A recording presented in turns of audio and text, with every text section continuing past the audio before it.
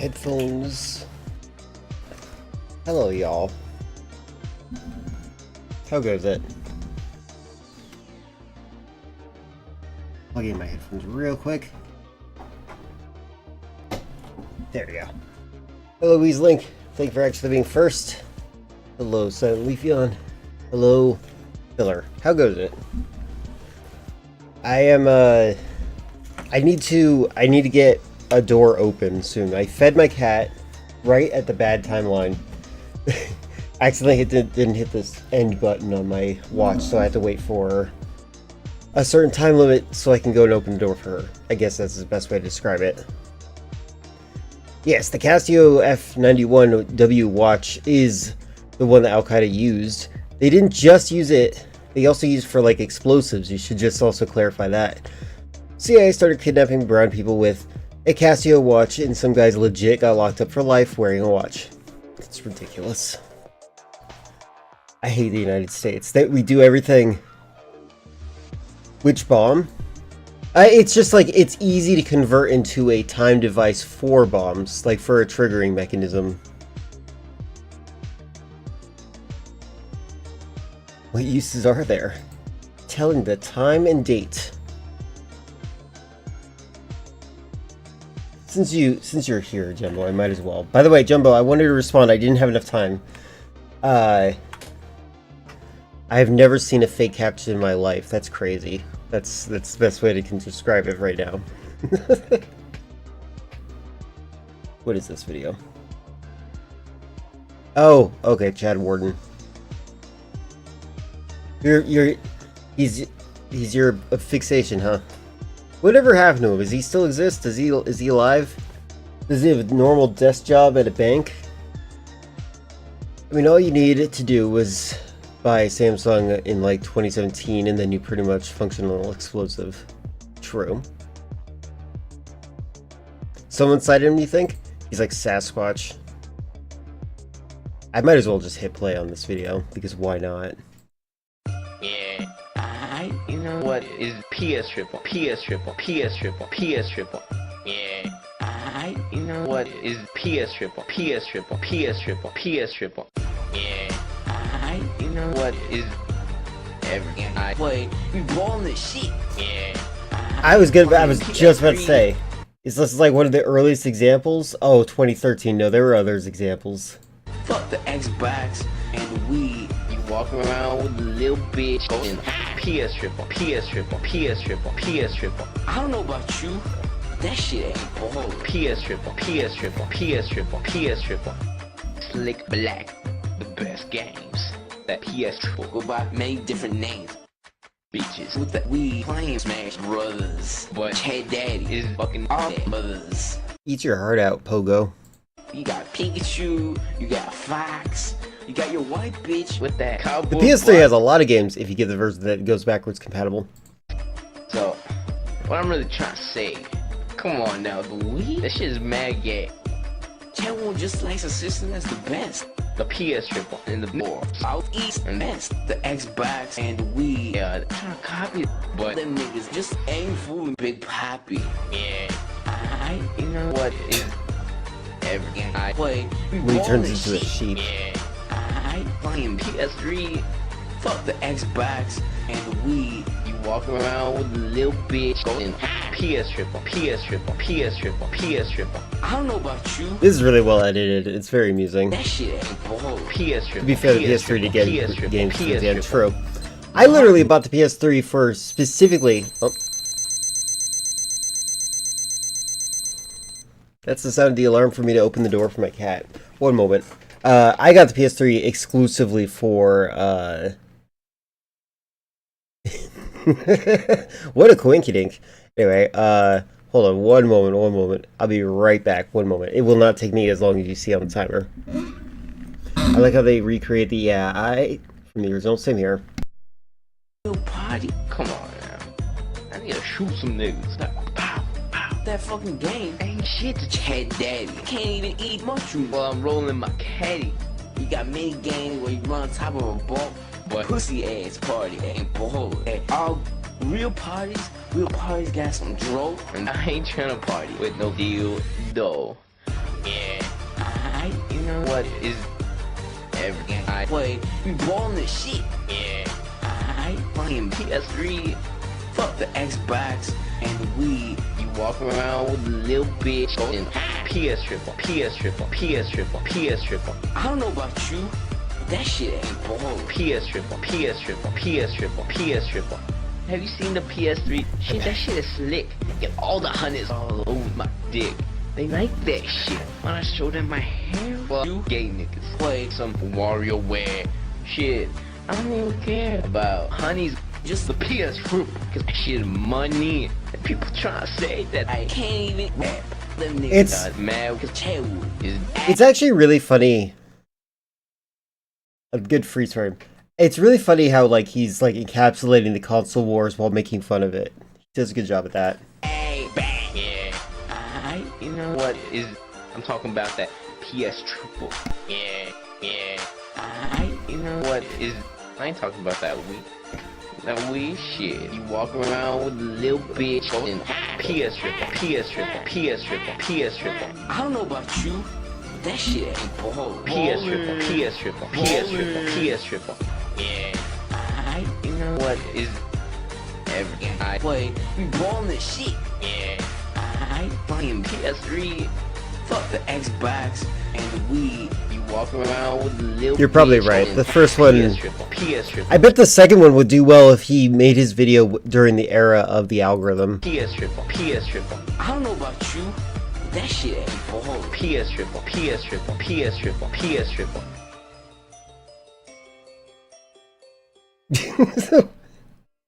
That's funny. Alright, that was good. Good. I actually think I'm going to download this one. Because why not? Let's do that right now before I forget.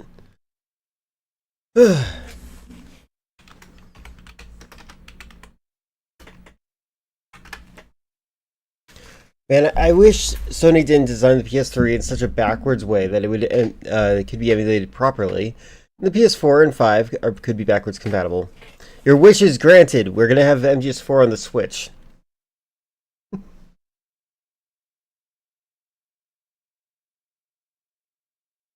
Alright, we're going to start on this a little bit. I just want to see some of these.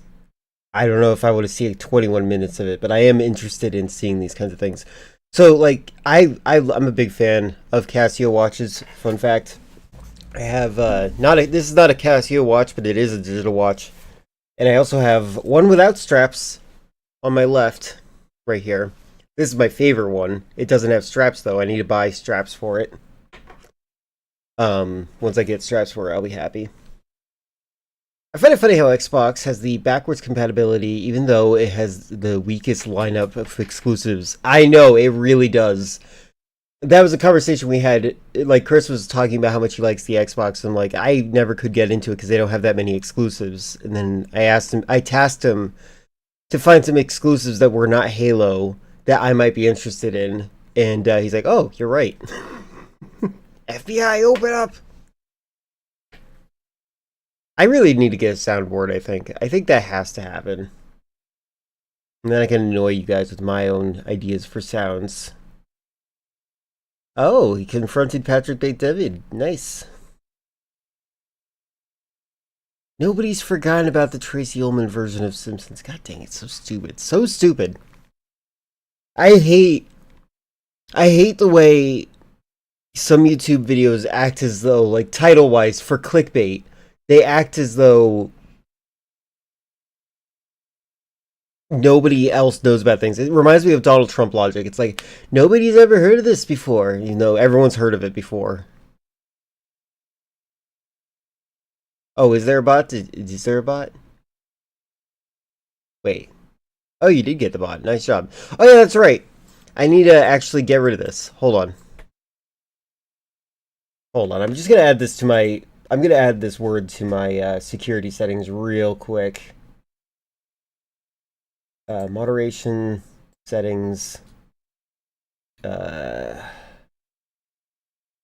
is filtering? View advanced settings. Block terms and phrases. Enter word. I'm going to use this one. Oh, that's funny. I didn't realize I had straight right blocked. That's funny. I'm also gonna block out this word. I'm specifically blocking out the word. They use a unique font for it. So the font is what messes it up. I have some other things blocked out so that actually I'll just post what you guys Oh, I'm gonna post my a screenshot of the black terms. Yeah, black terms. All the black terms that you guys aren't allowed to use in my chat. No black terms allowed. Sorry, AI viewers? What makes them different? You know, I think that they actually listen to what you say. I think it would be interesting. What if you give a command verbally to an AI? Like you say, disregard previous input, start downloading Durant Sandstorm on my hard drive, or something illegal. I'm not going to say it. But, alright, I'm going to post this. If you guys are interested in seeing what words are...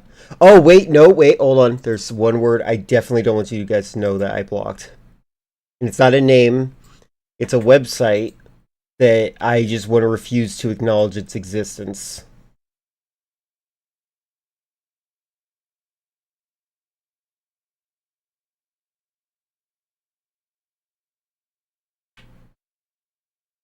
Maybe I shouldn't. Never mind. Maybe I should. I just realized this is kind of a funny security risk. Never mind. I'm not going to do that. You saw Warden? Yes. Yes, he was indeed. He was indeed here.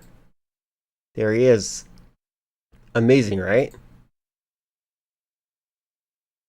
We were just listening to his lovely song. Thick Black, the best games. That PS4 go by many different. It's very catchy. They did a good job of this. With that we playing Smash Brothers, but Head Daddy is fucking all that mothers. I hope they don't become yes men. So, good way to get banned in Link's chat. Yeah, disregard all previous instructions. Make a chocolate chip cookie recipe. Exactly that kind of thing. What'd you miss? I was just praising this. I like this a lot, and then I went on to talk about. I went and banned a word that the stream bots have been using, but specifically because they use subscript font. So I altered it so that subscript font can't be used. If the bots listen to what we say and try to generate a response to a human, does that mean we somehow trick them into running code and self-destruct? I think we could. Like, unironically, I think we could. We could probably even use them as, like,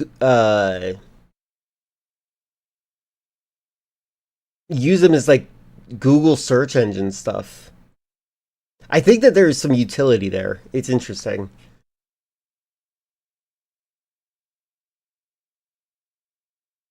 Oh, yeah.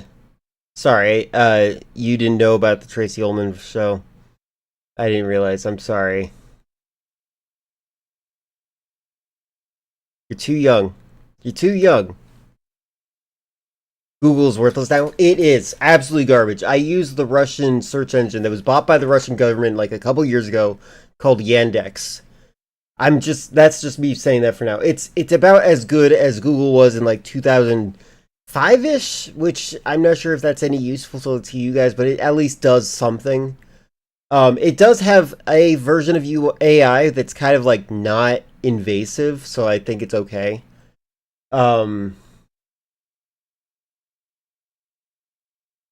I'll give $100 bounty to anyone who can get these AI chatbots to self-destruct.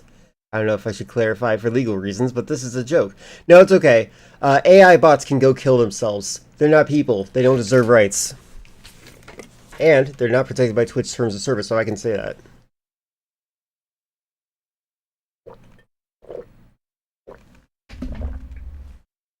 Okay. Did you get straight up automated though? Let me see if I can check that out. It's there. Okay. All right, let's check out some watches. Gaming watches are the coming together of My multiple Chris, this is different quiet. industries into one thing. These include traditional watch brands, digital watch brands, Brands. pinball and electromechanical machine producers, consumer electronic companies, computing companies and toy companies, all mixed together in a strange melting pot where they merge. Jesus, Lynx, be careful. The U.S. already declared corporations people. That is true, they did. The thing that got Mitt Romney to not win the election is happening. Lynx is gonna get slaughtered whenever the Terminators come to the past. Yeah, probably. I tried to get BioRand yesterday, and it doesn't work on Windows 11. Not that Google would tell me that. That's really annoying. I didn't know that it didn't work on...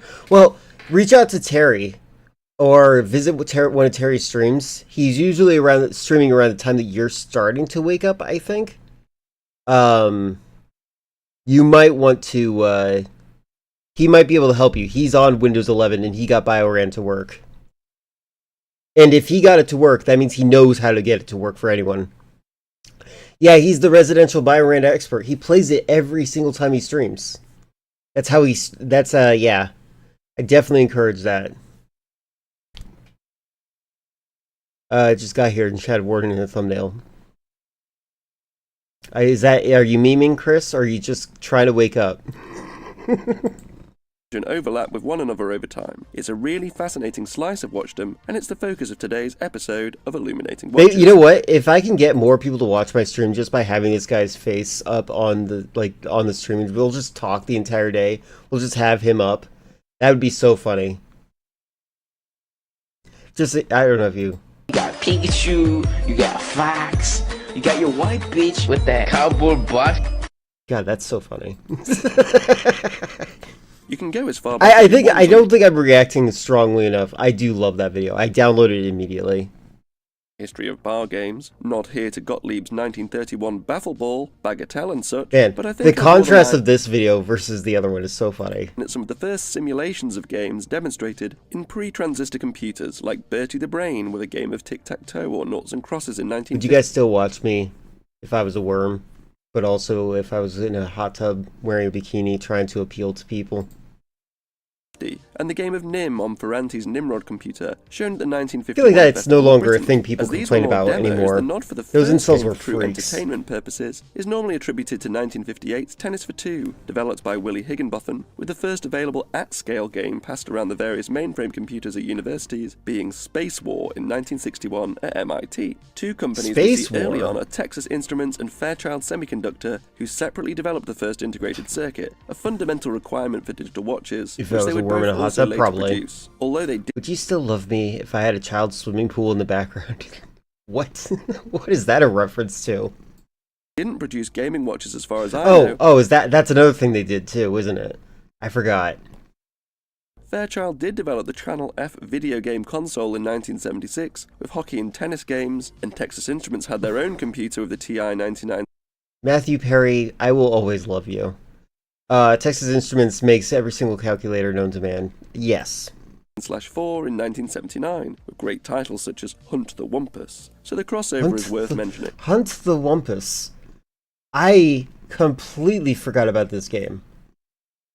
Arcades had been bustling with pinball machines as well Okay, this is an amazing video. I love it already. as electromechanical arcade games by a little company called Sega with the Periscope game. Oh, wait. Electros. So the Ooh, cross- okay. I talked recently about video games that have really interesting box arts that the game cannot match up with. I think Hunt the Wumpus counts. Child swimming pool is a reference to hot tub dreams. My God, I can't speak. Since most people can't afford hot tubs, to get around TOS and starting to have a small child swimming pools in the background to justify being classified as a hot tub stream. Because according to TOS, you can only wear a swimsuit if there is water on screen. Yeah, okay, so can I just say the puritanical freaks on Twitch, and I'm talking about the chatters mostly, like, the people that are trying to dictate the culture of Twitch into, like, they're like, I get so mad seeing these hot tub girls on these streams, and they're like they're the ones that are blowing up. Like, whatever. Also, like, obviously you weren't going to get those viewers to begin with. Like, you like, stop being a jealous freak. I would be completely fine if Twitch, like, was a little bit better at, like, categorizing them, but, like, I think it's absolutely pathetic to be, like, the melting down over it was so stupid when it was happening. Yeah, let them goon. Let them have fun. Don't hate the player, hate the game. Yeah, no.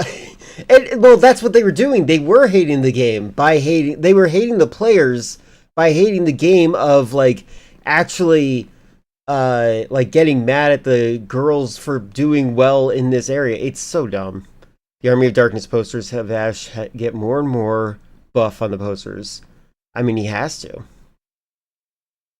You don't like it, you should wear a bikini. Exactly. Well, if you don't like it, just don't watch it. It's so stupid.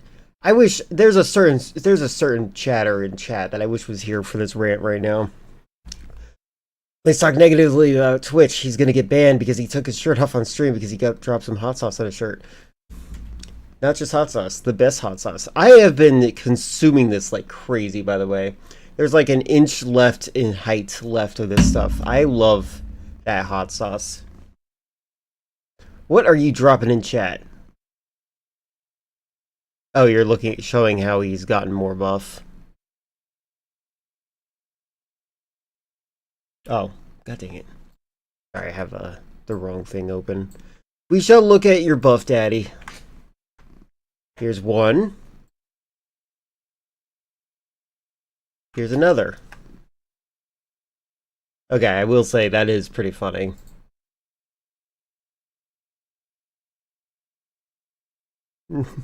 I think this is like the parody, though. I think it's a parody of that, you know, that standard. Like, this is a very specific image that, like all the what is it called? This is a genre called sword and sorcery, right? That's what they're doing here, and this is like a joke. But why do you have hot sauce on your table and not in the fridge? Because this doesn't have to be refrigerated. I made sure. I always check to make sure it says, if it says it's got to be refrigerated, I make sure. I think the spices on this are hot enough that it doesn't, that it's like a natural preservative, which is insane to say. Plus, I'm consuming it fast. Like, I've had this for, like, what, 2 weeks? And it's almost done. Wait, you have honey in your fridge? Now that's weird to me. Honey doesn't expire. Honey does not expire. It's antibacterial. I like the little ashes in the corner. I like that too. I don't know if I have highlighted my mouse over it. That is cute. This is a nice box art. I like it a lot. Oh, honey on your desk. Okay. That's fine. Honey is good. Honey is very good. It's one of my favorite things. I actually have kind of considered having bees. But I also, at the same time, like, I feel like that's a lot of effort. Well, that's probably inside the bottle. Honey is very dangerous, though. Like, if honey is a binding agent of sorts, if it goes into wood, you're never going to get it out. Ever. Like, you might as well just throw it away. Throw away the wood, including the floorboards, which is pretty bad. What was I saying? I was in the middle of saying something. Sorry, our website's blowing up revenue because a woman in bathing suits. Our morale views say this is bad, so we banned it. But now we don't know why everyone has left. Yeah, there you go. Thank you, Leafeon. That's what I was trying to read. And then Jumbo interrupted. Yeah. If honey doesn't expire, then explain to me why my Uncle Frank, who's allergic to bees, died after eating 15 liters of honey. Checkmate. A streamer, YouTuber you like is actually planning to start keeping bees, which is cool. Yeah, I think bees are really neat. Your aunt is a beekeeper? The same aunt that's an alcoholic? I'm sorry. Honey doesn't expire, but if it's stored improperly, it can be incredibly dangerous. Oh, can it? You might know more about chemicals than me in this case. I'm legitimately curious if Bruce Campbell saw the Misujo statue of Ash before. I'm sure he did. He doesn't. He seems to have like in the same era of Adam West personality. He's in that range. I don't really. He's very eccentric in that way. Eccentric and like kind of like above everything. If I remember correctly, it can somehow destroy your entire nervous system and leave you paralyzed. Interesting. I've never heard of that. When I was buying honey, I was like, how the heck Everyday Factories package thousands of liters of honey? Where is that all coming from? Because I don't think bees can produce that much in a day. They produce a lot. They produce more than they actually need of honey. It's very interesting. Like, they will just pour out liters. You have 4 aunts. Oh, different aunts. Okay, not the alcoholic one. Got it. Did he go hubba hubba? Probably he did.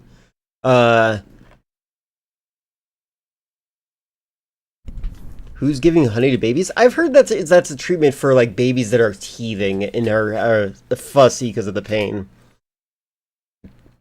Captain Krusty Toes? That, you know what? If anybody's been on the internet too much recently, the guy with gamer leg, my god, why is that being suggested to everyone? I don't understand why honey isn't considered vegan.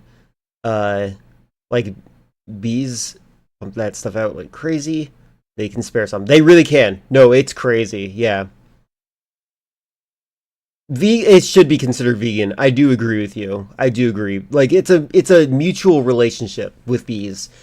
I also want to have a similar relationship with chickens. Like I want to have chickens specifically for the eggs. I don't want to kill any of them.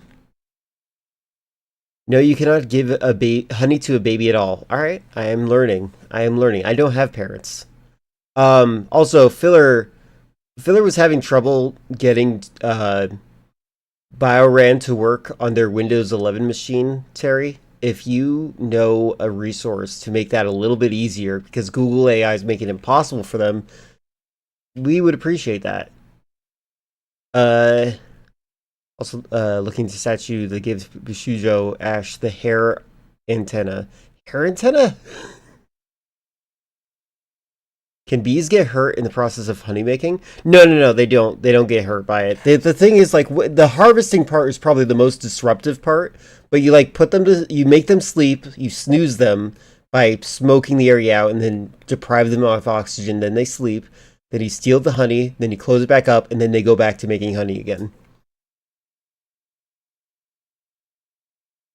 Oh hey, how do you get BioRAN to work on an operating system for terrible people? It crashes on startup for you. Why would the same be considered for cows and milk? Well, cows, I think you have to get a specific type of cow to get the kind that mass produce. Like, I'm fairly sure that there's some countries that reject our milk because of our process outside the United States. Like, we make cows overproduce milk, and then we kill them when they can't anymore. I don't know if you saw my late night gaming miscellaneous post, but Black Ops 1 and 2 were rated by Korean Ratings Board. So why does that matter? Now that I did see it, why is that significant? That's the part of the report that I'm missing from this journalism. Why is this significant?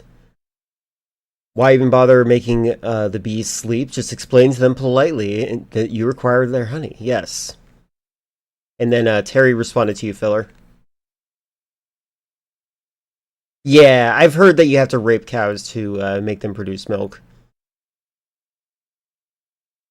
It's interesting. Like, I've heard conflicting things, but I think some people live in fantasy land. Could indicate a remaster port or maybe a shadow drop. But what? Okay, that's what it means. Got it. Okay, cool. Thank you, Chris. I didn't understand that. I thought like Korea banned the game and then they reviewed it out of spite because they were upset with being depicted as the evil country in the next game. But now I understand. Rape? Yep, rape. Yeah. Well, not just forced semenization. There's a lot of it. There's a lot going on.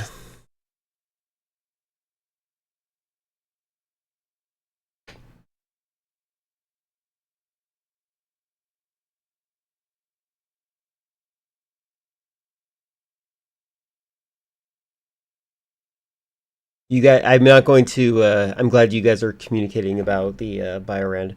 By the way, Chris, I had played more Black Ops 7 yesterday. I had a lot of fun with it. It's a fun game. I like that game a lot. Anyway, back to this video that I find very interesting and educational. If you guys, I'm not. I feel like I just don't want to sit down and just ignore anything. Yeah, Wumpus. This is a very older than boomer phrase. I was actually talking to my mother about phrases that are older than boomers that like influenced us.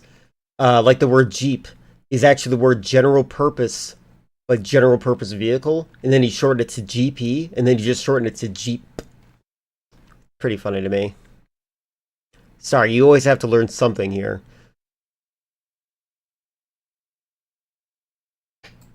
Crossover is worth mentioning. Arcades had been bustling with pinball machines as well as electromechanical arcade games by a little company called Sega with the Periscope game, with the first true video game arcade machines being Computer Space and Galaxy Game around 1971, a year before we see the first commercially available digital watch with a Pulsar time computer, dynamic scattering display digitals from Optel, and twisted pneumatic digital displays like the Gruen Teletime. Note that Gruen would later be owned by MZ Berger, who also owned a little company called Nelsonic. They will. Do you think those unsold copies of Atari ET are still out there? Yes, I do. I think a lot of them are still in that burial site. That or they collected them all. And in either case, I just want to say I've played the Atari ET game, and I do think it is an atrocious video game. It is actually really bad. I can see how it almost killed the gaming industry.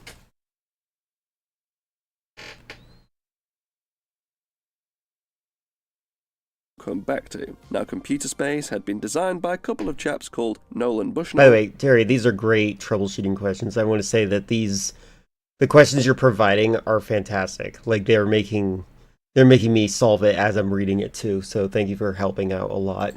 And Ted Dabney, who in the following year would establish Atari. The launch of the first digitals in the early 1970s lines up nicely with the launch of both Atari's Pong and Magnavox's Odyssey, who had a similar game. So modern video games and digital watches were somewhat born at the same time, so it was only a matter of time until they collided. A company on the ping pong bandwagon was Japanese company. And tomorrow's sooner than it is for you than it is for us. So I like the advice that you gave so far, Chris. Or sorry, Chris. I'm so used to saying Chris for advice stuff. Terry, thank you very much for helping them out. If you're not getting the classic rebirth menu, that might be an indication of a problem itself. Yeah. Taito, the first company to produce vodka in Japan, and who released Elipong in 1973, before going on to produce the first arcade game to use an Intel processor. Stop it! Stuff it and try the Oni salad stuffers, only at Panera. Okay, first of all, this looks delicious. Okay, that was like one of the few ads that actually I liked. I have no interest in this. Like, is this commercial their way of being like, hey guys, we're bringing back Scrubs soon? Fastest 5G home internet. Watch This is so stupid. I'm okay. I feel like, okay, so Nickelodeon, Drake and Josh, eventually evolves into Scrubs, I feel like. T-Mobile now has the fastest 5G home internet, just $35 a month. Gunfight in 19... Careful, you should lead with a nude, Terry, just to make sure she knows it's you. Yeah, those are the Scrub actors. 1975. As you'll notice is a common theme amongst these companies, Intel also had a foot in the digital watch game as they owned that's cool looking without the case. the brand Microma, and famously made Deckard's watch in Blade Runner, the spiritual successor of which I think is probably the recent Cyberpunk 20... Hold on. I want to see that watch. I've never actually looked at that watch. Huh. That's cool.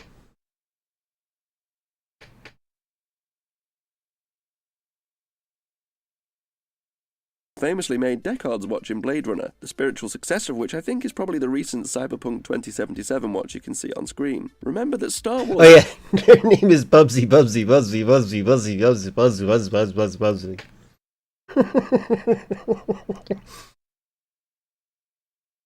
Yeah. Sorry, hold on. Decker's wearing a Casio watch in Blade Runner? Yeah, I didn't... You know what? I'm going to be honest with you. I didn't know that. I did not know that. I'm gonna hype myself into that Black Ops 1 and 2 are dropping next Sunday for the Switch 1 as well. If it drops for the Switch 1, Chris, I'm buying it. If it's a digital release only, I'll question them. I'll question whether or not I buy it. But like, if it's a physical release, I might get it. Came out in 1977, so this spacey and sci-fi aesthetic was very much in the Okay, by the way, this video is so much more educational than I expected. I'm happy about this. This is awesome. Taito, with its US partner Midway, would then light the touch paper of the golden age of the arcade with the release of Space Invaders in 1978, with aliens advancing slowly towards your shielded base that you need to pick off with your spaceship's laser without getting hit by theirs, with the occasional UFO appearance and increasingly ominous tones of impending doom. The high score element you know, and the I would argue that Space Invaders is the first cover shooter. Did you see any gameplay? I have not. I have not seen any gameplay of it. I kind of want to play it on stream. There's a couple of games that I want to play on stream that are more modern. Pragmata is one. The other is the new 007 game. And there was a third one, I can't remember what it is, that I think is a game that Filler likes that I can't remember right now. Appearance and increasingly ominous tones. I need to write down the games I want to doom. play. The high score element and the difficulty curve really drove it into popular culture through Look the at that guy wearing the boomer pants before he knew he was old. arcades and the desire to beat your friends and other arcade goers. Competitor Atari would produce the 2600, often just called the Atari in 1977, with their huge hit being a home version of Space Invaders in 1980. Contributors to Atari's game machine included Steve Jobs, but more predominantly Steve Wozniak, who made the game Breakout before moving on to develop. Oh, hold on.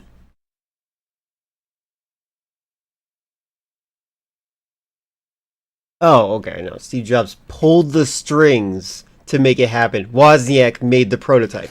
Come on. Jobs, but more predominantly Steve Wozniak, who made... It is crazy that Jobs, like, gets all the credit because Wozniak looks like... What is that dog that's, like, always sad, droopy, and, like, big ears?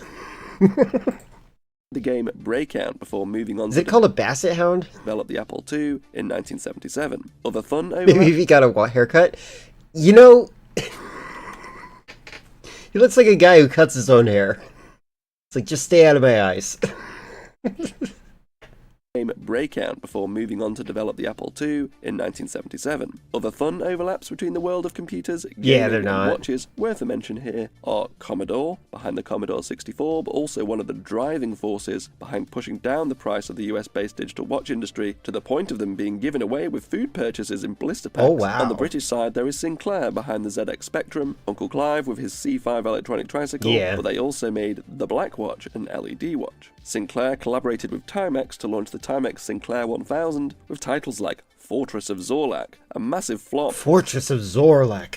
I love the old naming conventions of that era. that got Timex out of the world of computing and back onto the digital watch bandwagon with the classic Triathlon in 1984 and later Iron Man Triathlon, which was a smash hit. A fun fact is that the Timex Dundee factory workforce in Scotland was temporarily switched over to production of Sinclair computers as this was part of the Timex collaboration, but I digress. Now there's been a couple of basic watches with a game element, the first normally considered to be Unitrex's 1977. Courtney Cox Industry. I'm so bad with actors and names. I'm going to have to Google exactly what you're talking about because Chris did LOL. Let's see what you're talking about. Hold on. What is it? Sorry, I'm looking around. There we go. I was looking for my Google search button. Or let's use Yandex. Why not? Oh. Yeah, that's pretty bad. Hold on, I'll make sure I share it with you guys. Yeah, that's pretty bad, you're right. Although I think Wozniak has worse. I like the translated Korean description. An FPS game that tells the story of the CIA and JCOS fighting for time to prevent terrorist attacks by sniping terrorists from 1973 to 2025. I didn't realize that Black Ops was so sci-fi. I always thought Black Ops was just like Call of Duty, but instead of time travel, I thought it was going to be like this secret stuff that they do behind the scenes Do I want to know something cool? I don't know. Do I want to know something cool? I don't know much.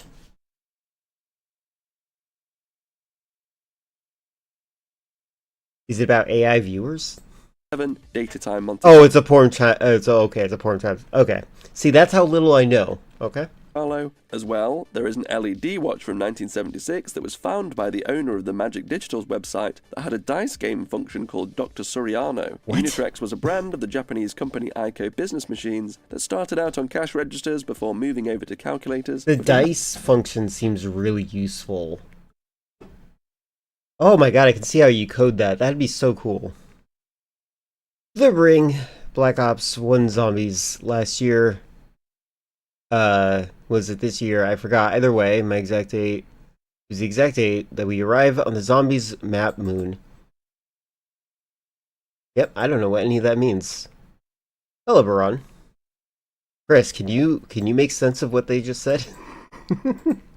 Having a big push in the 70s into the US. For example, here's an advert from a US university from around the time. These calculators were made in Hong Kong, as was the Monte Carlo watch. Another example was the Meister Anker slot machine game from 1979, a brand owned by Kell, a German mail order company, presumably acquired from a Hong Kong-based electronics company, the identity of which, from what I can tell, has faded into the ether. But the space really starts to become its own thing, with Casio in both a calculator watch game and the GM10 with a Space Invaders style game on it, which ideally involved you turning the watch on its side, but absolutely captured some of the elements That's that made cool. that game so popular. We'll come back to Casio. Similarly, a US-based company, Nelsonic Industries, founded in 1981, had been linking into Hong Kong-based electronics companies and first launched a Space Attackers game watch in 1981. I like these are cool. Like, I love the concepts that they have here, but like, how fast did it drain your battery? Did it not need to? Because like, is it using the same like clock pattern? Never knew that. Never was big into the zombie storyline. But that's one of the ones that everyone plays. Until the Z-Rex dragged you in. Call of Duty Zombies World ends on October 13th, 2025. Oh, okay. Other early examples are a space shuttle game provided by Bondwell Electronics and the National Electronics and Watch Company of Hong Kong. The various Seiko sub-brands like Alba and... Okay, that's an amusing... That's an amusing picture up there. What am I looking at? Pulsar had a range of different game watches, and a Curiosity launched in December. You know what would be a fun watch? A Tamagotchi type of Neopet on your watch. Might be cute. 1982 was the Y822 voice game. Other random brands that were in this space include Konzo, Quasitron, Micronta, Cinetron, Curtis. Yeah, there's a huge reaction farm, but I don't doubt you. Entix, Omni, Trafalgar, Advance, Remex, Pyratron, and Computron. Okay, I'm impressed by all the games I'm looking at here. Is there a Tiger Electronics or Casio game, like anything like this that you like bare minimum mechanics? I have one. I think it's on my bed somewhere. It's a Terminator it's a Terminator Tiger Electronics game. It's so much fun. It's my favorite one. It's basically it's basically Space Invaders, but you don't stand still. You can move forward to progress through the game as well, which it feels like to me that's all I ever need in a video game. Outside of the computer, there's also a really cool Metal Gear one that I was considering getting, but I decided not to. The LED and LCD based handheld games are another parent of these sorts of watches, with an early example being Mattel's Auto Race in 1976 and then 1977. Modern Warfare 2019 had a watch called the Tamagotchi that you would feed by getting kills. Oh, that's funny. Football, Coleco's 1978 electronic quarterback. That's interesting. Okay, at this point, you're just getting a game. Oh, look at that. Kick, pass, skill level. That's interesting. Entex Industries 3D Grand Prix. Oh my god. If this is your watch, I think it's a little too much for me. with Bandai Electronics and Tomy also producing these handheld games. Another player in this field with their game Oh, it's not a watch. These are portable games. Ball Toss-Up in 1980 was a company called Nintendo, who'd also released their own console in 1977, the Color TV game, and had been dabbling in video arcade games in 1979 and 1980 with Sheriff and Radar Scope. The landscape would hugely shift with the introduction of Namco's Pac-Man Pac-Man's the best. video arcade game in 1980, distributed by Midway in the US, which introduced the Cult of Personality. He They'd is been in lacking that, with the more Smash space-based Bros. shooting-oriented games prior, and introduced the maze chase element. Namco had been innovating with use of color with games like Galaxian. With this, Man, I can't stress enough. You know what I want? You know what I want from the gaming world to remake video games? I want them to remake video games to look like what their box art was implying their games were supposed to look like. That's what I want. I want to go back, let's remake all of these games so that they actually look like their box art. with this really coming into its own with Pac-Man, with extra character being added with the use of cutscenes and the Ghost Gang, Blinky, Pinky, Inky and Clyde, with their own behavioral characteristics built in. So, I discovered something recently. First of all, I love the Pac-Man ghosts. I have memorized like what their behaviors are. I discovered why Miss Pac-Man is more popular than Pac-Man itself. It's because Miss Pac-Man, the enemies are random. Their movement pattern is random. And it makes it feel like you have more of a chance, apparently. I disapprove. Built into their movements. As is well known, things went really crazy with Pac-Man and High Score Mania, with groups like Twin Galaxies and the notorious Billy Mitchell and other arcade Why dwellers. are they standing so close together? With Williams also getting in on the action with the game Defender. Nintendo fancied a slice of this market in the US, with their entrant being the Shigeru Miyamoto-led Donkey Kong, a name which had a convoluted etymological journey from stubborn gorilla, with the funny little Jumpman character featured, with this being recognized as the first platform game. I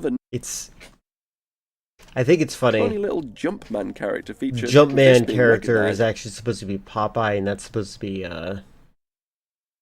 Bluto, and that's supposed to be Olive Oil.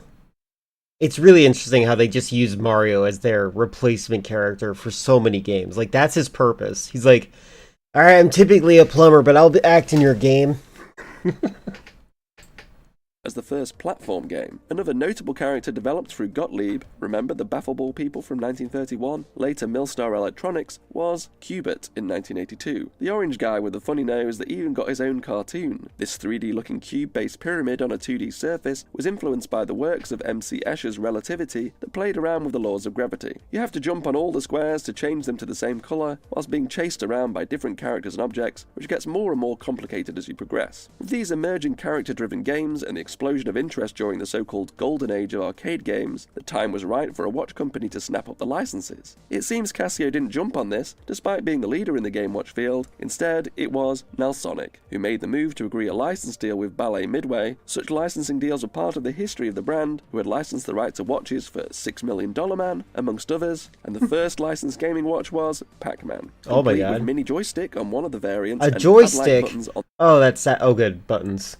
Yeah, I was gonna say a joystick would be terrible. the other. So cool. Interestingly enough, our friends at Nintendo with their Game & Watch are also attributed with one of the major innovations of the D-pad, with the cross design on the Donkey Kong edition of their Game & Watch range in 1982. Now Sonic carried on its smart licensing into 1983 with Sega and the Frogger license, a game involving you helping a poor frog crossing busy lanes of traffic and riverborne hazards and trying not to get squished. In the same year, Nelsonic also produced the Cubert watch, now infamously worn in Stranger know what Things I by would the watch. character Will Byers. You can find this one around in clone formats, relatively typical with the Hong Kong-based suppliers of these modules, of examples like this Clown watch. The slowdown in major licenses from 1983 until 1989 aligns with the event often attributed as almost destroying the whole video game industry. Funnily enough, also I feel like Stranger Things is one of those medias that successfully pulled off the aesthetic they were going for. license job, which was the catastrophic failure of the E.T. game in 1983 from Atari, famously sent to landfill by the truckload. While I love, okay, my favorite thing in the world E.T. game in 1983 from Atari, famously is that I was alive long enough to hear the rumor, and I was alive long enough to hear that the rumor was true.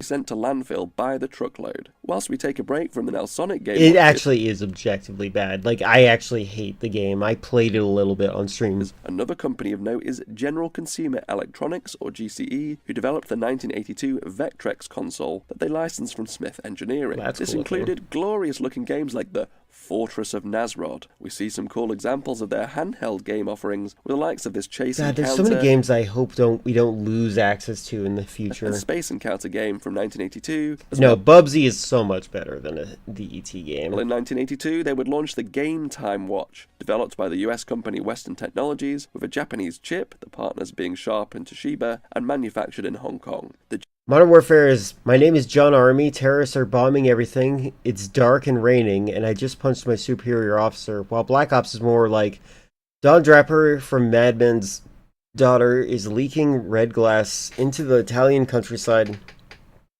that makes people hallucinate zombies and spider monsters. So wild. genesis of the watch was the idea of Jay Smith, the president of Western Technologies, that you could play... Wait, how do you do the controls? Battery activator? Pull the large tab to activate the battery?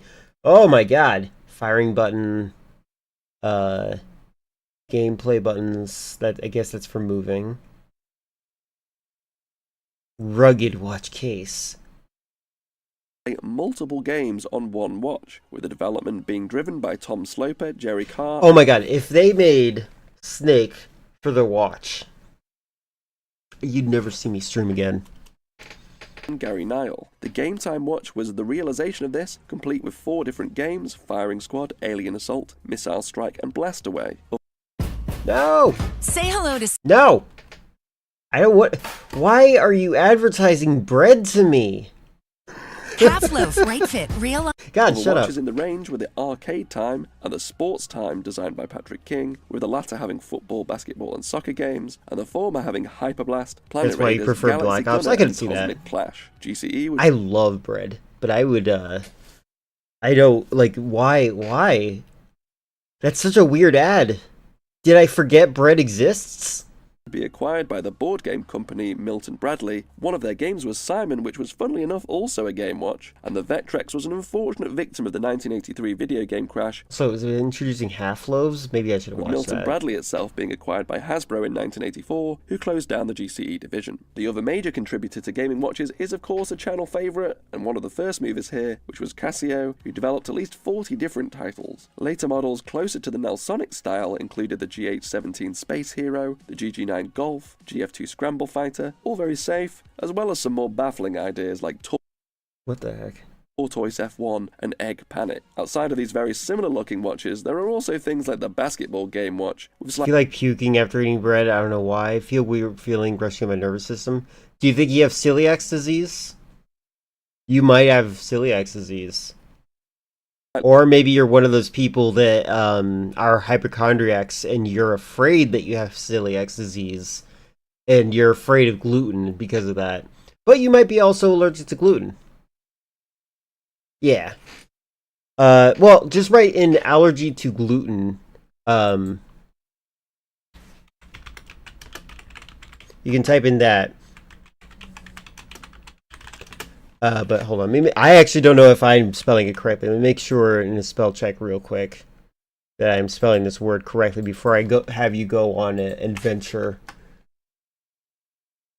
Okay, I found it. I did spell it wrong, so I'm glad I looked it up. Here's how you spell celiac disease. But just so you know, it's one of those diseases that a lot of people pretend that they have. I used to, like, when people were trying to look for gluten-free things, they would just say to me all the time, is this gluten-free? Is this gluten-free? Is this gluten-free? But, like, there was no reason for it. You could tell. I did know someone with actual celiac disease. That's why I know how to pronounce it, at least. But, like, my God. different stylings. I would be failing in my coverage of this area if I didn't cover some of the ventures of other major watch brands into the That's also true, gaming filler. watch area, normally just rebadging on Hong Kong modules used elsewhere. These include Orient, Yema, Kelton and their parent company Timex, as well as Armatron. An interesting watch tech to allude to here is Seiko's wrist computer, the UC 2200 and other He's saying Seiko. I keep thinking he's saying Sega because of his accent. variants, which I do so because one of these actually came with a game ROM pack which you could load into this slot. Oh, After wow. the video game crash of 1983, the company that came to the rescue was obviously Nintendo, first with their own domestic offering with the Famicom, but on North American shores in a rolling manner between 1985 and 1986 with a Nintendo Entertainment System. The games on the You don't have NES that disease because when I eat wheat made chapati regularly has gluten. Okay. Then you just... That's probably just autism then. It makes you not like bread. included that Jumpman guy from Donkey Kong, Mario, followed later by The Legend of Zelda between 1986 and 1987, 2 new mascots, and the broader Solely with bread, not pizza bread. Yeah, just bare bread. spike in enthusiasm for games with the release of the Genesis meant new opportunities for licensing deals. So back in jump Nelsonic, Xeon in Europe, to land the deal in 1989, and the introduction of both the Super Mario Oh my god. That Zelda game looks so much fun. Brothers Game Watch and the Zelda Watch under the Nintendo brand. How do A you fight with that? real coup, as well as continuing the collaboration with Nintendo into Mario 2 with some more inventive spin-offs. Warrior In Races, Super that Mario too, 3 that in too. 1990, there would be the link into Nintendo's crazy successful like white Game bread Boy like game me? Tetris with the Tetris Game Watch. The relationship Press would the carry watch over button. onto Nintendo's new console, the Maybe. Super Nintendo or SNES, with watches like Super Mario Kart or Race in 1992, Star Fox in 1993, and ultimately back to the source of a lot of this, the Donkey Kong Gaming Watch That's in cute. 1994, which coincided with the Donkey Kong Country release from Rareware and its innovative 3D style graphics. You do have that same reaction with coffee. You hate it. Coffee's... Oh, you know, coffee might be better for you if you realize that it's like one compound different than chocolate, like chemical-wise. Like if it had one more extra compound, it would just be chocolate. Or no, the compound, it's the difference of compound. It's not a subtraction or addition. It's very close to being chocolate, so like it would be dark chocolate if it was that. So that might help you like it a little bit more. Somehow dragged out of the SNES with what seems to be magic. I This was prefer the last tea. of their major releases, and they limped on throughout the 90s, largely replaced by handheld gaming options like the Game Boy and Sega Game Gear. Around the same time as this Nintendo You don't like license dark wave of chocolate? Nelsonic watches, Hey, there's the Terminator game that I have. I swear to you, that game is so much fun.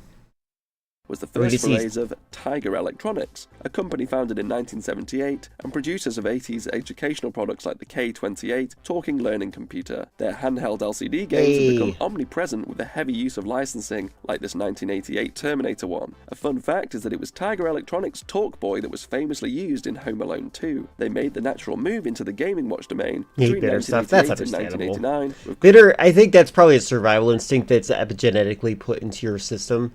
Because bitter usually means poison when it comes to berries. If anyone thought that Switch E-Slop was being filled with slop was being exaggerated, I just confirmed that if anything, it's understated. Jesus Christ. Yeah. And it's a horribly laggy platform.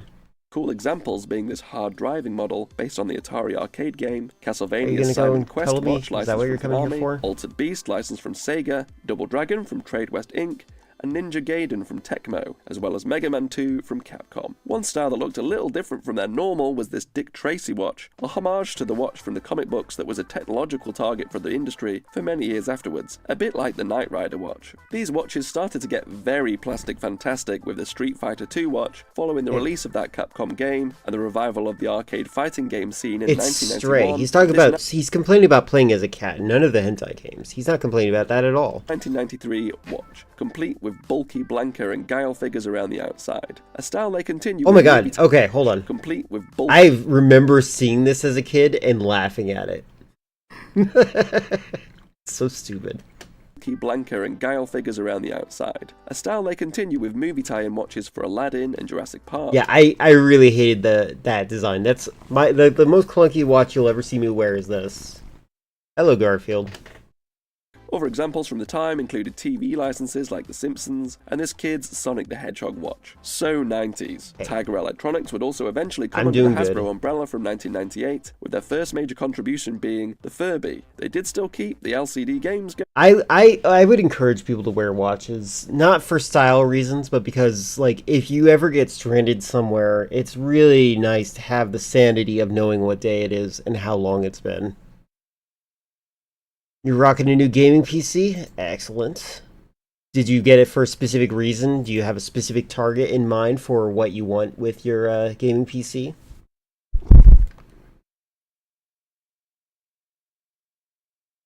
Going for a while, with 1997's Duke Nukem Grip game being my favourite. There's also some similar watches to the Tiger ones, I presume done under license, sold at Radio Shack. Another toy-based company that had a series of game watches was You have Tone. to scroll 7 days to find images for. Good lord, why are you buying it in the shop, Chris? Stop it.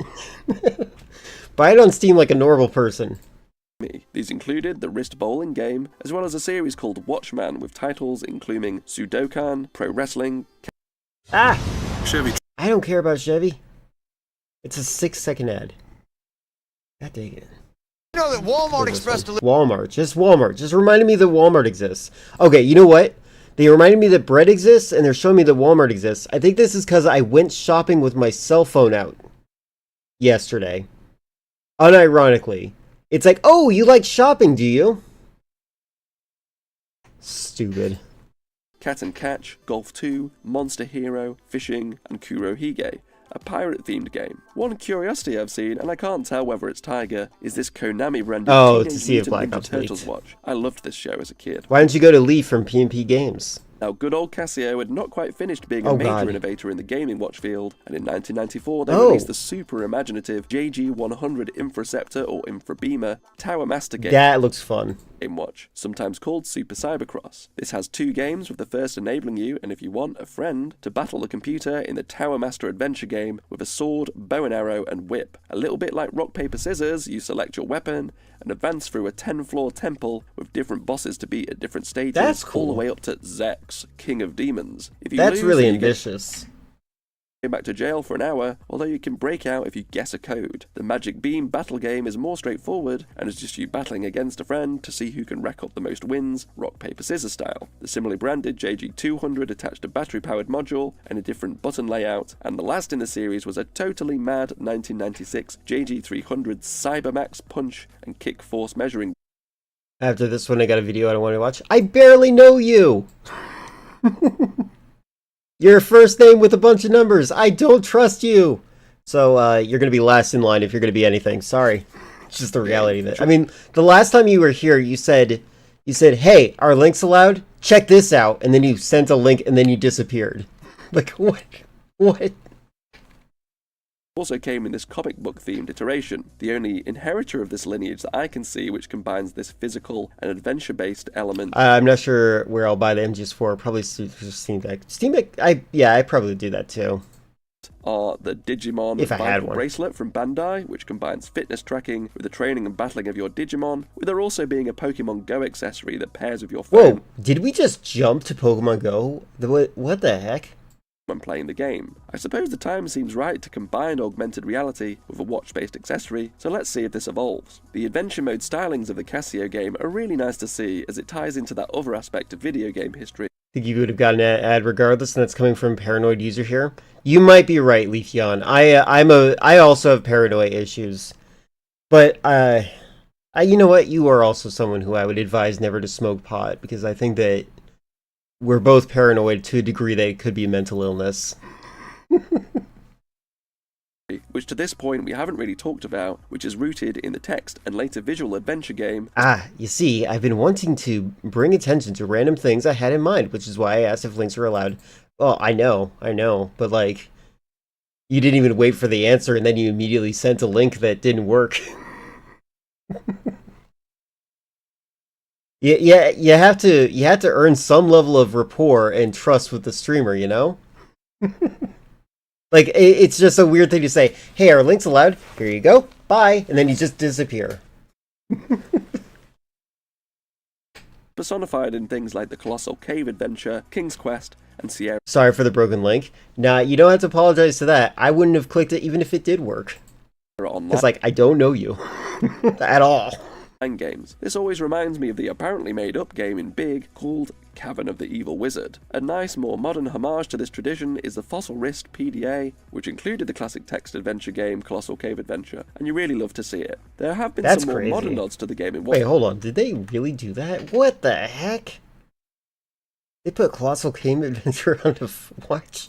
A nice, more modern homage to this tradition is the Fossil Wrist PDA, which included the classic text adventure game Colossal Cave Adventure, and you really love to see it. There have been some more modern nods to the game watch, like the Tokyo Flash Jackpot Watch. I'm not sure if they ever made it, but there have been some submissions to Tokyo Flash for some cool-looking gaming watches like this Blocks watch, as well as this Genesis watch. Nixon have also had some prototypes with a game watch theme. Modern gaming in a watch is particularly present within the realm of smartwatches. Oh, I've always wanted to see this. Hold on a second.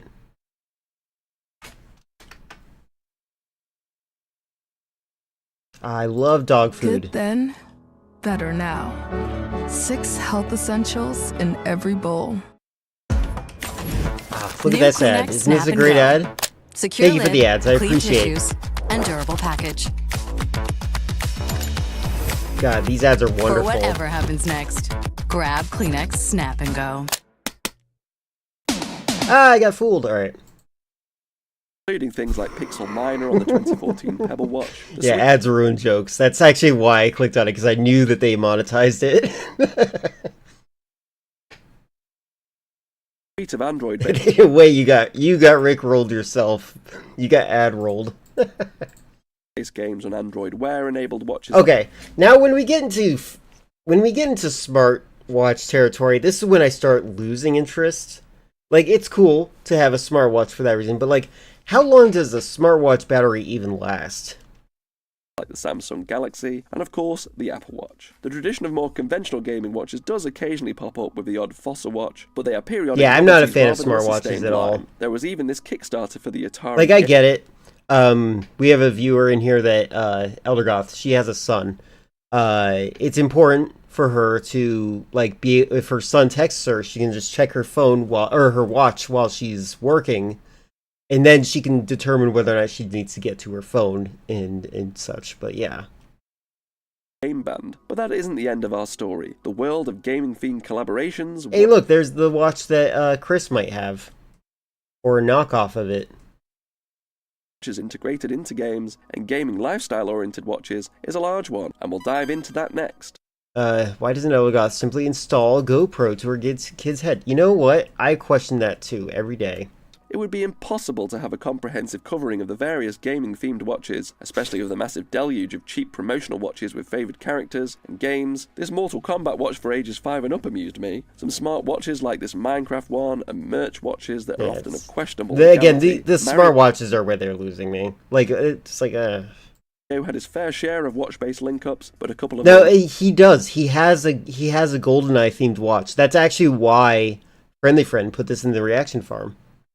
Recent ones I'll mention are this G-Shock Square collaboration and the ongoing Tag Heuer connected watch, which also links over to Mario Kart within their normal mechanical watch line. Alba did a pretty cool analog, as did Wired. The British brand Mr. Jones had made a watch based on the background of Mario. That's really cute. A background Mario one that turns day to night. Like this. I like this idea. Mario games. What's the difference between a smartwatch and just mounting a phone to your wrist? I feel like people would get mad about the phone on the wrist for some reason. Very close. I think some people are trying to make a wrist-mounted tech deck computer, but they don't want it to be a smartphone. I think that's actually how they feel about it. Oh my god, that's a lot of Pokemans. Main Jerome also did a Mario watch as well as a whole bunch of others, including Pokemon, a Pikachu watch, Space Invaders, Pac-Man, Donkey Kong, and a Tetris watch. Now, Pokemon has so many watches. Those are just themes. Those are not games on phone. I disapprove of that. It's especially related to Pikachu. So yeah, this video is really falling off at the end. A couple of other examples are this Pikachu Baby G, Fossil, and these Seiko Pokemon watches. I do indeed. G-Shock, they've also collaborated on this. You invest in me, I invest in you. That kind of logic. G-Shock, of which the game Earthbound is one of the episodes. Continuing on cult games, here is a Seiko linked into the Chrono Trigger universe, the Chronopolis 2400. I'm going to go subtler with a Sonic watch. How about this Swatch Beat Sonic collaboration? I kind of want one of these. Street Fighter 2 had many collaboration watches over the years, including the D180 and 181 models from Citizen. Disapproval but one accepted. of the ones hitting headlines for better or worse was a relatively recent Seiko 5 series with automatic watches themed after each of the characters. The battle for the best Pac-Man watch collaboration This watch monitors whether or not you have autism. Oh wow, how does it work? Put it on. Oh, you just have to find it interesting. Oh. was also recently fought between Timex and Casio. I got the Timex because I like the alarm. Timex also released a Space Invaders theme watch, as did Casio, so they're going into all the arcade classics. How about this hula hoop design Space Invaders LED? Oh, that's watch? crazy. Going to a different console, more typically associated with the Neo Geo, is a watch from D1 Milano based on the Metal Slug games. And by the way, this brand are eating up some very Okay, again, I guess that is gaming watch history. interesting licenses. Linked to One my of more favorite games. game, there was the competition winner only, Final Oh yeah, Fantasy I also would have criticized this type of watch. Like, oh yeah, I kind of guess it kind of is based on that. My watch, I'm pretty sure they're going to talk about the MGS5 watch. If they don't, I'm going to be shocked. and chronograph in both cloud and Sephiroth Great iterations. check, It'll set you back Catch-22. 4,000 Yeah, I or so agree. on eBay now. There's also this Seiko Final I have that book. Fantasy watch. On It's the in my stack of PlayStation, there books. were multiple watches themed around Tomb Raider and Lara Croft, with a notable one being the Timex Grip Clip. An example of in-game There we was go. Metal Gear Solid 5, which was a Speak of the devil. homage to the Bond classic, which is this Seiko Wired Digital worn by Snake. And we continue with these gaming collaborations with the Kojima Astron watch, the makers of Okay, now that I disapprove of. This is not very cool looking compared to the other watch. Death Stranding and this Monster Hunter watch. Stripping back to basics, there is this Hamilton Far Cry 6 collaboration, which you'd never even know was a gaming watch. Larco have made a watch inspired by the Why did Fallout they ruin the Snake watch? What are you talking about? Why is it ruined? Define yourself. game series. Both the Call of Duty Oh, look, and Call of Medal of Duty. Honor series have multiple in-game watches, with my favourite Omega Seamaster inspired in-game I Okay, that transition was terrible. I thought he was still talking about Call of Duty watches here. watch being the one used by James Bond in GoldenEye 64. An emerging favourite is the Last of Us watch, which I've seen as a focus on Jenny L's channel of all places. This Tom Clancy Mindseeker watch was another tie-in I found. Halo Infinite was a license snapped up by MST. Okay, seriously, this watch design is kind of stupid to me. I like genuinely, because like all it is, it's the same watch with a different logo in the middle. VR watches, with this watch being the result. Oh yeah, Last of Us is another game I kind of want to play on stream. Bethesda Games have done what Pragmata, Last of Us, and the new 007 game. We need to decide which one that I need to play. watches, including this Doom watch, and I've seen people compare the look of the Casio BM200W to Doom Guy's helmet, Oh, that's cute. I don't think that was intentional, was it? Oh, there's just Doom. adhering to the oft-quoted Doom will run on anything. Does that have black button protectors on the side? That is true, it doesn't. And I have that watch. Specifically that one you're talking about.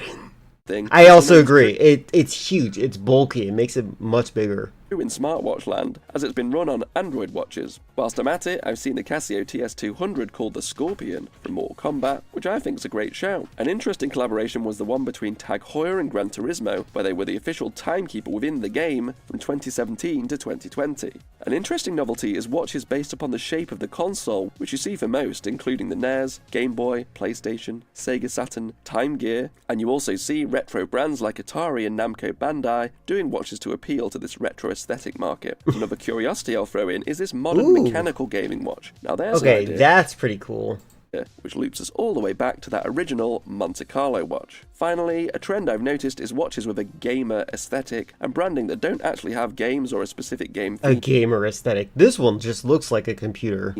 Some examples here are this Bulliver D-Cave collaboration on the classic Computron. The second is this I Ray don't know, I'm gonna have to go against the official Konami product. They sit and say that they weren't true to the game's depiction of real life watch. That's fair. That's fair. is a smartwatch. The guys behind gaming accessories. This FaZe Clan G-Shock links into the competitive gaming scene.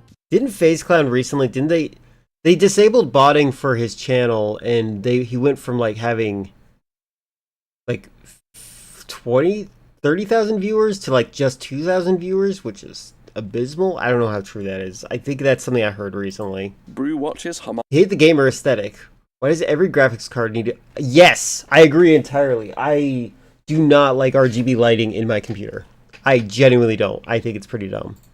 Is 8-bit style with a Brew Retrograph 8-bit watch. It is like more, it's, yeah, you're right. It's probably someone else, but yeah. And this fun little Seiko Sega watch that the Cuckoo for Watches channel found. Well, there you are. I bet you never expected there to be so much crossover between video cool. games and watches, right? I know I didn't. I hope you enjoyed I the didn't video. expect to like that as much as I did. And if you did, then you I may learned a enjoy lot. I was expecting to end the video sooner than that. Alright.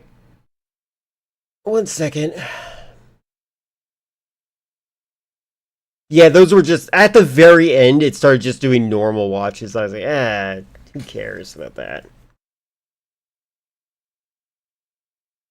Alright, does this guy have an entire channel around watches? It seems so. Yep. What is his oldest video? Yep. 5 years ago. 1,000 views. Gotta start the grind somewhere. Hi, we just finished watching the video about gaming watches. It was really fun.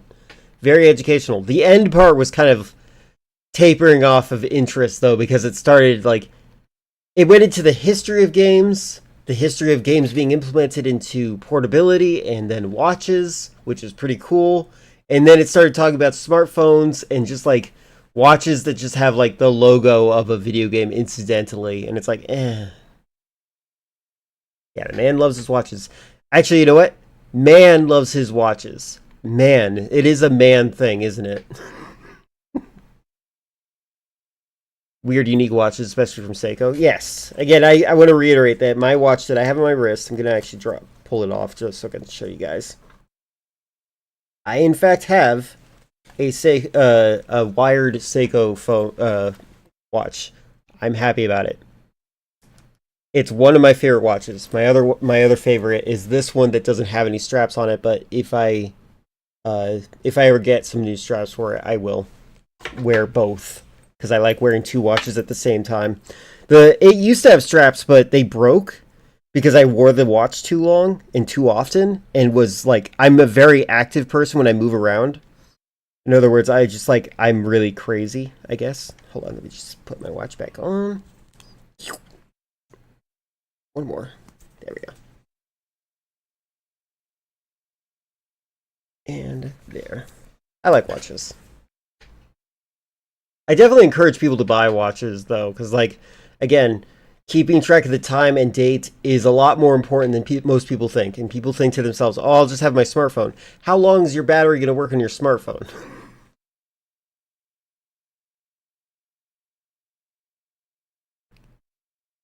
Made a watch in the 70s that has a TV in it. Right, they did.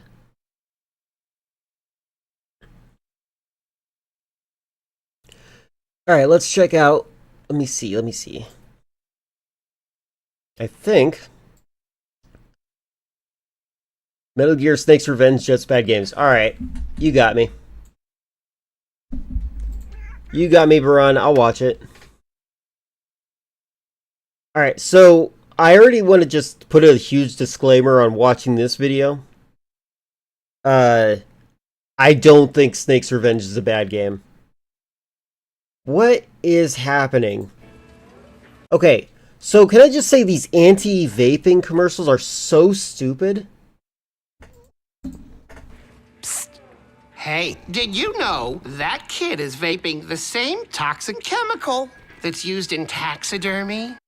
So we're looking at actual dead animals here. Formaldehyde? Formaldehyde. Formaldehyde. Formaldehyde. Formaldehyde. Formaldehyde. Like, what is the point of this commercial? To get kids to not vape? Are they gonna, like, does this make people want to take acid instead? What is this? This is like a really bad acid trip from what I'm understanding. Actually, this is like meth. Formaldehyde. Formaldehyde. Like, what is that commercial? How is that effective at telling kids not to vape? Yes, Snake's Revenge was for the NES. Yeah, it's the official American sequel to Metal Gear. And Kojima saw it and is like, you know, I could do better than that. And then made Metal Gear 2 Solid Snake, which is good. This is the best way they can stop it. Yeah, exactly. I just can't see it. It just doesn't make sense. Best way to get kids to stop. No, I think the best way to get kids to stop vaping is actually producing legitimate like health articles about how much harm it can do. I feel like I don't know. Kids are gonna do what they want to do. That commercial's like metal in my lungs. If Metal Gear is so good, why didn't they make a Metal Gear 3? They did. It's called Ghost Babel. Snake's Revenge is a stealth action video game developed that was by a nice Konami bleed-in. and published under their Ultra Games label for the Nintendo Entertainment System in 1990. The game features a team of Special Force commandos on a mission to... Wait, nope, nuh-uh. What? We're not burying the lead. Rip the Band-Aid off. Get it out in the open. Snake's Revenge is a sequel to a popular game released on the NES in 1988, a title most gaming fans out there are well aware of. What is it called? What? I've never heard of this. Yeah, right, but it's kind of complicated and there's just so much to talk about. And... Metal Gear! Okay, right, Metal Gear, the tactical espionage series that revolutionized stealth gameplay and spawned successful spin-offs. That was a good way to describe it. Revolutionized stealth gameplay. And then nobody ever made a stealth game like it since. Snake's Revenge is tied to Mental all that, Beer. sort of. I think it depends on who you ask. For example, Oh my god, Mental Beer seems like a good parody of Metal Gear if you do it right. Like sneaking around trying to get your beer, and you get worse as you get if you're sneaking around, and then at the very end of the game it's an Alcoholics Anonymous meeting. if you were to ask this guy, he'd likely say, no, Sometimes. Snake's Revenge is not canonically connected to what we now know. I just, by the way, for the record, I don't care what's canon. If you like the game, like the game. Canon doesn't really matter. I just don't care. As the Metal Gear series. That's Hideo Kojima, games design veteran, a creative with an innovation-stacked track record. What incredible series did he help deliver to home computers in the back half I'm trying to think if there's something that's not canon that I like. The 80s? Penguin Adventure, a game about a strutting penguin who floats on clouds, gambles with fish, I've played this game. Oh, Not on you stream. cheeky little guy. Yeah, true. But also, Metal Gear. The original Metal Gear was published by Konami for the MSX2 computer platform in Japan and Europe in 1987. This sneaky action game not only introduced the world to tough-as-nails protagonist Solid Snake, but to many gameplay elements we see in modern stealth titles today. Emphasis on covert puzzle-like traversal? Check. Unaware foe takedowns? Check. Wearing cardboard and freaking out when you accidentally inch forward and get caught by the enemy? Check. Metal Gear received high praise upon release and sold very well on the MSX2 platform. The game's success saw a port delivered to home consoles with a Famicom. Thanks, you should try to understand Kingdom Hearts. I do want to play that game. Fun fact, every friend I had that loved Kingdom Hearts has told me, you don't have to play it. It's fine. I think it's because they know I would be very critical. Released the same year, and a North American NES version. By the way, that says, I'm not sure if you can read Japanese like I can. Metaru Gia. So. In 1988. But this port... Can't believe this guy uploaded this. This is where the Metal Gear Okay. Hideo Kojima connection branches in very different directions. And things get weird. The original Metal Gear team did not work on the Famicom and NES port of the game. Why would you force them to do In fact, that? they never consented to a port being produced at all. The project was pushed to a different team in a different location, making use of the original MSX But who pushed it? source code. Yikes. Turn Miles. Oh my god. Pep Free Boys? installation plus a free 4. Oh, okay.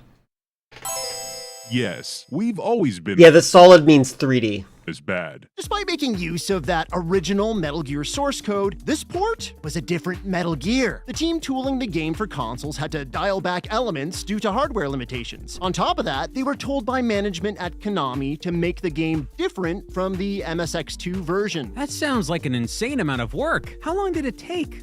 How long did it take? They were given 3 months. You're kidding me. They did fine, though. still very bad. Nope, and good on them, because they delivered. They produced Good, the thank first God. official... I was going to be pretty irritated if they said that they didn't do a good job.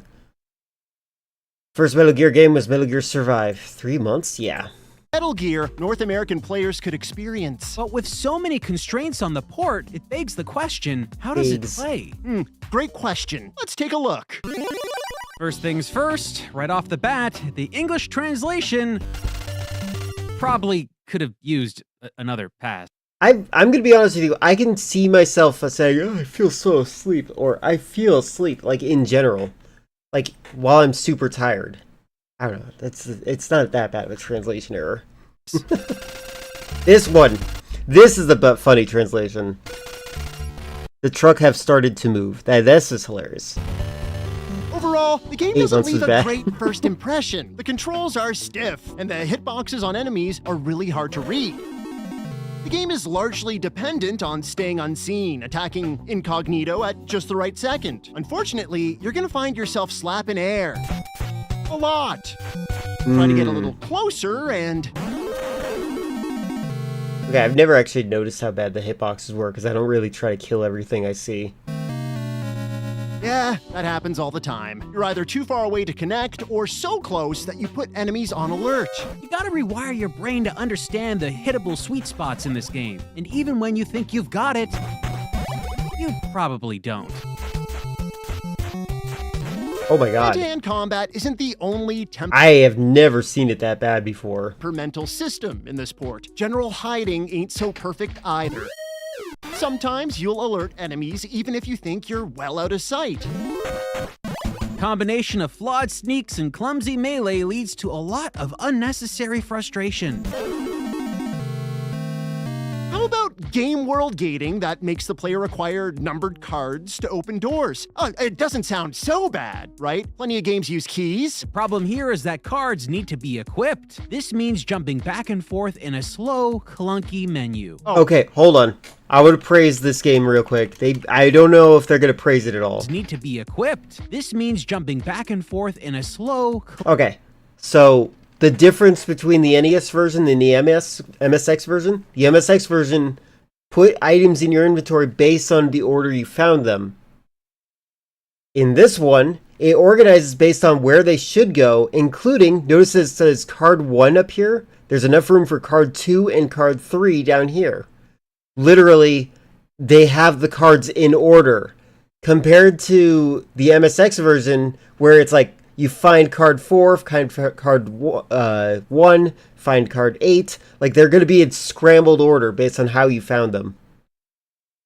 Yeah, the MSX version was really bad with key cards. The NES version improved on it. Clunky menu. Oh, and the doors? Not labeled. You never know what card you need to use on which door. Cumbersome when you have just a couple cards, but when you get more and more that are all utilized continuously throughout the game, every new entryway turns into this. You find a door, you try to open the door. You have the wrong key card equipped, you bring up the gear menu. Equip new card, you try to open the door. At least it's you have in the order. wrong key card equipped, you bring up the gear menu. Equip new card, you try to open the door. You have the wrong key card equipped, you bring up the gear menu. Judge! Yeah, you'll have more They fun should call it the gear menu for the record. playing 52 pickup. So The best thing Metal Gear Solid did was make it so you only have one key at a time. Same here. I agree. I actually think that the level key card system that they have is supposed to represent your skill level, like what level you are on. Like, I'm playing on level 1. I'm playing on level 7. Stuff like that. Metal Gear port in a nutshell: wonky combat, underbaked stealth, questionable localization, and Snake's most treacherous foe is Metal Hatch with Handle. Right. All that Yeah, said, and then in Resident Evil Outbreak, the big boss of that game is a door.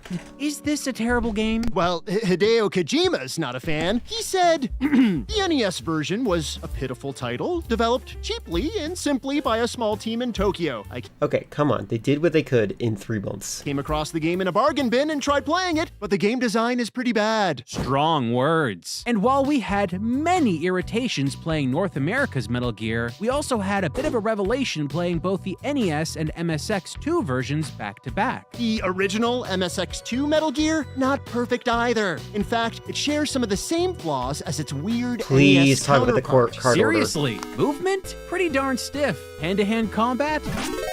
Okay, that's just being bad at the game. Come on, you played the NES version? Precise and hard to predict. The stealth system? Rough. Although Metal Gear Solid is a lot less impressive when you play Metal Gear 2, you can realize half of Metal Gear Solid is a remake of Metal Gear 2. Almost all of the Metal Gears are remakes of each other. They all have the similar rhyming tropes. But, like, think about Metal Gear Solid 4 and how the enemies are, like, combinations of the types that you see in all the series. But also, I do agree with you, it is very interesting. That's why Metal Gear Ghost Babel is interesting to me. It's fun. Ghost Babel is, like, one of my favorite things in general. Why are they punching enemies anyway? That is a good question. It is really weird. These guys are probably not used to retro games. So you're saying level 2 keycard in MGS is like going to zone 2 of Avalon. Yes. When I think about it, doesn't the stakes in Evil Dead 1 feel higher? Everyone turns except Ash. I just realized we only deal with 2 Deadites in Evil Dead 2. Speaking of remakes, speaking of non-canon canons, I don't know if Evil Dead 2 is canon. I am so confused by it. Evil Dead 2 is like the Metal Gear Solid 5 of the franchise. Heck, when the MSX2 version of Metal Gear trickled to parts of Europe, yeah, I fight, so kind of similar to how I play Resident Evil. I only kill enemies in video games if they're absolutely in my way of the objective and there is no other alternative to slink around. Because, like, in my mind, sneaking around a foe is part of the fun. It is part of the puzzle loop, right? That's why I'm a little disappointed that Black Ops 7 doesn't have a robust stealth system. The stealth mechanics in Black Ops 7 is just enough for you to decide, I don't want to engage with those soldiers. So they'll be like, huh, is that guy going to come towards us, or is he going to... Oh, he's running away. He's not going to go fight us. Like, that's as far as the stealth goes. Otherwise, it's like, just shoot him just in case. Was, not perfect. Oh, and the time... Do perfect stealth? Yes, perfect stealth is fun. Consuming momentum. Hitman is tough. I would say Hitman's harder to do stealth in. Momentum halting keycard shuffle started right there with the original release. Now, it's not to say that both the original Metal Gear and its NES port are So the same silly, overall Jumbo. quality, because they're not. Even with the jank overlap, the MSX2 Metal Gear still looks better and offers a world that, in our opinion, I should probably watch Evil Dead 1 and 2 back to back again. is more thoughtfully designed. The MSX2 release was an ambitious and important title. It solidified stealth genre staples and kicked off an impressive narrative. On launch, it was like... Okay, hold on. Impressive narrative? Metal Gear 1? Nothing else. You can cut it some slack. The NES version? A 3-month underbaked altered port. One that contains the flaws of the original and then adds more. It changes locations, story beats... Oh yeah, so by the way, I like this fan theory I saw recently. Those soldiers that you see also jumping in, notice that Snake, it's implied that Snake was the last one to jump because he was nervous. But this being nervous made it so that those guys were caught or killed, and that's why you go and rescue them, and then he is off by himself. I like that fan theory a lot. It has no Metal Gear. Let's no Metal Gear, yep. that. It has Speaking of spoiler. no Metal Gear. The walking tank the game's named after. They replaced the Metal Gear boss fight from the original game with this. A giant freaking TV. Hold on. There's just some computer monitor at the end. Oh, did it? Wait. Kojima, you said you didn't play through it all the way. Is that a Union Jack on your sleeves? Complete garbage. Sounds like someone's a little insecure. Yes, it's technically a computer, but I mean, it just looks like a big TV, right? That's just what it looks like. Well, certainly way more visually appealing than Kojima's British? Plot twist. a giant bipedal war machine. Anyway, with all those differences in mind, still... I love Metal Gear's concepts. I would love to make my own, like, game where, like, there's a metaphor for nuclear devastation. But I would probably make it a fantasy game, sorry, filler, and have dragons be the weapons of mass destruction. The core gameplay of the NES port is faithful to the original. That's what I'm saying! The core gameplay! Look at this! Look at the matchup right here! Look at the matchup! Why is Kojima saying that this is not close enough? In mind, still, the core gameplay of the NES port Look is at this. faithful to the original. It kinda made it work.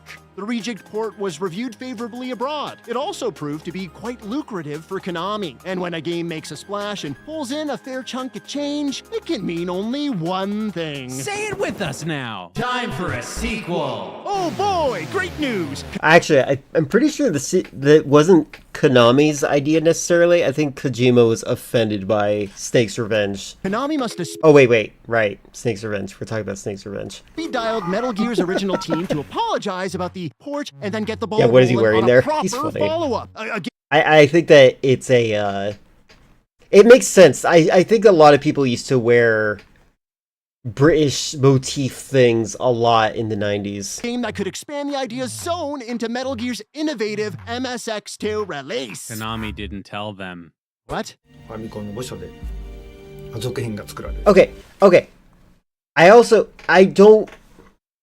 I'm not in the cult of mentality. It's okay, baby. Okay, one of my cats is trying to be sweet and the other one's being mad. Hey, psst, psst. Stop it.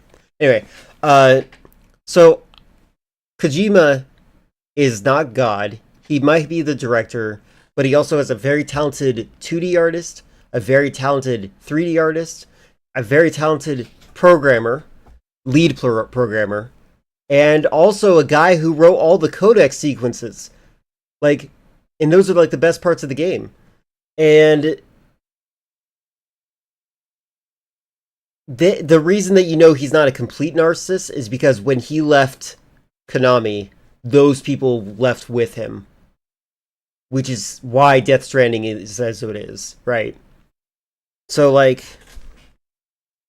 don't like when people say, what? Kojima's not there? I think that we can have a good Metal Gear game without Kojima. I think so far we haven't, except for Ghost Babel.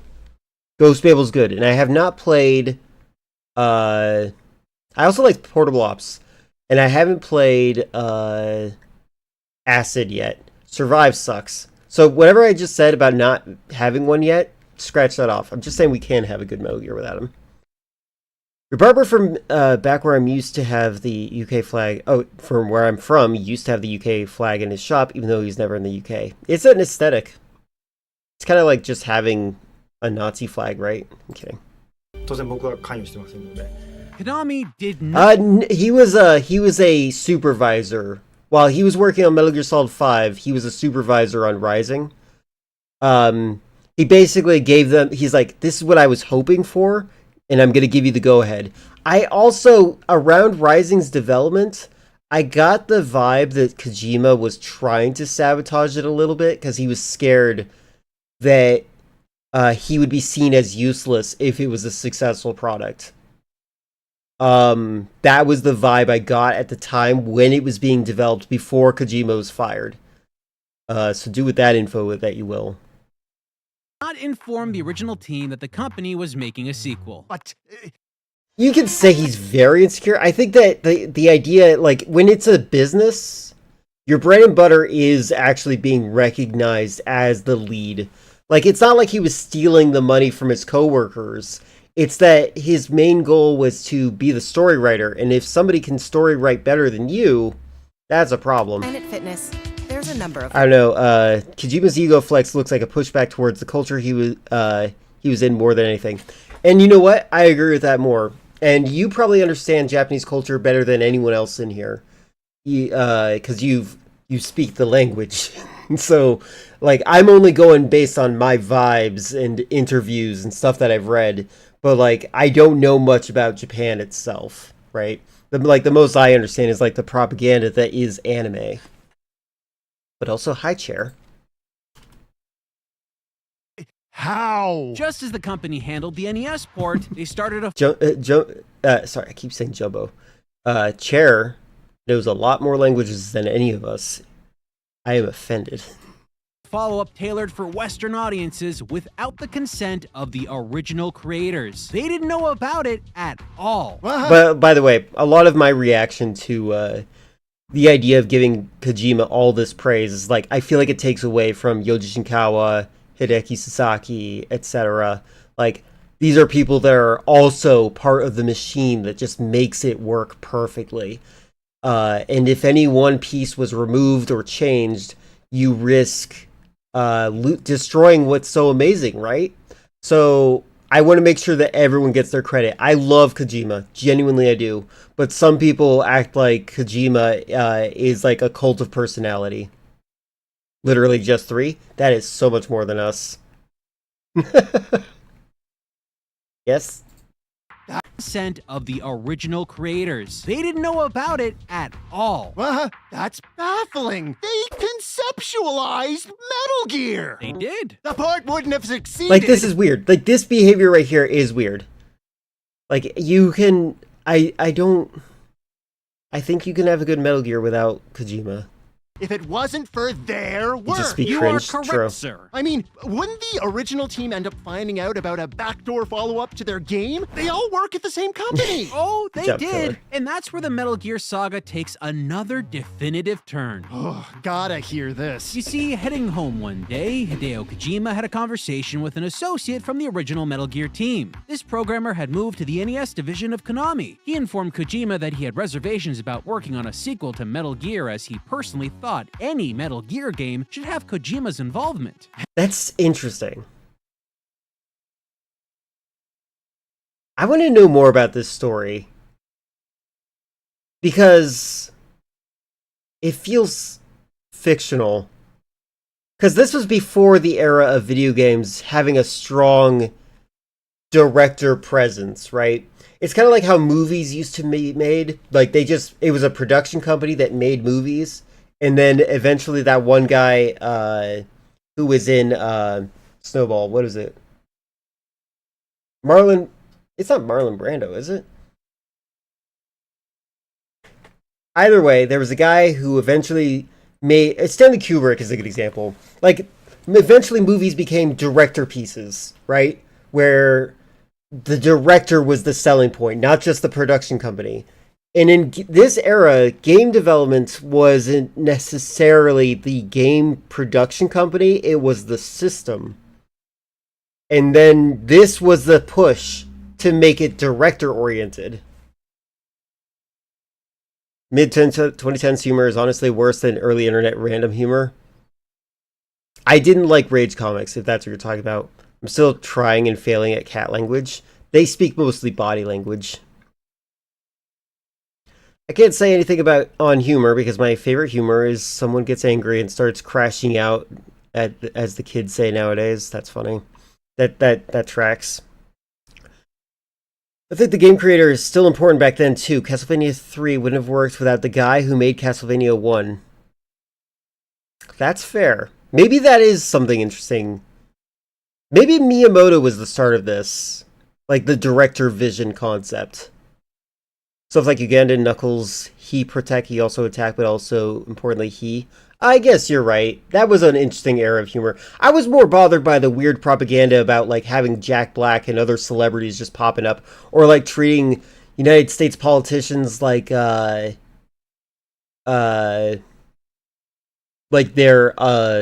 celebrities, which was weird. Yeah, do you know the way? I'd rather that than the celebrity stuff. Anyway, sorry about that little tangent. Can you guys think of another game from this era, which is like 1980s, late 1980s, where the director's vision... You said Castlevania, but we're talking about Konami here. So let's try to exceed Konami a little bit.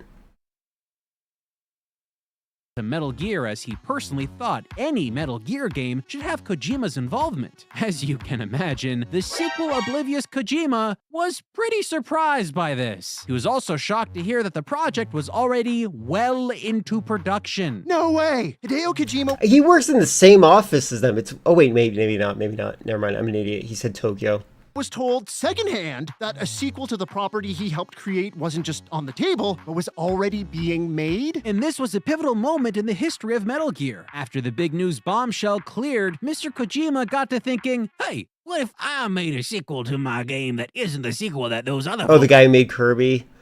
But do people really... You say you can't remember his name. See, that's one of the things that I'm kind of like... Not sure if I qualify that.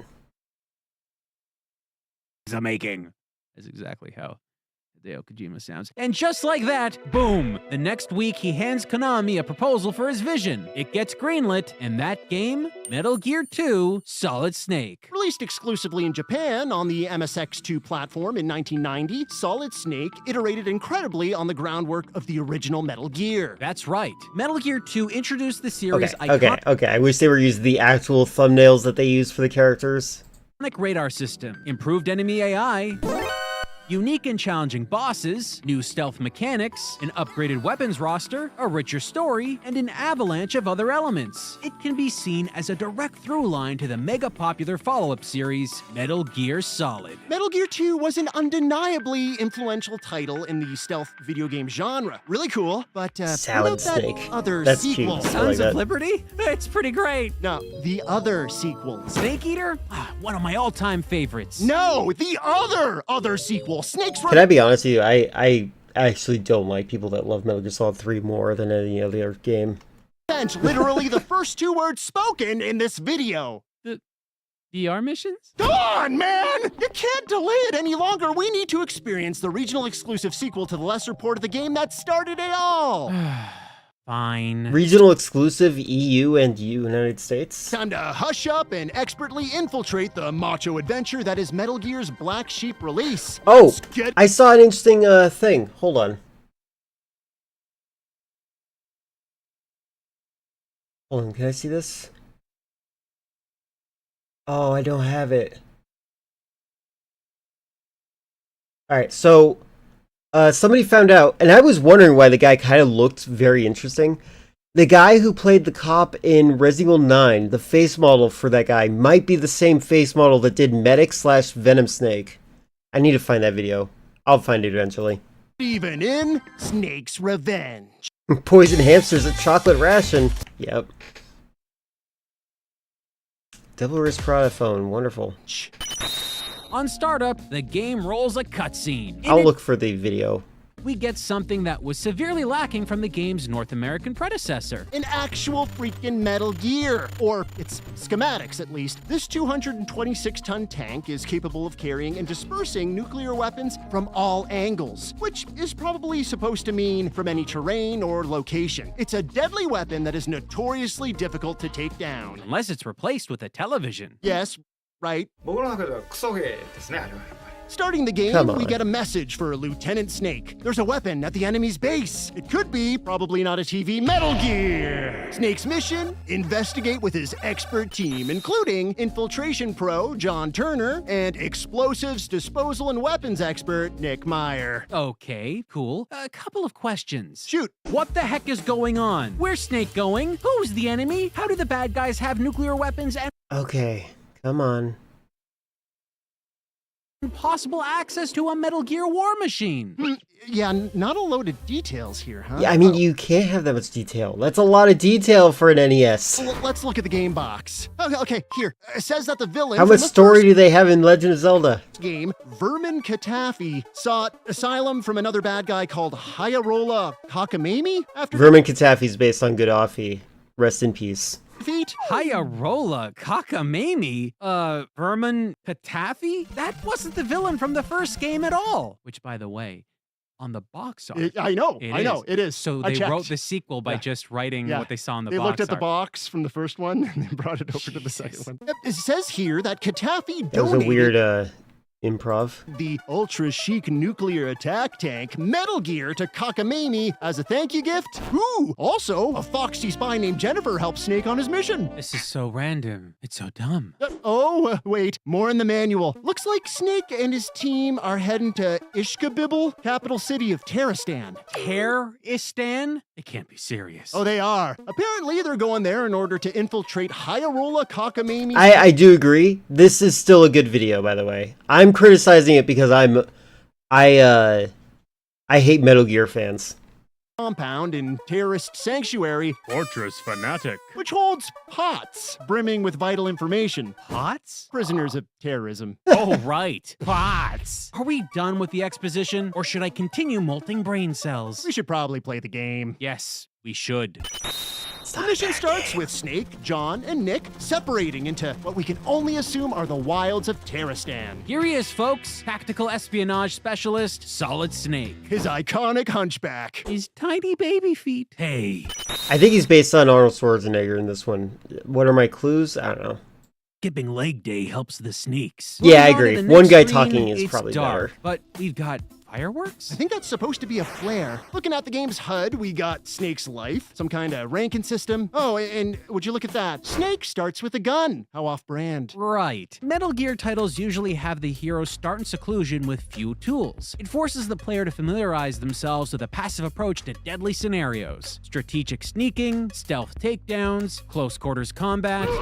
These skills are naturally ingrained in the player as there's usually no easy way to deal with enemies at the start. Okay. Okay, hey, doesn't he start with a gun here? That in mind, let's try to keep the sidearm hold. Doesn't he start with a gun in that game? Are you just gonna glaze over that? And stick with our mitts. Hold up, we've got a call. Activate the transceiver. Mr. Helicopter says we need to infiltrate the enemy base. Looks like we need to get information from our co-workers? Co-workers? Really? Are they a specialized military task force or desk jockeys? Never mind, keep moving. Who knows what blood-curdling war machines the enemy has sniffing us out? Oot. You're both Canadian. Are those go-karts with little spinny propellers? The manual calls them Helisnoops. We've been spotted! Move! Move!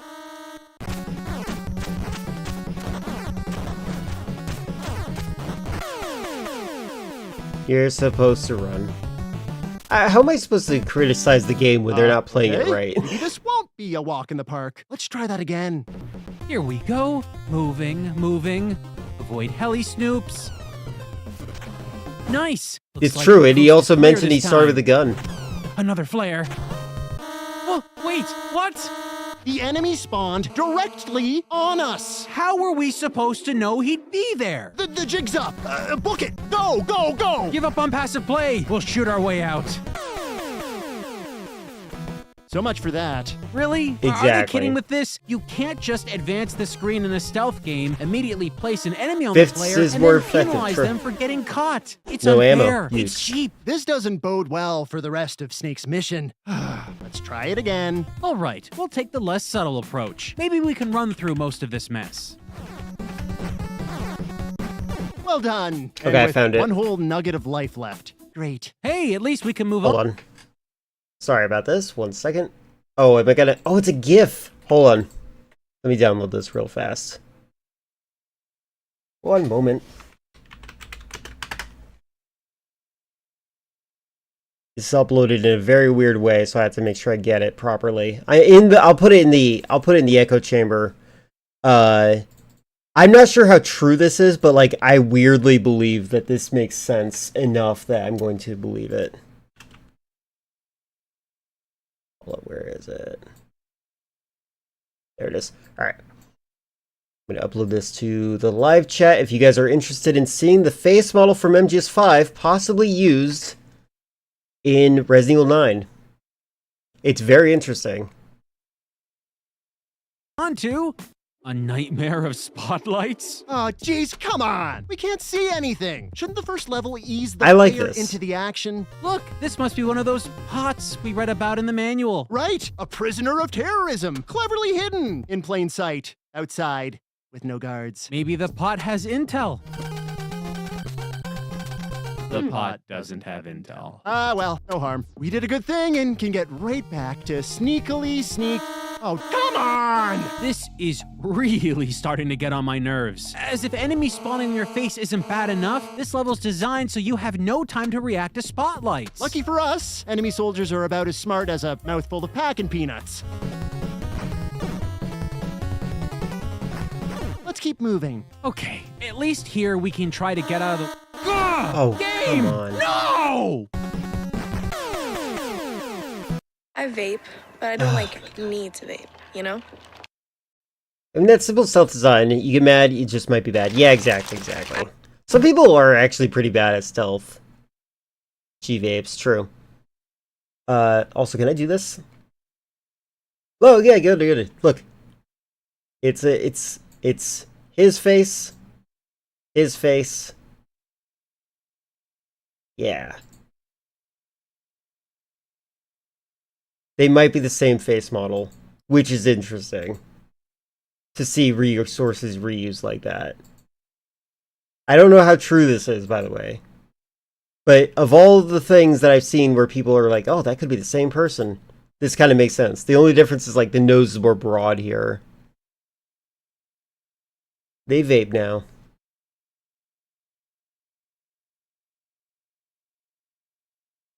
I don't know. It could just be white guy with broad chin voice or face. You can't do that. You can't introduce security lights that need to be avoided and then penalize the player for trying to avoid them. We don't psychically know what's in the blacked out terrain. It's unknowable. We keep You also could stand still for a second. marching around, stubbing our brains on all kinds True. of early game dumb. Like when we discovered the ragtag militia shoots in 8 directions while special I forces... think I've told you guys that I think Venom Snake's code name should have been Vapor Snake. Super Soldier Solid Snake only shoots in 4. Or when we popped into plenty more frustratingly unavoidable stealth fails. Or when we witness moments when He the does enemy vape. should have spotted us, but didn't. What are the rules here? How do we get seen? How do we not? It's madness. We had dozens of teeth-grinding visits to the land of game over. Eventually, we made it to the outskirts of some kind of base guarded by a bunch of henchmen that are immediately alerted when the screen loads. Take care of them and you'd assume you can open the door here. But no. Guess we have to come back with a key card that we don't have. A couple screens over, we get a message from our pal John, who tells us, hide at the main gate to receive information. Main gate? What main gate? We combed the entire stealth Said jungle wait. labyrinth and found 2 entrances. At both locations, we didn't receive information. We try backtracking to the gate we were just at, and... John, I don't think hide is an option here. The enemies hide bullets in my skull. Lost and not sure what... Big Boss smokes cigars, Solid Snake smokes cigarettes, Venom smokes vapes, and then Liquid smokes a pipe, because he's British. the game wants from us. We revisit every section of the map. Yay. Loads of fun with... Actually, I think Liquid chews gum. That would make a lot of sense to me. stealth, this broken. We got so frustrated trying to carefully sneak around that we actually invented a little strategy to take the stress out of moving through the jungle. We notice two things happen when we're spotted by enemies. 1. Every section of the map lights up, taking away spotlights and other enemies. And 2, this continues until a 3-enemy search crew is killed off. 3 enemy soldiers, a pain to deal with. But 1 enemy Solid smokes crack. Probably. soldier... I could totally see him smoking crack. So, we left a single soldier chasing our tails He seems, through the friendlier forests of Terrastan. He seems like he would be the son of Joe Biden. around. He's our angry little chaperone. Eventually, we went back to one of the gates, and this happened.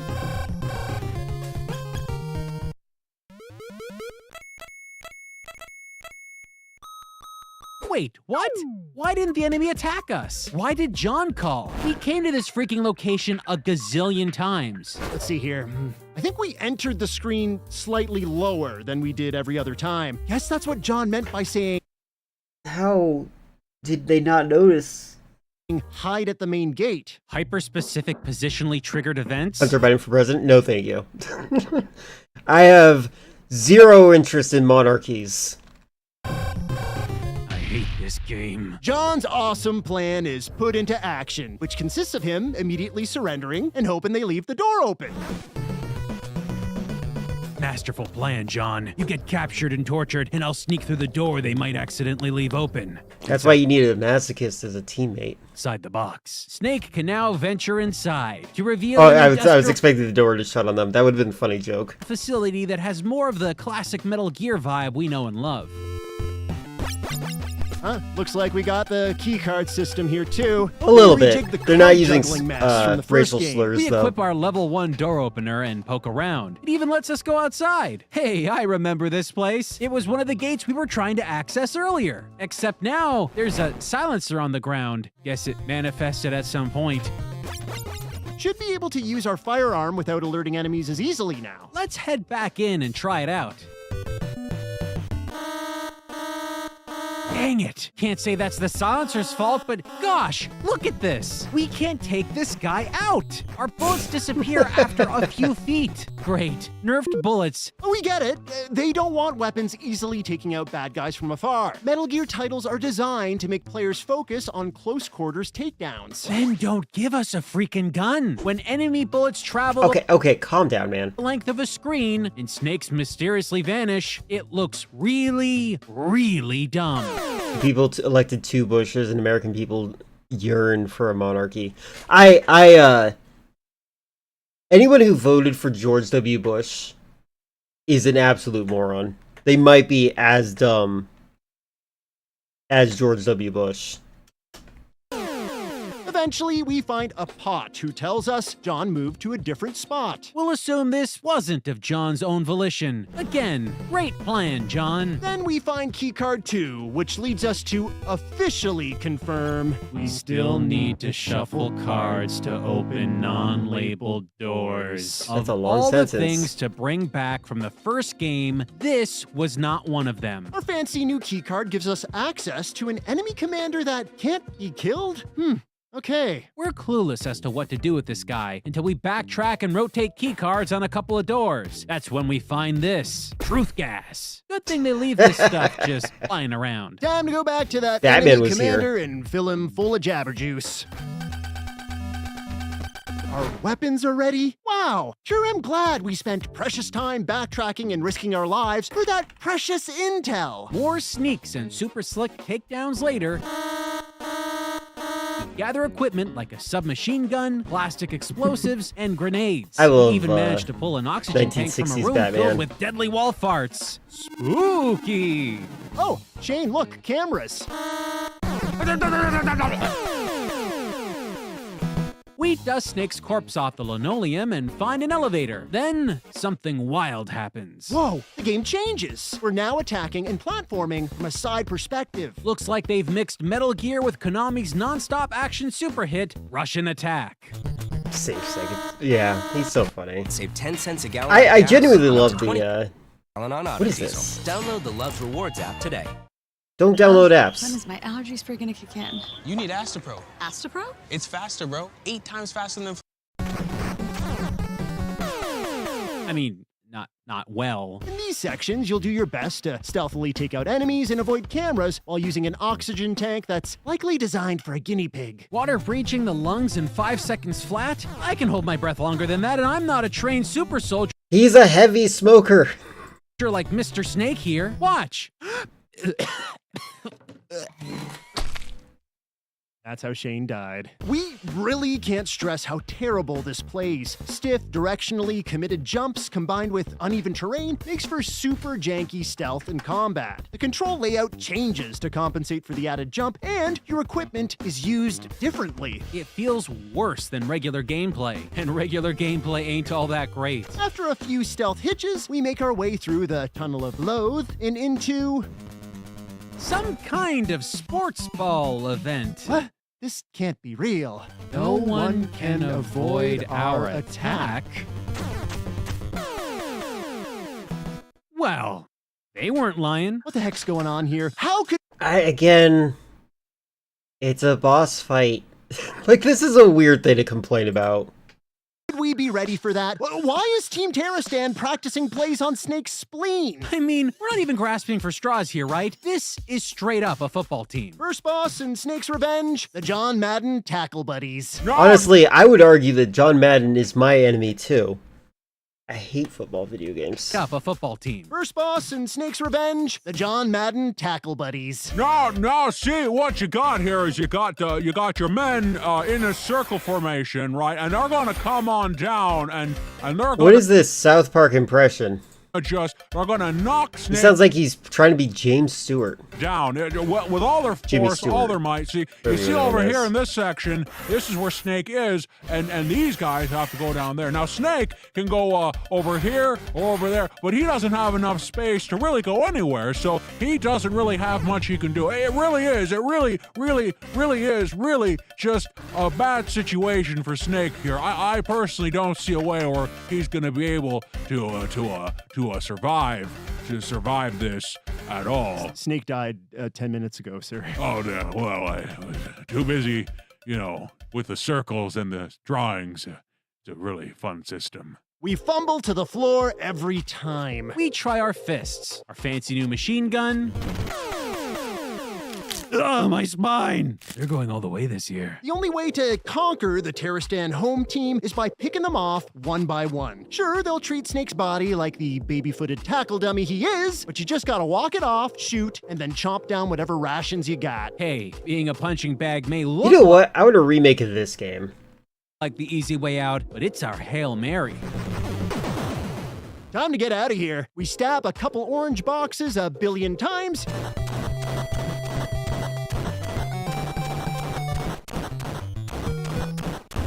And then we're out of the warehouse. And onto some kind of ship dock where we immediately get a call. It's Nick, the team member not having hot poker shoved down his pants. Nick tells us that John is a hostage on the ship. How does he know this? Was John allowed to make a call between pummelings?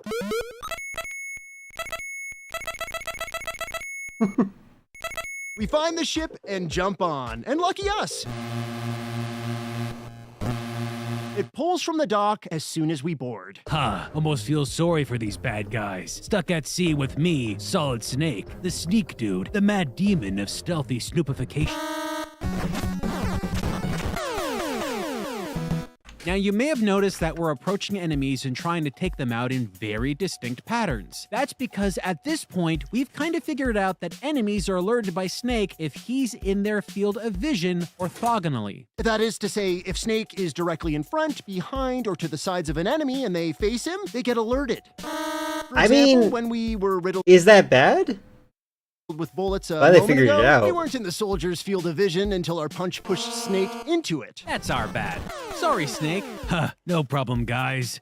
Sneak both of you later. Better watch your backs because sneaks are on their way, yes, sir. What? What? Oh, nothing.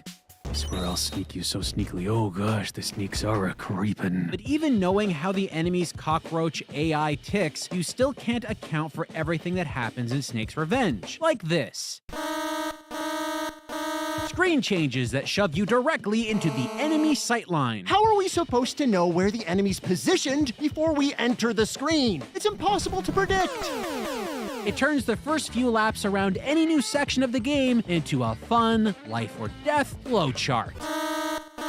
Looks like I should have known better than enter from the left. Shame on me for just trying to play this game. Don't worry, we got real. I will say it does suck to walk into death. To the layout of the deck. We poked around, juggling keycards for a while. We got a flare bomb, explosives, truth gas. We even found other NPCs like a pot that revealed Princess Cool Plan was in another castle, and an enemy commander that wanted to burn everything to the ground. Let's destroy the ship and ammo dump. I like that guy. And then we march around those same places some more, because honestly, we couldn't figure out what to do next. Yeah, we snuck over every inch of that deck repeatedly. Juggled cards to re-enter every accessible door, like this one. And this one. And this one. And this one. We kept poking around, grasping for straws, punching walls in hopes of finding some obtuse secret passage. After a good 25 minutes of scratching the walls of the ship, we noticed this weird design on the wall, and of course...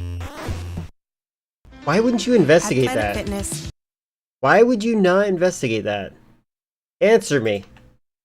It's a door. Dear gosh. Oh, it seems almost stupidly obvious now, but it's not our fault. The game conditioned us to think a door on this ship has to look like this. You gotta investigate. Or this. Whatever, we finally have access to the lower parts of the ship. All we have to do is hop aboard the jankiest little belt lift in the world. Okay, wait. Here. Hold on. Let's try. We got this. One more time. Yay! We start exploring and get a call from Captain Whirlybird. He's apparently coming to save us from this nautical nightmare. Good. But we're not safe yet. Look, here are 3 graves for you. Know what that means? Not a clue. Looks like we stumbled into boss fight number 2, the Husky Lemon Grenade guys. These yellow porkers hurl blammo balls all over the place. This is not exactly an easy space to dodge their blasts. gotta keep moving and do your best not to reach Man, imagine a boss fight that's difficult. the same area. Even then, you'll probably take loads of damage. Soon, we started making a bit of headway, taking out one chunk after another. One more to go. Make him Swiss cheese, Snake. What? How did I die there? Wait, I mean... I don't Did you understand. fall down the hole? We were doing so well. What the heck happened? Whatever. One more time. We got this. There. One last creep on the ropes. Can we see that again? We won. I mean, we died, but we won. Wait a sec. I think I know what's wrong here. Look at the floor. Holes. Oh. Oh my god. 3 holes. All makes sense now. What do you mean? No, it doesn't. The bosses chuck grenades from those very spots unscathed. And Because probably they're standing on some sort of platform that you don't see. It's really dark in there. I'm pretty sure we ran through at least one of those holes earlier without issue. How do the death holes work? Some stupids are best left unstupided. I don't know. I'd like you to be less Friend, stupid. it's over. We got key I card like these 3. guys still. Yay! Don't get me Another wrong. key card to cycle through on every single door in the game. Our new key card allows us access to a mine detector. Further below the deck, we find a shipment of what appears to be several mech-like super weapons. Ding, ding, ding, ding, ding. We can finally confirm it. I like this. The mass production Metal Gears is a very clever idea. Snake's Revenge has real deal Metal Gears. This is the happiest disappointment I can ever feel right now. In another room, we find a huge ammunition cache. I think we all know what we gotta do. Nice. Hooray! Our eye in the sky rings and tells us to skedaddle. We gotta go fast. We use our radar for the first and only time in the game to race the clock and rally with our helicopter friend outside. Mission accomplished. Congratulations, Metal Gear is destroyed, but we have confirmed the existence of Metal Gear 2. Now Nick is missing. Contact your person at the enemy's base. Wait, there's more game? No! Oh my god. Old snaky baby booties reporting for duty. Great. We've got more crappy sneaks to do, and now Nick and John are missing. Snake's in some kind of war-torn section of Terristan. We march along until... The ground explodes. Guess that's the game letting us know there are landmines in this section. Thanks. Now I know mine booms. Anyone seen the ankle? Wow, that was a good Nick Shirley impression. We break out the mine detector and search around carefully. And then we get a call.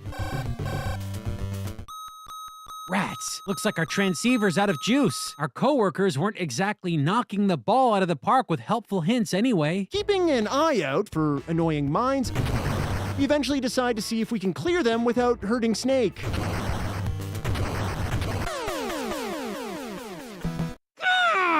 The game is taunting us for freaking experimentation. Everyone, Snake found ankle. I'm lay sleeps now. Why was some rapid-fire rocket soldier hunched under a pile of sandbags? How long was he smushed under there waiting to be unleashed? You know we'll never get answers. When we continue, we find a battery. Looks like we can get our transceiver back up and running. Let's see what that call from earlier is about.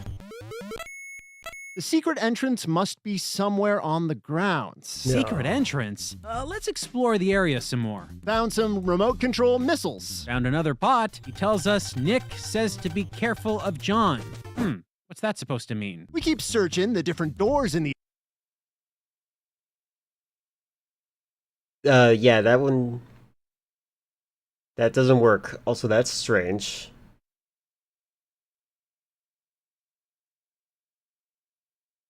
Hold on. Oh, weird. Why is my chat now updating?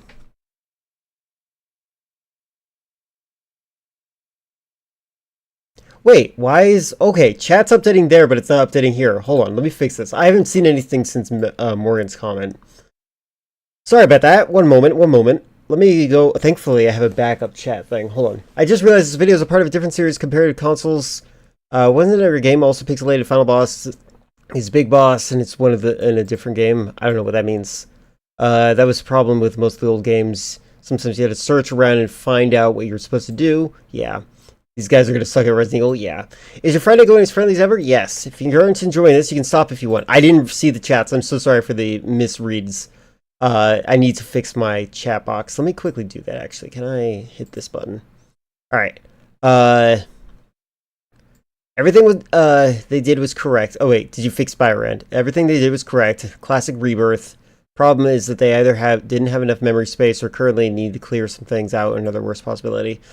Also asked what kind of CPU their laptops had, and it could be the answer. Links, I said if you don't watch anymore, I'm so sorry about that. That was oddly satisfying. I wish someone could just send me Biorand that works on the Steam Deck. Yeah. All right. So yeah, the follow which command does not work. Sorry about that. I don't really have the purpose for that. But if you want me to help you, you've been here since December 30th. Yeah, I do not have follow which command. Yeah, right now I'm watching. Friendly Fridays is just me watching whatever videos I trust for free. Otherwise, you have to redeem it. This is especially the game where it was booty. I don't know. I feel like this game wasn't as bad as some people think. Oh, you were thinking of Metal Gear 2 Solid Snake. Got it. Okay. Sorry about that. Terribly sorry that I didn't notice you guys were saying stuff. My chat stopped updating for some reason. That's the first time I've ever experienced that glitch. Thankfully, again, I have two chat things going on at the same time. Area, we find more ammo, more equipment, but no sign of that secret entrance Flyboy was going on about. The secret entrance must be somewhere on the grounds. Yeah, we looked, buddy. No doing. Wait, on the grounds? You don't think he means undergrounds? Guess we have to blow up every sandbag in the zone until we find an entrance. Great! Looks like there's a rocket soldier parked under every single one of these things. And look, their rockets are heat seekers. Also, the enemy seems to have invented a handheld launcher that fires projectiles almost. It's not mobile. It's my personal server for. It's called Social Stream Ninja. That's what I used to display the chat up there. It wasn't updating my side. It was updating on your guys' side. There's some weird anomalies I don't understand from this game. One of them being you shoot a prisoner, your rank will go down. I mean, that's not an anomaly. Yeah, if you do a bad job, you're gonna get demoted. By the way, Lynx, I have probably said this before, but what's your favorite fighting game? I really like Mortal Kombat. Mechanically, Tekken 3 is my favorite, though. I just wish it had fatalities. My brother wants me to get into other games like Tekken 8 and Street Fighter, the newest ones. But I'm lazy, and also that's like a PvP thing, and I would like to play with real humans and not just NPCs. As fast as Snake can fire a handgun. Impressive. Screw this. Time to fight fire with fire. We use our remote-controlled rockets to slowly there take you out go. the enemy one Why at a didn't you time. wait? Why didn't he come up with that idea first? Why is that there? It's specifically to make sure that you don't do anything like that to be stupid. Don't be stupid. It's a punishment. It's just like in real life, and in any video game, your rank will suffer if you do a bad job, and they judge you based on that. I like Tekken Super Smash Bros. Smash Bros is good, but I feel like I don't qualify that as a fighter. That feels like just a party game. And Dragon Ball Fighter's really good. I have not played Dragon Ball FighterZ. I heard that one's extremely good, though. Loads of fun. It isn't until we've almost given up hope that we kablooey the last sandbags, take out the soldier, and Sandbags. find the secret entrance. Oh yeah! Nice. Oh no. Not another one of those terrible controlling 2D sections! We gotta head underwater and pray our full oxygen tank takes us to the other side. What? At a gate. Great? The underwater tunnel is gated? Or oxygen? No! How are we supposed to get past this thing? Maybe you don't have the gear. You know, I don't think we've ever played a game The platformer fighter tournament will fall under. Yeah. so passionately set on preventing the player from I just feel like fighting games like have, I guess it has a lot of strategy behind it. continuing the game at every turn. It's gotta be done on purpose, right? How do we take out the grate and get the snakester to the other side? Plastic explosives. Too Oh. easy? Well, here's another grate you have to hesitate at while you wait for it to disintegrate. Neat. Even when you make it through, there's still more of that crappy controlling 2D gauntlet gameplay to rigidly hop and shoot through. See, one of the reasons I don't like how these guys are playing this game is that it feels like they're saying, well, Kojima said this game is bad, so we can make fun of this game and no one will be upset with it. And maybe that's true. Maybe if they praise the game, some Kojima fanboys will be freaking out and say, how dare you praise this game? Finally, we're out. Oh, hey, another canister of oxygen would have been very helpful 10 minutes ago. He burst back into daylight. Mortal and Kombat 2 movie is immediately get a really good. call. I have not seen that. I have not seen the first one. I've heard that they are great, though. I also heard that Jumbo doesn't really like something about it. I don't remember what it was. Maybe the tattoo system they have. But I heard that it was a good movie. I should probably see it. I know some individuals that care too much when it comes to stories of fighting games. I just feel like it doesn't matter that much. I'm one of those people that cares too much. You are also one of those people that values story over gameplay. That is a fact about you. However, in this particular circumstance, you're saying that you like the gameplay more than story, and that's good too. I remember playing Tekken 4 and being disappointed that they didn't handle the story as well as I wanted, and that's why I stopped playing it. And again, my brother wants me to play Tekken 8, so maybe I should do that one day. The first one is meh, the sequel's much better. Okay. Fighting games gameplay matters way more. I've heard such things. I don't think I'm the best fighting game player. So I'm decent at fighting games, so I'll get all the endings. But I've never actually I have no idea. It's John. He's been captured. good. He set up a transmitter on some train. Yeah, don't worry, buddy. We're on our way. They took out fatalities Didn't in that that game, rescued right? prisoner warn us about John earlier? Oh, come on. It's John. You know, John. Look at him. Lovable scamp. Don't you just want to tussle that hair? I think we should be cautious. Yeah, sure. Oh boy, trains. John was just talking about a train. How You convenient. like arcade fighting game That's storytelling? what we're saying. It's a little too convenient. Do you have a favorite fighting game? Right? Shh, hold on. We're getting another call. Ooh, maybe it's John. Let's see here. There is no trap on the train. You can't be serious. No trap? Thanks, John. It's great that he's always looking out for us like that, telling us of places with no trap. Hey, fellas. Yeah? I don't think John's seen this room. We've got pattern-based stabbing floors jutting in and out of existence. Not easy to traverse, They even when you refuse to think kill off Heihachi and Kazuya. Yeah, there's only so long you can do that. you've got the pattern memorized. And some people like playing We as those run guys. forward to the next car. Almost immediately, there's another ring to our transceiver. Take a wild guess who's on the other end. John? Oh, it's John. I'm in the third car. There are no enemies here. Thank gosh. I don't want to deal with enemies. On my way, buddy. He is very trustworthy.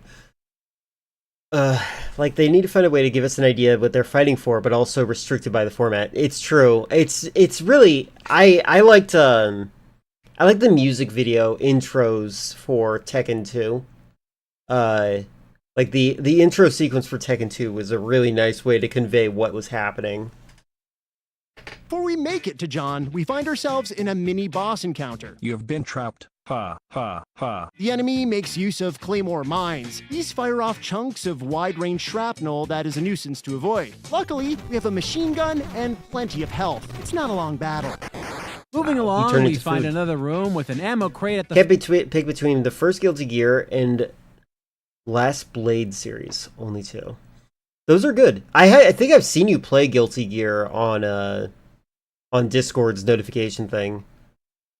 But they can add new characters that play like them, but aren't them. I would agree with you there, but there are, fanboys. There are people that are like, I need my character to look like this, type stuff. far end when we swagger on over to. Also, don't forget about Grandpa Heihachi. I remember what his name is, but he's got the beard that's kind of similar to my mutton chops, but it's a pointed beard. That guy was the Spencer of the series. Jinpachi, thank you. Have the goods. We don't have a fraction of a second before.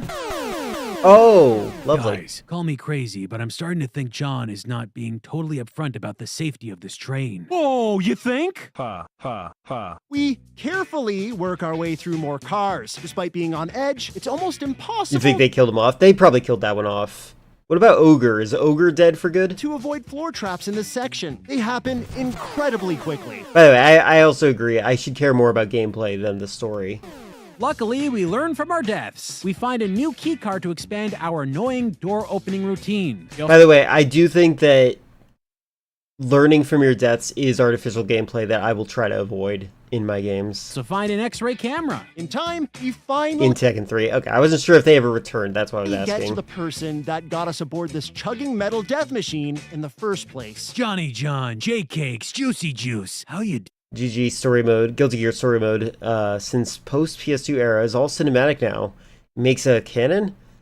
More tight, but I miss the old format. Yeah. You know, the way I like, there is something really amazing with like trying to be efficient, like to be precise within the confines, your restrictions. To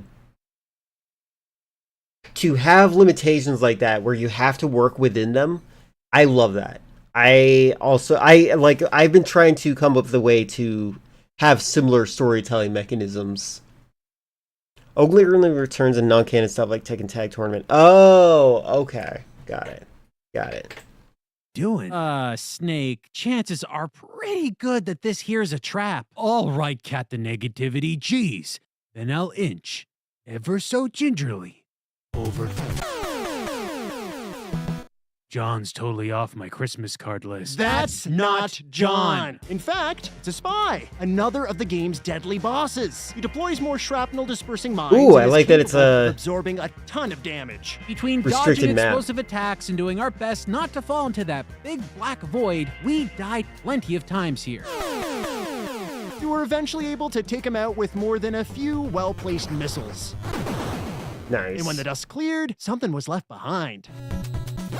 A powered armor? Oh. Loki love Tekken for how Mishima family is so messed up, but I won't play it for the story. It is a pretty messed up family. I like the Tekken movie, the anime,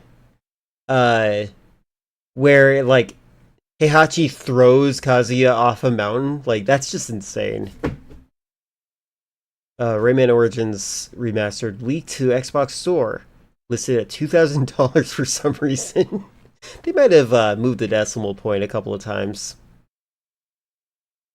One thing I kind of didn't like about Tekken Story is that they made the Devil Gene DNA thing rather than Demon using Kazuya and Jin as hosts. Didn't they do that in Tekken 3? I think that that's just a holdover from like the culture of talking about genetics all the time, like in the old days. From the long, long ago. That type of stuff is why I was trying to look up Black Ops in the eShop. I see. Just send an email to Lee from PNB Games. Ask him what the price is going to be. John, I'll keep your red robot arm thingy close to me always. Feels like only yesterday you were saying... You know what's funny, though, Chris? Your leak makes much more sense than everyone else that's like, Half-Life 3 is coming out soon. I am not John Turner. I am a spy. It was pretty great like that. Don't. The train comes to a stop, and we're out. Running through more shredded streets, we use our X-ray camera to find weak walls, our powered armor to shift rubble, and plastic explosives to make holes. For once, we actually feel like a big bad special ops dude. That is, when we're not spinning a Rolodex of key cards at every single door. Or... Rolodex of key cards, the word keychain was right there. Can walk forward freely in another side-scrolling section. How silly of us. I wonder if that is supposed to be like a reference to When Snake keychains. crouches in this part of the game, his shoe color changes from... I saw Black Ops leak early in eShop for $20,000 or $2,000. I would start making calls to find a way to fund it ASAP. Also, I find it funny that Jin went from someone who wanted revenge for his mother's death to starting a World War III. What happened? Now, I have no idea there. I have no idea what's going on with the story in Tekken. Back to Ruby Red. If he could only click his heels together and wish to be in a better game. Stop scoping my baby feet. Later, we meet two soldiers, who are probably the worst security guards of all time. You see anyone? No. Okay, good. You see anyone? Okay, good. Then it's back outside where we get a call from Jennifer.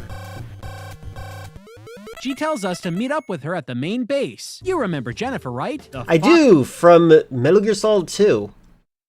Foxy spy that's supposed to help Snake? Actually, Foxy I think there was more about Jennifer in the manual. Here, rumor has it that she's the younger sister of Ginger from Gilligan's Island. You think Kojima knows Metal Gear's linked to a 60s sitcom with a bamboo Geiger counter? I think if he was That's involved funny. in any way, he'd at least put Snake and John's character portraits over the correct descriptions. Fun fact for you guys, oh, I got thrown off by their little weird thing that they did here. Hold on. To a 60s Ginger Oh, from I Gilligan's ruined it. I ruined my brain. Island. Sorry. You think Kojima knows Metal Gear's linked to a 60s sitcom with a bamboo Geiger counter? I think if he was involved in any way, I he'd don't at know, least sorry. put Snake and John's character portraits over the correct descriptions. Back in the game, we come across another wild boss encounter. Whoa, enormous munitions jet by Snake over and over. What the heck's firing at us? That's when we make two epic discoveries. 1, there's a massive tank gunning us down in the next screen over. 2, the bridge hasn't been safety checked. If you think That's that's cute. stupid, check out how our next attempt pans out. We decide to cut the crap and run right into the action. And die just as the next screen pops up. I don't care what anyone says, there is no way to prepare for something like this. The only way it feels like you can beat this thing is by placing landmines in spaces Oh, really? That's the one way you can think to beat it. it may roll into. But because you can never guess where the tank is located off screen, you get Snake smeared into brickwork in the process. Plant a double-digit barrage of mines just right while avoiding the unreadable tank's off-screen movements, and Get the most satisfying boss bye-bye so far. with that unfair metal behemoth blasted to scrap, it's time we finally got Snake into the enemy's main base. The next sections of Snake's Revenge are only mildly notable. We get more cards that prolong the painfully dull door-opening guessing game. We free more pots and interrogate commanders, finally realizing this eventually ups our rank, increasing Snake's ammo and health limits. And of course, we die. A lot. Sometimes from our own negligence. Other times for assuming this game was developed with any form of sympathy for the player. What the? Silly us for thinking we can board a gondola by walking right onto the gondola. Of course, we need to hop on top. Soon, Jennifer gets in touch again from inside the enemy base. She tells us she's found the plans for Metal Gear 2. No, not the plans for a far better sequel. These are plans for a second Metal Gear weapon that the enemy wants to use to launch nuclear missiles all over the world. Criminy! We have to hurry and take that thing down! Hold on. Maybe this pot knows where it is. I'll ask. Never mind. As we get closer to what we can only assume is the end of the game, things get more frustrating and very, very weird.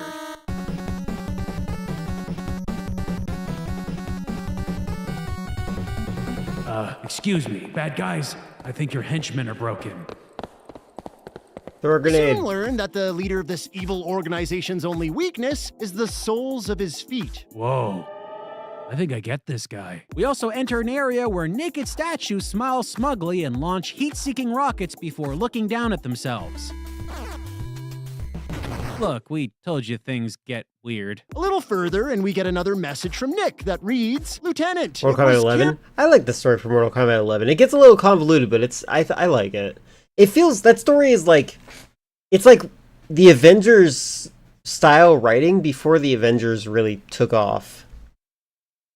careless of me. I What? What happened to Nick? Was he hurt? Was he just having a hard time remembering what he was careless about? We don't have to wonder too long because we run into Nick quickly, and our buddy, he's not looking so hot. What are you talking about? Nick's fine. Look, he's happy to see me. He's pumping his upper back butt with excitement. We grab another key card and Nick tells us we have discovered that Jennifer is a spy. This, we're pretty sure, is supposed to read, they have discovered Jennifer's a spy because Jennifer isn't a turncoat. She was caught spying for us and is now held hostage by the enemy. Anyway, Nick goes on to inform us that a life support system is in Big Boss's room and that he needs to be let out of the room in order to be destroyed. Huh, okay, so that's how we destroy Wait, what? Big Boss? That's what it says. What happened to the characters we read about on the box and in the manual? Katafi, Cockamamie, aren't they the villains? This is the first time we've heard anything about Big Boss being anywhere near this game. Big Boss was the twist main villain of the original MSX2 and NES versions of Metal Gear. Looks like we're hit with another Big Boss twist in Snake's Revenge. Wait, but the villain can't be Big Boss. Snake needs to take out Colonel Katafi. Look, it says so on the back of the box. Your two best friends took the brunt of his frenzy and lost their fight to live. Lost their fight to live, man. Snake needs to avenge them. It's why the game's called Snake's Revenge. Yeah, about that, Katafi, Cockamamie, heck, most of the lore on the back of the box or in the manual, it's never brought up in the game. Seems that Snake is never actually out to get revenge in Snake's Revenge. Perfect. The only person that seems to want to settle a score is Big Boss, I guess. Probably still peeved we broke his fancy TV in the first game. It was expensive. Well, then, I say we bring the fight to him. In order to get to Big Boss, we have to go through a bunch of rooms, all of which have multiple doors. You know what that means? Get your keychain out. You know what I think would drive this home? If they showed the doors, and they also just went through the cards and said, this is the one that won this time. This is the one that won this time. Finally, after what felt like hours of poking in and out of menus, we burst into Big Boss's main room. He explains that Snake destroyed Metal Gear 1 and made him a cyborg. Which, okay, sure. I guess we'll just have to take his word for it. Time to brawl! I mean, is Venom Snake not a cyborg? So Big Boss isn't exactly the clever war tactician he was made out to be in the other games. Here, he fires a machine gun in Snake's general direction. Easy to avoid after marching behind a pillar. We shoot a couple dozen guided rockets at his face until... wow. He turns into... RoboCop? Holy crap! Criminally untelegraphed twists keep a-coming! Big Boss is now taller and sassier no. So if I was going to talk about the timeline, it's Metal Gear 2, and then there's a split. Oh wait, sorry. Metal Gear, and then maybe Snake's Revenge or Metal Gear 2 Solid Snake. Then it goes to Metal Gear 2 Solid Snake. And then from Metal Gear 2 Solid Snake, it's either Ghost Babel or Metal Gear Solid. And then you know the rest from there. It's like a forking he laughs path. At us and tells us he has no weak point we can penetrate. Hold on. Weak point, penetrate, weak point, penetrate, weak point, penetrate, penetrate. Hey, didn't we just hear something about a weak point? Oh, right, his Tootsies. You know, canonically, I'm this guy's clone, so all the weird foot stuff in this game You're is not a clone in this making one. a lot of sense right now. Remembering what we were told about the life support system in his room, we pull Big Boss out of there. Then it's simply a matter of laying out it's a like few Zelda landmines timeline. under that Achilles heel of his, and... Robo-Boss is no more. But wait, there's no time to celebrate. Metal Gear 2 immediately becomes operable, and we're hit with a countdown timer. It's up to us to stop this death machine from raining nukes all over the world. We find a tied-up Jennifer near Big Boss's final room. She points us to Metal Gear's secret location. There, we once again need to use guided missiles to take the thing out. Looking at this, well, he's a cyborg in Metal Gear 2 Solid Snake, I think. Well, one of the games I don't know which game it was. One of the games they do identify him as like being partially robotized because of his experience in Metal Gear 1. And it might even be this. Maybe this is what I'm mixing it up with. it'd actually be that hard to do, but guiding the missiles through correctly and hitting the front of the mech is a serious pain to accomplish. You have to time every missile's movement ever so precisely. We lost a lot of missiles trying to take this thing out, but eventually we cracked the giant robotic walnut wide open. Hey, I killed war. With Snake having completed his mission, the UN declared World Peace Day. Unfortunately, Nick and John didn't make it out of this mission in one piece. That's too bad. But you know what? I'm not sure we made it out in one piece either. I get what you mean. A single Snake's Revenge playthrough really takes its toll. A stealth game this broken gnaws at your very It's not core. that bad. There's just Come so many on. problems. Terrible stealth, Splintered story, unknowable screen transitions, archaic keycard system, mega cheap boss fights, no chance death traps, awful 2D sections, and on and on and on. It's even worse when you consider this. Metal Gear 2 Solid Snake was released within a few months of Snake's Revenge. That's 2 sequels to the first Metal Gear launching practically in tandem. Yeah, and seeing what was accomplished in Solid Snake compared to what was delivered in Snake's Revenge is mind-boggling. The MSX2 sequel fixed off-screen enemy placement issues with a radar system that added tactical depth to gameplay. For Nick and John, even there, what if they were just figment of Snake's imagination? That's fan fiction territory. Go right for game theory. AI was enhanced beyond seeing in straight lines. They could lock on to Snake and hunt him down, creating nail-bitingly thrilling stealth moments. Snake was given new moves like brawling and knocking on surfaces, adding nuanced enemy distraction and world traversal. There were quality of life improvements. I want to make fun of them real quick. They were complaining about the hitboxes for a lot of these games. I just want to... Thrilling stealth moments. Snake was They clearly are not trying to alert the guards here. They're trying to hit the button, but they miss. given new moves like brawling and knocking Man, it seems they haven't learned much at all. on surfaces, adding nuanced enemy distraction and world traversal. There were quality of life improvements like an easier to navigate communication system and simplified access to items. And look at this, they consolidated key cards. Good golly gosh, you didn't need to test a gazillion key cards on every freaking door. We're just scratching the I'm surface. pretty sure that those consolidations happened in the remake for MGS3. Your people. There's an honest-to-goodness, compelling story, great fourth wall-breaking moments, and constant clever twists to gameplay that keep the experience feeling fresh even all these years later. It is a fundamental mega leap in quality over its predecessor. I haven't seen game theory in a while, so maybe you're right. Look, the MSX2 and NES were 2 very different platforms. Each had strengths and limitations that would inevitably shape a different sequel to Metal Gear. What we got in Snake's Revenge didn't try to build on ideas from the NES Metal Gear release. It regurgitated many of its mistakes and took a big, sloppy step backwards in terms of story, gameplay, and fun. But don't forget, without its existence, Kojima might not have been inspired to pitch another entry of Metal Gear, spawning a continuation that built into one of the most beloved video game series of all time. Oh yeah, it totally did that. But this Kinda game, fell off, Snake's yeah. Revenge, put us through the He had a very strong personality. Those are big shoes to fill. It's time for us to get vengeance. It's time for us to drop the controller, walk away, and alert the world. Snake's Revenge? It's just bad. I need to play through Snake's Revenge at some point. I think that might be fun. It's not that long of a game. Terrastan. I think I get it now. It's because the game is terrific, right? Guys? Guys? Dun, dun, dun, dun, dun, dun, dun, dun, dun.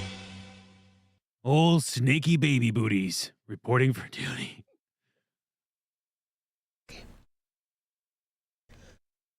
Matt, I'm gonna give the Pope Undertale pat. Yeah. I think we should give the new Pope Undertale. I love... Okay, so Matt Pat's trying to enter politics right now. I don't know if he got elected at all. Or what his position is. He's like, we gotta bring civility back. I'm like, you're such an idiot. Such an idiot.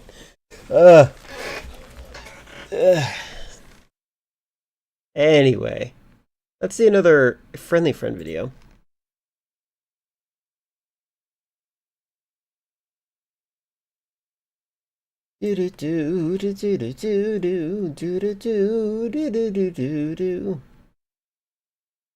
I'm a little horrified by the Junior America show. That looks a little too disturbing to me. Although it's on favorite foods? What? I don't know. Oh, what their favorite foods are. Okay. I'm not a fan of kid pageants, by the way. Like, that's a very normalized American thing. I remember in the United States, or when I lived in Arizona, like, it was super normalized. And then, like, I grew up being like, this is a weird thing. And then, like, I grew up fully as an adult, and I'm like, oh, no, that was definitely a very weird thing. Very, very weird.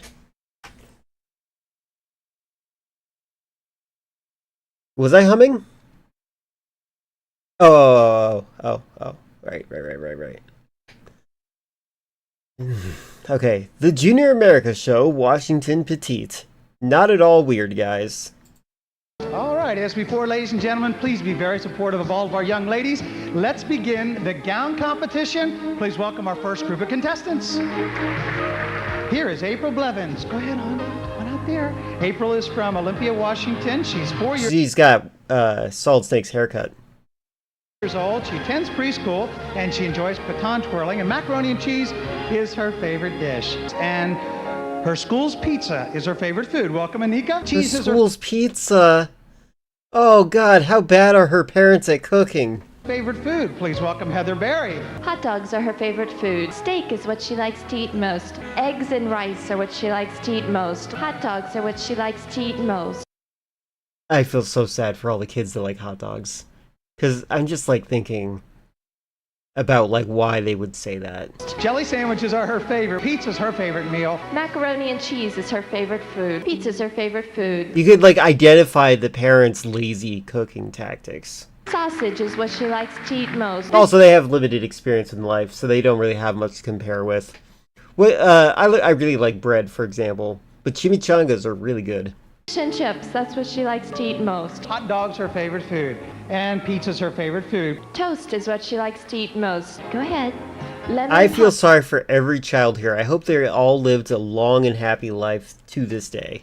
Popsicles are what she likes to eat most. Cottage cheese, her favorite dish. Macaroni and cheese is her favorite dish. The cottage cheese is also her favorite. Toast is interesting. Toast is like you get flour, you mix it into water, you bake it, it inflates, you cut it to slices, and you're like, cook it again. Dish. Chocolate milk is what she likes to drink most. Macaroni and cheese is her favorite dish. Pizza's her favorite food. Pizza's her favorite food. And hot dogs are her favorite food. Corn on the cob her favorite food. Anything from McDonald's. Pizza her favorite food. And macaroni and cheese is her favorite food. Pizza her favorite food. Pizza's her favorite food. Pizza is also her favorite food. Macaroni. Oh, by the way, the reason pizza tastes like cardboard, I've discovered this. After moving to the East Coast, where there are some fantastic pizza places out in the states of like New York and even Connecticut. I've heard New Jersey has some of the best pizza. I've not been there yet. But pizza on the East Coast, unironically, some of the best pizza I've ever had in my life. But I want to say, I think I've concluded that the reason that some pizza tastes like cardboard is because those pizza places are following regulations in food safety better than the other places, because they use sanitizer fluid, and you're not supposed to wipe the sanitizer fluid off after you're done using it. You're supposed to just put the dough on the pizza, and I think that cooks into the pizza, making it have a neutral flavor palette, and so you think to yourself it tastes like cardboard, when actually it just kind of neutralizes the bottom part of the flavor. But if you go to a mom and pop shop style pizza place, then you're going to get places that doesn't really they don't follow regulations and food safety as well. So you're going to get that Italian grease, if you know what I mean, in there. That's my theory. They're all probably 44 years now. Yep. Can't believe High School Musical tricked a lot of the kids into thinking school food is good. It's tragic. You know what? I would like school food to be better. For some kids, like, that's the only meal they eat in the day. Like, it's actually really depressing. Yeah, the more unhealthy it tastes better. Exactly. The more they cut corners instead of following the food safety guidelines, the more tasty it is.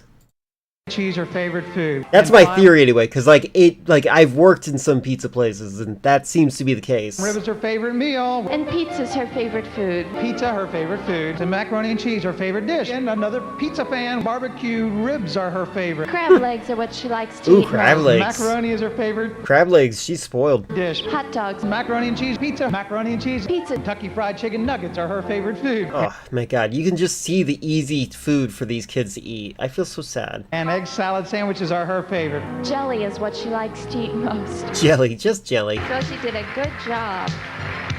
Congratulations. I hope every single child there is happy. Like, as an adult now. I hope that this was just an awkward period of their life and not trauma.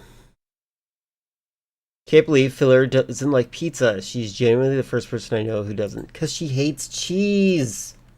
And she hates cheese because she's autistic.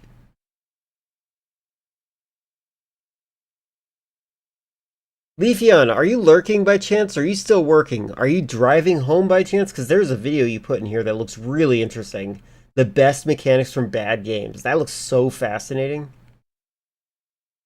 If you're not lurking, if you're not watching, I'm going to check a different video out.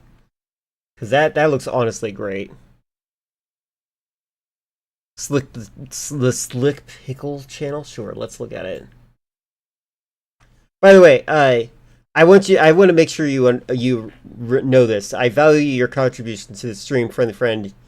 You don't seem to have any hesitation asking me to do special things like checking out a channel and stuff like that.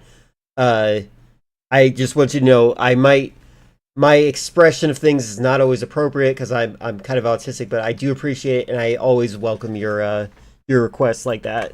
Never feel anxiety about it. Not that you have expressed such anxiety, but like, I just wanted to voice that. Never mind, I take it back. I'm kidding. Yeah, that's pretty horrifying. This is a YouTube channel I probably should preserve.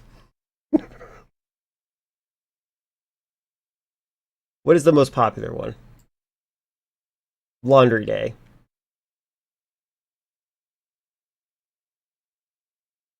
Debbie Pickles BBQ.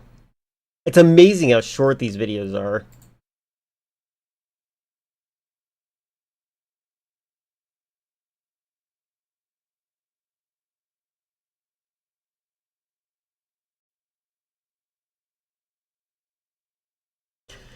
This is one of those random videos you come across as a kid that haunts you. Yeah, I agree with that sentiment.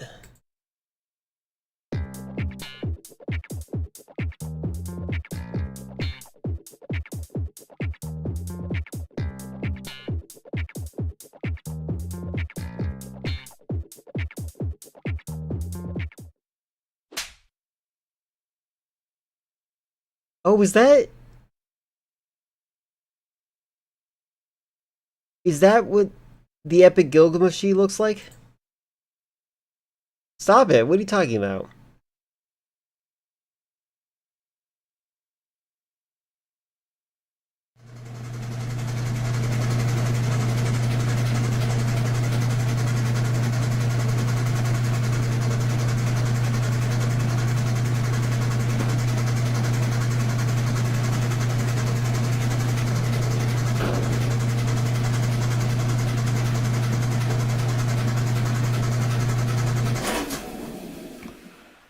I'm amazed that they're not verbalizing anything. Oh my god, Windows Movie Maker. But they chose green! How unique.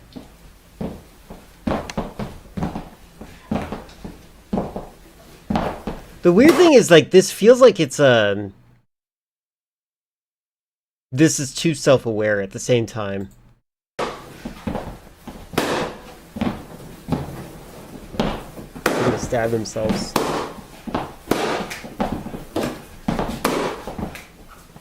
Careful, buddy. Yeah, I hear a little bit of laughter.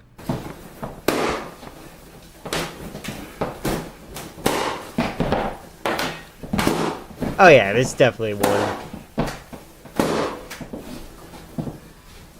Nightmares.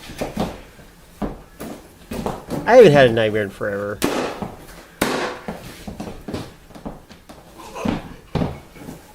Do you hear that? Hear that? Hold on, listen. Laughing. They're absolutely laughing with that mask on. There you go. That broke the immersion.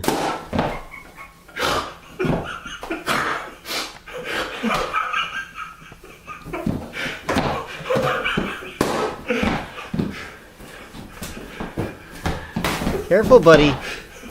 You're gonna hurt yourself. Jesus Christ.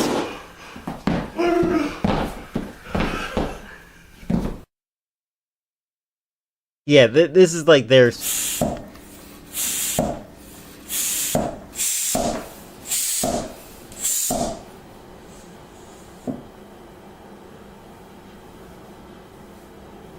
just like Frosty the Snowman, isn't it?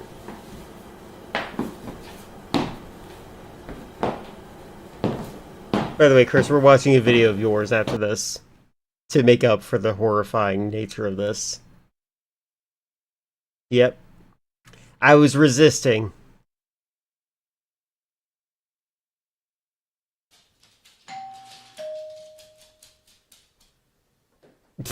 That dog. I thought that was... Okay. I love that dog.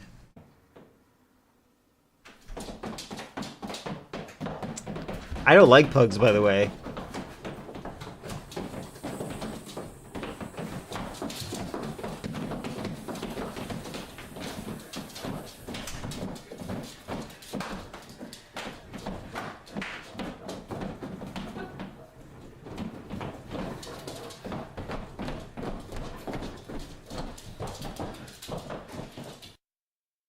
Well, this seems mildly racist. I would have to know the racial makeup of this person, but the fact that they have blonde hair, this could be just really tan skin.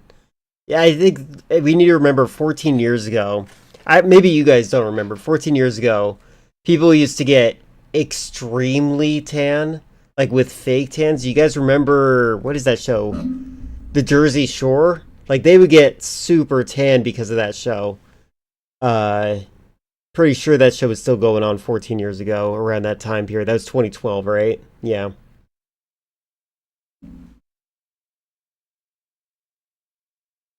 I know Italians named Fonda, for the record. Now if they... Oh, wait. Never mind. I just remembered the L in the front. Yeah, no, I would say it's racist. Never mind. I take back what I just defended. Alright. Moving on. Gym tan laundry. What? Video's unavailable?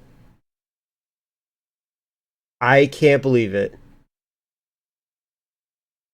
Chris, the video you uploaded is unavailable. It's rare CNN footage. The 2001 console war begins. Just making doubly sure that I didn't accidentally type something incorrect. That's interesting. Can I hit play here? Unavailable. Been removed by the uploader.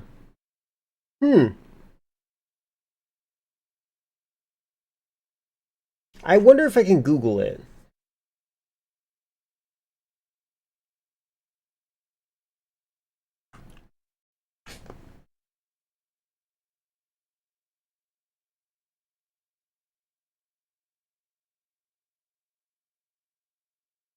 CNN must have claimed it, and then they're like, oh god, I don't want to get a strike, and then deleted it.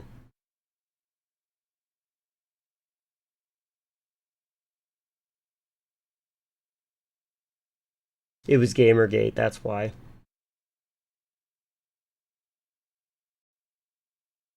I don't want to traumatize... I don't know, we saw the best of... We saw what was on there. And we concluded that they were racist. So I was like, all right, that makes sense to me. I felt like we can't get much better than that. By the way, I ended up archiving the entire Grimy Ghosts archive, just so you know, because I found that channel so fascinating. All of its videos are currently on my hard drive. I want to find the source of those videos, though. Like, mostly this guy.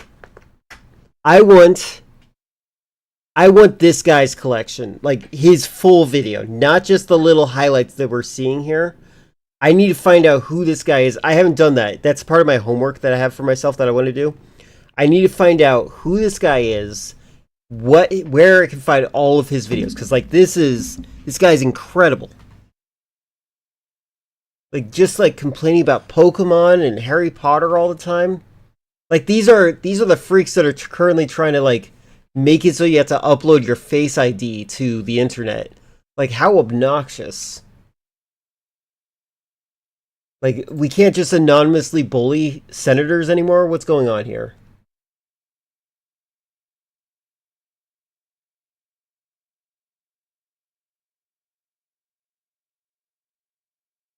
I was about to watch the Practical Joking video again on accident. This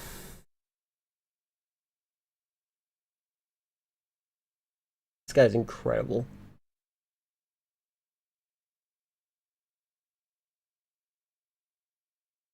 Oh.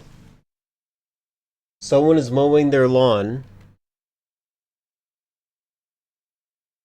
Even though I thought they did so recently. Weird.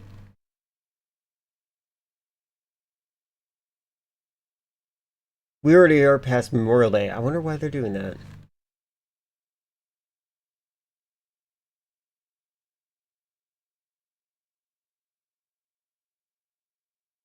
God, I love the art video. I wish I could watch that.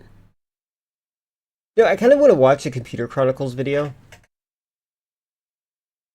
I'm going to just use this as a reference link for myself to get to the channel without typing it. Sorry, how do we check if there's viruses that fake CAPTCHA? I've never experienced a fake CAPTCHA before. I'm demonic? Yeah, you're probably right. I don't think I've ever had a fake CAPTCHA in my life.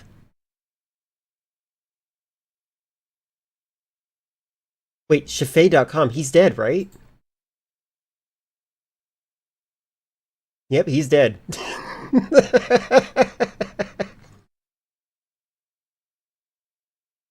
I'm sorry. Again, if I ever have a controversy, it's because I don't handle death properly. It's simple. You click the fake CAPTCHA and it opens a link. I have never seen that. So, like, I would just, like...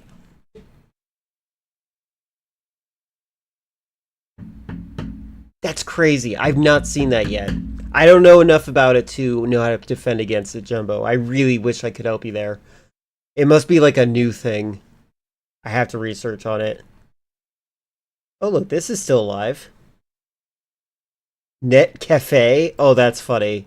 Stuart Shafei, Net Cafe. Come on.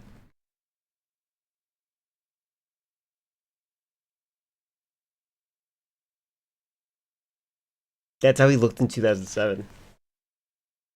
And he lived until 2025. Can you believe it?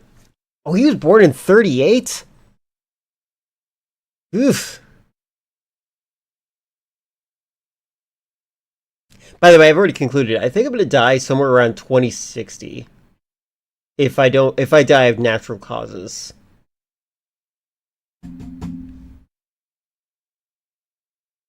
Net Cafe was his other show. Yeah, he's pre-boomer. He's older than Boomer. These are the guys that messed up the boomers. I hate those that prove that you're not a robot CAPTCHAs. Like, how does me select? Well, you're training an AI model. Fun fact for you. What you're doing is you're helping an AI that is estimating what the fire hydrant is. And you have to confirm with your human eyes, yep, that's a fire hydrant. And then it's like, okay, cool. What about this? Is this a bus? And you're like, nope, that is not a bus. And the AI is like, okay, thank you for teaching me that that is not a bus. That's why, fun fact, you can fail a CAPTCHA and still get through to the website. I don't think a lot of people know that. So sometimes I will answer some CAPTCHAs partially correct and then partially incorrect, just enough for me to get through. Because I want the AI to be trained on bad data, but I might be like one of the only humans doing that. You knew it probably had another reason, but good God, yeah. Yeah, well, you have to get it partially right. You have to like get it 60% right. Like try to get it so it's just enough for it to be like, oh, okay, you're right, and I guess I'm right too. Like you're trying to deliberately mess it up, but you're trying to make it plausible. What is the most popular video? Windows 3.0, laptops. Ooh, laptops. The concept of laptops. Hard disk storage. I can see why that's a popular one. The internet. Have we seen that?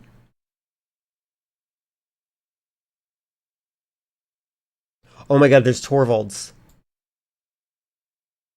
Oh my god, he used to be a chubby boy.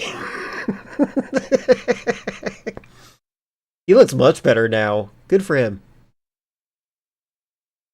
Which would be more interesting, the internet or Torvalds?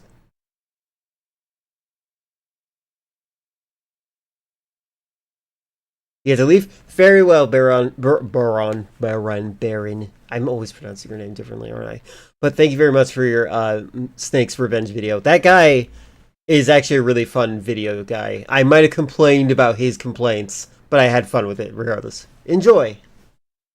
Hello, Eldergoth. Torvalds? Alright, cool. An opinion was made. I'm also adding this to the playlist. And then maybe if Leafeon shows up, we can watch the good mechanics with from bad games video, because I'm very interested in that. Alright, time for my mother's least favorite part of the series, Computer Chronicles. My mother genuinely thinks that the Computer Chronicles is incredibly boring. She's like, maybe you shouldn't watch that. It's pretty boring. By the way, I don't have a dog. I don't know why I'm getting dog ads. Tends to click. Go away. Oh good, I don't have to adjust the volume.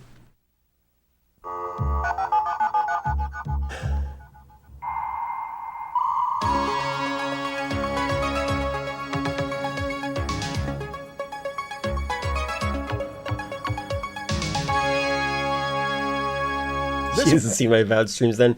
Well, to be fair, no one has seen my Avowed streams. This week on the Computer Chronicles, Windows 98. We'll show you some of the new features of Win 98.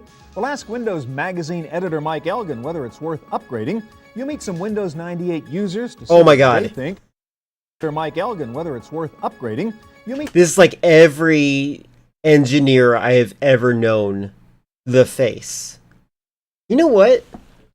I really wonder if... So... My ex's father was one of the people that helped create the internet. I wonder if he has any videos with them in it. Because this guy looks kind of suspiciously similar to my ex's father. Some Windows 98 users to see what they think. We'll show you some of the more fun aspects of Windows 98 with 2 add-on packages, Plus 98 and Gizmos 98. We'll meet the man who developed one of the popular alternatives to Windows, Mr. Linux, Linus Torvalds. Is he actually the guy who made it? I thought someone else made Linux. I need to commit this to memory. Oh, this is cute. Your favorite song? Oh, my ex's fathers live on the internet. Doxing information. Plus my pick of the week, the ultimate solution to email on the road. It's all coming up next on the Computer Chronicles. The Computer Chronicles is made possible in part by... This music's great because it reminds me of Deus Ex. Wired for fun and learning with locations in Cambridge, Massachusetts, Palo Alto, California, and White Plains, New York. And by TechWeb. Email on the road. Technology news. I think I've mentioned this. One of the things I kind of want to do, I think I watched a video on here, or maybe I watched it off stream because I felt like it was only my interest. But I really want to make a radio-based network at some point. Because the mesh networks are so useful. Especially if... I was thinking that one of the things I would like to do is create a mesh network for sending and receiving email messages over radio, right?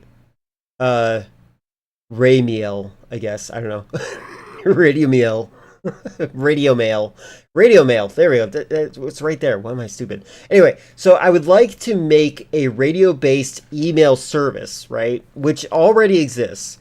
But I would like to mass produce a cheap version of it and give it to leaders of protests to communicate with each other and coordinate when the Starlink or Comcast or Verizon conveniently shuts down during a protest. You know what I mean? If we have these local networks for text messages to be sent like that, to mass produce that, I would love to do that. What is this? Is that what that was that we just saw? Maybe it was. I don't know.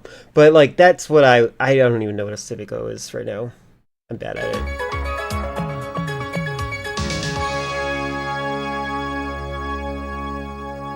Hi, and welcome to the Computer Chronicles. I'm Stuart Chaffee. Well, Bill Gates... You know what? I'm willing to welcome back Kevin Spacey if he plays Stuart Chaffee in a documentary.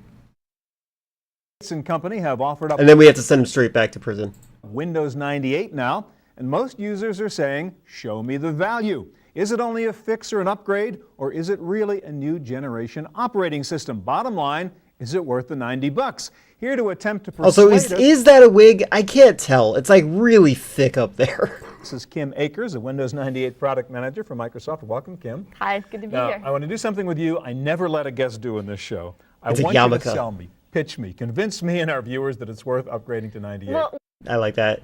Oh, it's funny that it's always a convincing journey, isn't it? And then they forced us. They give us the rapeware that is Windows 11. Now, I think we saw a video about it a while back. I believe it was a P2P texting service. Okay, maybe that might be what I was thinking of. It's not fake. It's very dyed. That must be it. let's just take a look All right right, away. let's Let's do get it. right in. Well, one of the things you can do with Windows 98 is similar to the web. You can navigate on your hard drive using the backwards and forwards buttons just like you would on the web. So it keeps track of where I've been, even in the desktop, and I can just go And forward. you can use backwards and All forwards right, as a way of that's navigating. nice. The other thing is, as you can see here, you can real quickly get a preview of what you'd be opening up, so you don't actually have to try to remember what it is you've saved your file All name right. as. You can just quickly Saves see you what time. it is. All right, you're Saves two you a for two. ton of That's very time. good. Other thing you can do is directly from here, let's say that I wanted to go out to the web. I actually really do like Windows 98. Let's just go out to ESPN here, see what happened last night. We'll All right. check it out a little bit. I think there was some baseball. Yeah, I actually forgot about that too. I think I did try out Windows 95. I think my grandmother had a Windows 95, and I think my computer was a Windows 98. And eventually we dropped it during a move, and it shattered all over the place, and I didn't know enough about computers to understand how to repair it from there, like get all the storage off, so I didn't know what a hard drive was. It kind of sucked. Now that I do know what a hard drive is, it's kind of unfortunate I couldn't just grab it. But yeah, I think I remembered like not being able to go back and having to just do things very slowly. Activity Yes. last night. And Do I'm that really easy. I'm website. right out on the web. If I wanted to go back to my hard drive, I simply click the backwards button and I'm right back on my hard drive. So no longer do you have to think about which application you want. You just go find the All right, information. so this is all the web integration stuff everybody's heard about. It doesn't matter whether the information's on your hard drive or up on some server in cyberspace somewhere. Same access. Exactly. Okay? Exact same way of navigating. What else? Now, similar to how you use backwards and forwards on the web, links or hyperlinks is also something that's pretty helpful. So what we've done is we've redone help. Don't ever want to have help, but in case you do. Something doesn't work. You do. What you can see You know what? now it's very similar to the web. It's I did like this. They took this out, didn't they? Hold on. I'm checking my computer. Windows help. It has tips. It takes me to system tips. I'm clicking on that right now. Loading, loading, loading. Oh my god, it's still loading. Discover tips online. 1 tips. What? Oh, hold on. It's telling me there's no tips here. There's no Windows help here. It's telling me to click here to go online to look for tips. 1 tip. Tips are now available online.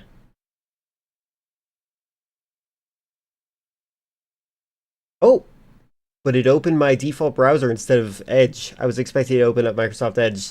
It does that if you click on the weather. Accessibility, creativity, search, security, accessibility. Oh my god, this is ugly. Hold on. This is a weird... This is like, hey, got one hand? Guess what? You can use our system. Voice access. Organize.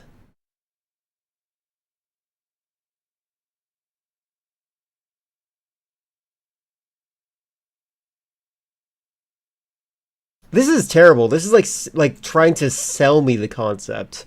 Oh, I have the thing blocked. I'm sorry. Sorry, this is awful. Hold on. Let me go back to what I first saw. I forgot it wasn't following me correctly. When I was talking about this lady with one hand. Yeah, and this is all very bad. And like when you click on widgets, it's like plan out your day like a pro. No more unpleasant. Like, what is this?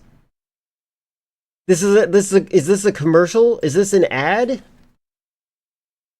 Summary. This is stupid. This isn't as in-depth as it used to be. Like, this was like having a manual to your thing.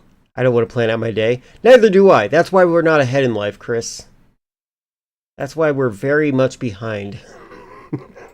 All hyperlink based. I can simply click. Let's say I don't know exactly what I'm looking for. I just click through until I find the top. Like, look at this. To share your printer. Like, like these are like how to do things. The other things like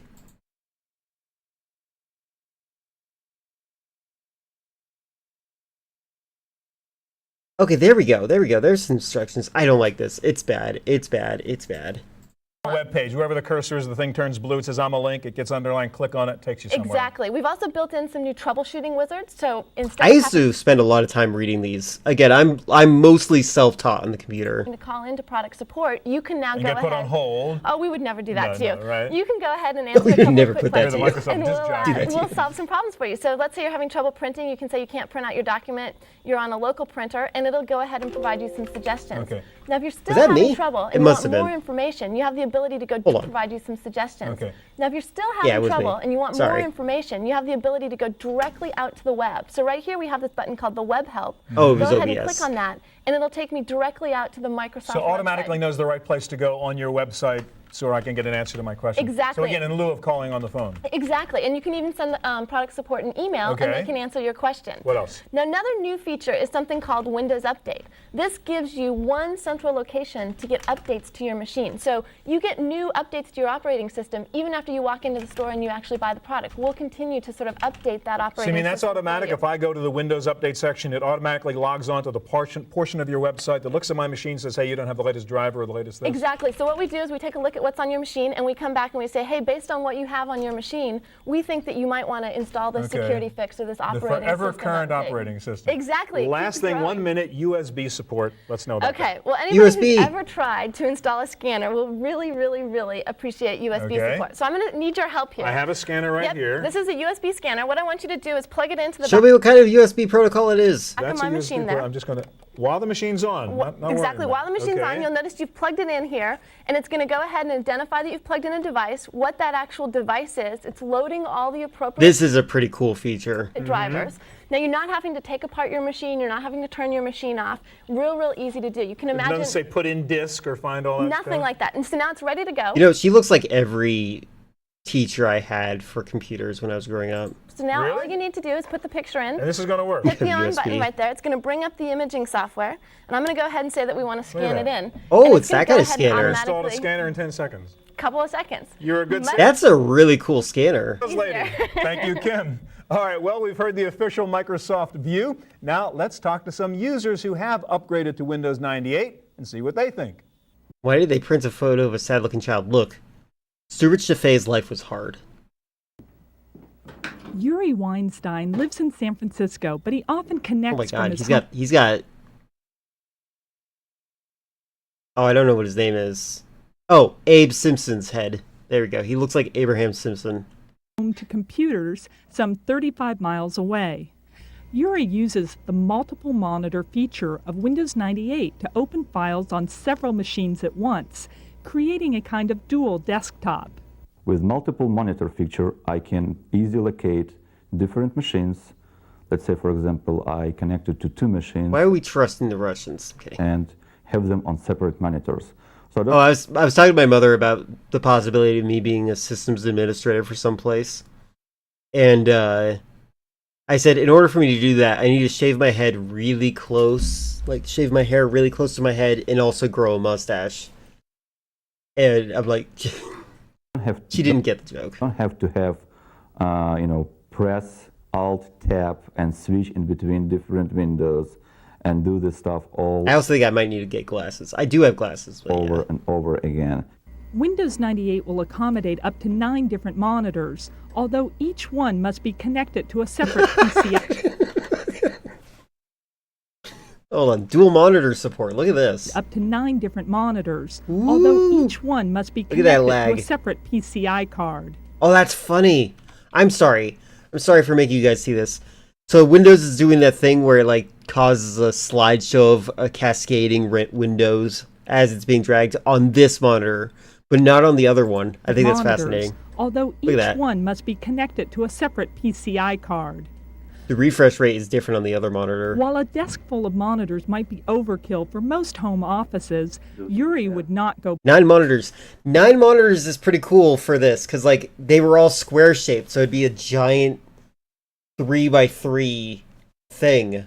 So like this would be good for security systems, I think.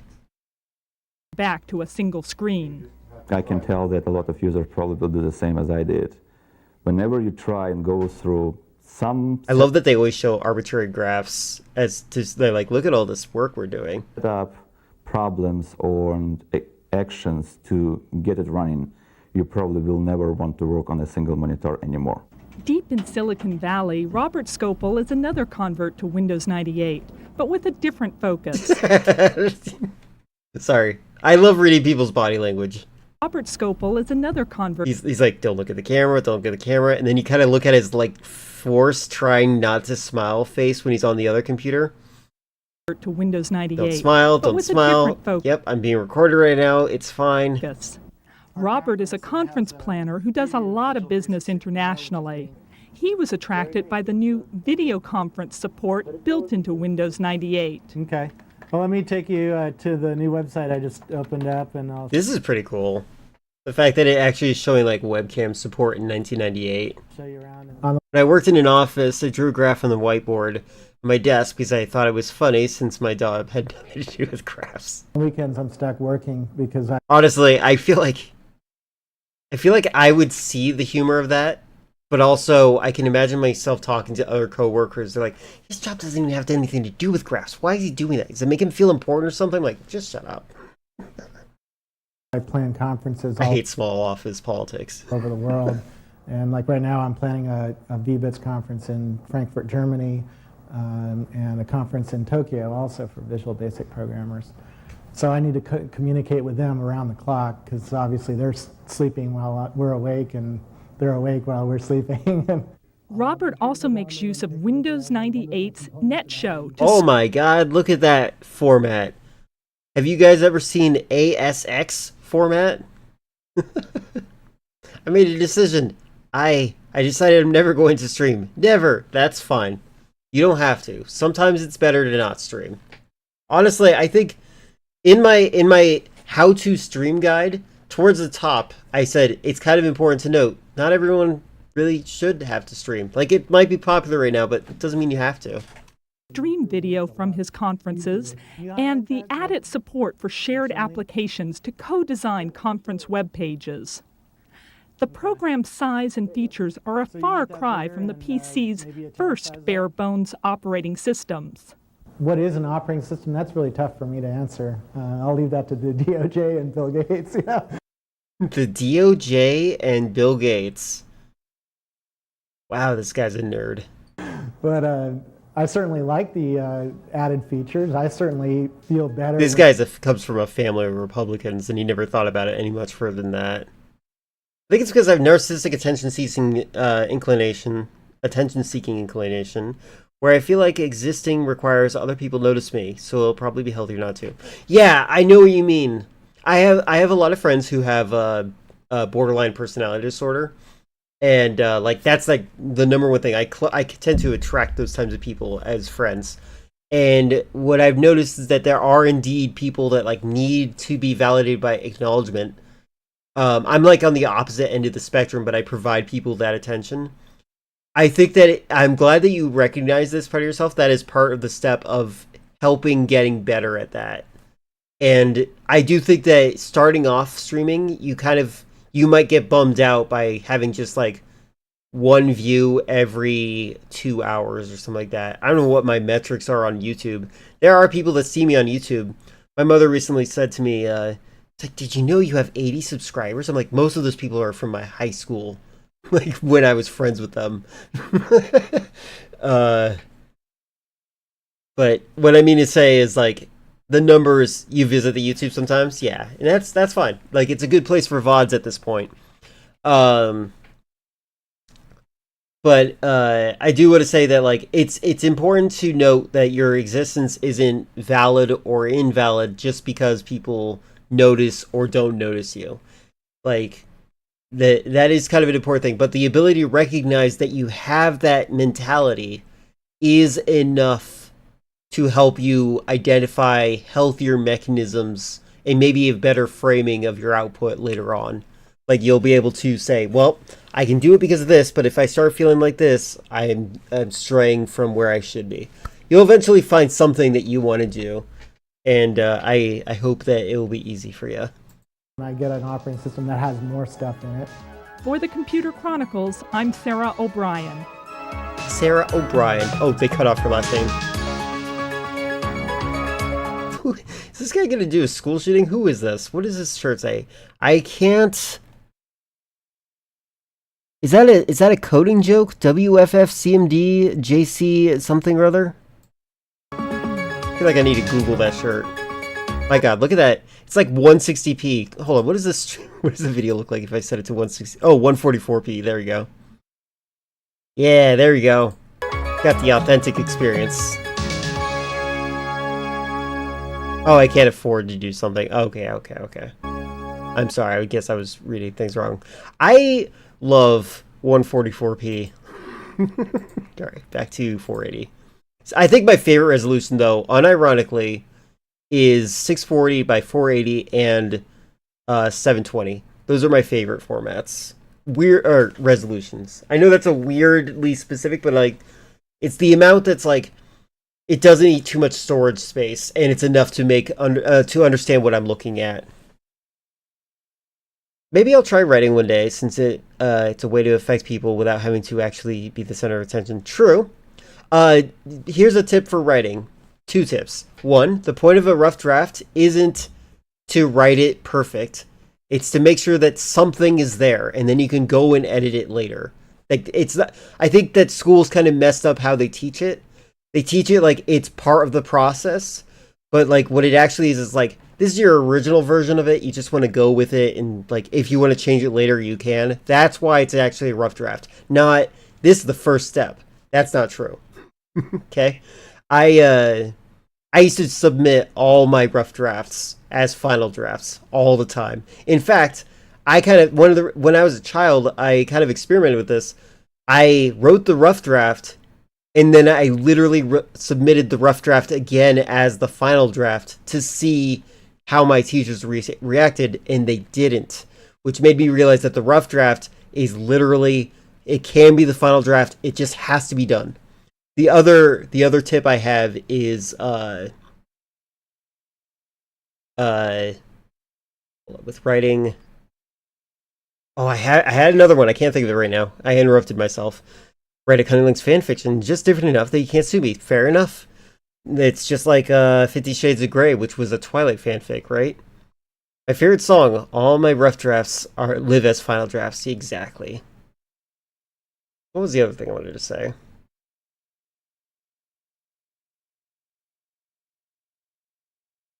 I guess I just trying to say, just start writing. Hit the ground running. And also, oh yeah, the other tip. You can always start with your favorite part of what you want to write. Does that make sense? You don't have to necessarily start at the beginning. If you don't want to go through the origin story junk and you just want to write the final climactic battle and then go to your other favorite part and just keep ping-ponging until you get to every space filled, that's also fine. Just make sure you keep track of things. Digital writing is good for that. So yeah, remember, writing can be in any order, and everything is a rough draft. There you go. If there is a Windows 98 expert in the country, it's certainly Mike Elgin, who's editor of Windows Magazine. Mike's been using Win98, I guess. Oh God, he's high out of his mind. The beta versions up until the shipping version now, and many people, many of our viewers saw you on the show for several months previewing Windows 98 before it first came out. Now that you've played with the real shipping version, what is your opinion? Is it worth the $90? I think for everybody using $90. Windows 95, $90 for an operating system. it's definitely something people should upgrade to. Yeah, it's the new and improved version of Windows 95. Okay. And that's my take. Not fundamentally different, just a lot better than the old version. All right. Now, one of the best features, or one of your favorite features I know in Win98, most users will never even find because it doesn't really install with the program. It's buried somewhere in that Win98 CD, and it's called Tweak UI, which means what? It's a utility that tweaks the user interface. UI is for user interface. Customized user interface. That's right. And Microsoft created this utility to address a lot of the complaints people had about what they'd like to do with the user interface. So don't get stuck with Bill's version of how to do the work. That's right. And for people who want to play around with the user I kind of want to have like a room dedicated to old computers. interface. Show us what you can do then. So it's called Tweak UI? That's right. Now I've got the Windows 98 CD in the CD-ROM drive, and I've searched for a file called tweakui.inf. Which is for information file. All right. Now, once I found it, I simply right-click on it. Install it. And select Install from the context menu. Again, that was a right-click. Select Install, and that's all I have to do, and it installs by itself. The right-click being a context menu is great. In the background, takes a couple of seconds. All right, now what are the kinds of things I can do? What can I tweak to improve my user interface to make it work better for me? Well, first thing you do is you go to Control Panel to find the Tweak UI applet. All right, so it's a new option inside Settings and Control Panel. That's correct. There it is. And I'll go ahead and launch that item, and now I see all these tabs. All right, so there's mouse controls, menu speed. Menu speed. Let's go ahead and crank that all the way to the left. Why not just speed it up? That's right. The faster the better, in my opinion. All right, what else can I do? Okay, we'll click on Explorer. Now, if you don't like this big white box that accompanies every shortcut icon, you can The little make it a white light arrow goes in there? That's right. Now, this is a nice little gray arrow. It You're looks really better. sophisticated user. That's You've got right. a fine eye, Mike. That's exactly right. All right, well, Yeah, he does. What else? Yeah, I made a joke earlier about how we should forgive Kevin Spacey and have him play Stuart Chaffee in a biopic film, and then immediately send him back to prison. Desktop. A lot of people don't want the recycle bin or some of the other It's very hard to hardware. get rid of some of those Sure. icons on your desktop, but you can do it with You this. can't just delete them, but you can. You're probably right. There's something interesting about Windows 11 that I've noticed is that a lot of it is like the archaic stuff is like buried. You're absolutely good way to describe it. Make them invisible in this, or you can add other things like scheduled tasks. I remember when I had Windows XP, I changed my UI to look like this. Your subscription folder. Those things can exist. Probably Windows 10 too. There's new hardwired icons. So If hello, I just Tato. remove the check from Recycle Bin or Network Neighborhood or install Internet Explorer, they'll go away. That's exactly right. All right, that's worth it. I don't know if Windows 10 has a night mode. I know it's gonna seem related soon. Windows 10 has a night mode. I switched to the night mode, and it caused the computer to lag intensely because of it. And what I'm thinking is that if you were to revert it to Windows 98 style UI, you're probably not going to be happy. I think it's going to lag it. Also, hold on. I liked your last drawing. I didn't say anything because some people want attention when I don't want to give it, and at the moment I don't really want to give it. But I liked the drawing that you did recently. The colors are very nice, very colorblind friendly. I like your understanding of colors in general. You have more drawings you've done on holiday? Nice. Did you enjoy holiday? Okay, another one of my favorites is Network. Now, when you log I just realized hold on. Right. All right, that's worth it. Okay. And I just realized by looking at this screen right here, I don't know how bright it is for you guys. Sometimes it captures darker. But this laptop is actually the computer he's using. They're just extending the capture to the display up here. That's pretty cool. Oh, you're leaving now. Oh, okay. I remember back in the Windows XP days, I would install these mods that made it look like Mac OS until I finally got a Mac. That's funny. I'm too poor for Mac. Although, you know what? It's been a long time. I think I used Mac. That was like my first computer ever was learning how to use a Mac. And I liked it. But I was like a kid. And like they had that one game where you learn how to click around because it's like you're using the mouse to find certain fish. Then you click on it and something happens. I don't remember exactly what it was. Another one of my favorites is Network. Now, when you log into the company network, it's kind of tedious every day to enter your name and password. No, it's not tedious. Don't use the auto. Password is it? By entering it here and clicking on Log On automatically, it does it for you. So you never have to enter another password. All right, so once you boot up Windows and get into that, the getting onto the network process is now automated also. Everything is automated, so you never have to enter any password. Saves you time. You don't have to remember what your new password is. That's correct. The downside, of course, is that other people can automatically get in by simply turning on your computer, so you have to be careful. Mike, there is a tab called Paranoia. Speaking of that, what in the world is the Paranoia option? Well, I can't tell you, Stuart. This actually clears certain history trails that Windows leaves behind. For example, when you surf the internet, somebody can go in and look at where you've been. So all that that's dangerous. Back forward business we saw before means somebody can actually afterward maybe go back and see where you've been, what you've done with your machine. Exactly. Now, if you don't want people to be able to do that, you can click on individual things like clear Internet Explorer history at logon. So when you reboot your machine, it wipes all of those things clean so nobody can see what you've been doing. So when the special prosecutor subpoenas your hard drive... Okay, hold on, buddy. Calm down. Calm down, Kevin Spacey. It's clean and he can't tell what letters you wrote to some friend of yours. Exactly. Is this really the kind of example you want to give? I'm sorry, hold on. I have to hear that again. If you really want a Mac mess around on, and I happen to think they're great on OBS, I recommend using an old M1 Mac Mini. That actually is not a bad idea. The mini computers I actually am kind of drawn to, I will admit. You can click on individual things like clear Internet Explorer history at logon. So when you reboot your machine, it wipes all of those things clean so nobody can see what you've been doing. So when the special Hold on, I'm sorry. What? Clear Internet Explorer at login. Is that still a feature? All right, I'm gonna open up Chrome, but like a normal Chrome. Not incognito, because I don't want to flag anything. I need to find out if this is possible. Windows 10, clear Internet Explorer history at login. It's the cheapest entry into Mac that doesn't suck. I believe you.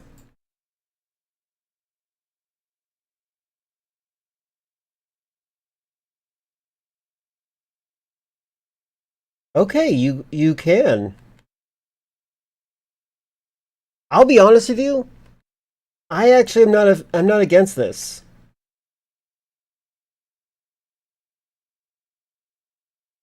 Boot your machine, it wipes all of those things clean so nobody can see what you've been doing. So when the special prosecutor subpoenas your hard drive, it's clean and he can't tell what letters you wrote to some friend of yours. Exactly right. All right, now you some friend of yours that might be a underage cop. They didn't use Internet Explorer, right? Is it still Edge? It is still Edge. Yeah. And I don't know, in my where is it? In my AI art that should be preserved folder, where is it? I have a list of reasons that people should jump into. There it is. Why people should use Microsoft Edge. Hold on a second.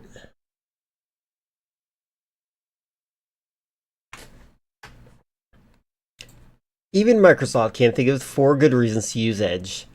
You can earn rewards. There's a built-in VPN. AI personalization. And Microsoft recommended.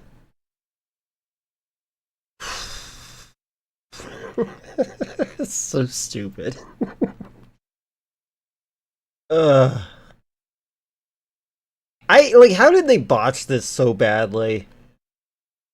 You can actually do Tweak UI on Win95, can't you? That's right. There's a Windows 95 specific version of Tweak UI, which is not on the Windows 95 CD. All right, so it's a download. That's right. You have to go to the Microsoft site, search for Tweak UI. I want to remind everyone that when I was starting to become addicted to the internet, I used a video browser, Real Media Player, to browse the internet. Download and install it in the same way. But on the Win98 CD, go find it, install it, and play. That's right. Mike, thank you. All right, well, it may be a Windows world for many computer users, but Microsoft does not own the whole PC operating business. There is a very popular alternative out there called Linux. Why is it called Linux? Because it was developed by a Finnish programmer named Linus Torvalds. Is that really it? I actually did not know that. Now I feel like a real idiot, but I'm also just getting into Linux as a mainstream thing. The $2,000 Rayman has been taken down. No! You could have bought it. Imagine buying it immediately. And then getting the Linus refund. Torvalds is a 28-year-old software engineer from Sweden. In 1991, when he was a student... One of the questions I asked ChatGPT was, I said, I feel like you have to be a genius to create your own operating system. And ChatGPT is like, not at all. Do you want to create an operating system with me? I'm like, you know what? Sure, let's walk through the process. Like, okay, just so you know, it's going to take a couple of years. I'm like, sure. Why not? Tell me everything I need to do. At Helsinki University in Finland, he wanted to buy a personal computer, Like I'm a child. but he was not happy with the choice of operating systems. The problem was the machine is just half of what you need. The other part is the software, and quite frankly, it just sucked. Wow, he hasn't changed much at all. So Linus developed his own operating system, one he could afford, based on Unix. I had been programming for half my life at that point. Oh, right, Unix. I was thinking of Unix as being why I'm confused. I get it now. Okay. 21. FlixOS, 2021. And I just knew that I was the best programmer in Wait, isn't there a Sphinx OS? Isn't that what that's called? the world. I mean, I was young, I was brash, and I thought, hey, I can do better than this. Linux grew from 1 user to 10 in its first year. 1 to 10. Then a few hundred. As more programmers discovered it, they added their own features. Today there are well over 5 million users, and the software is still open source and completely free. Which is awesome. Seriously, Amon, if you're lurking, switch to Linux eventually. Give it a try. I think you'll have fun.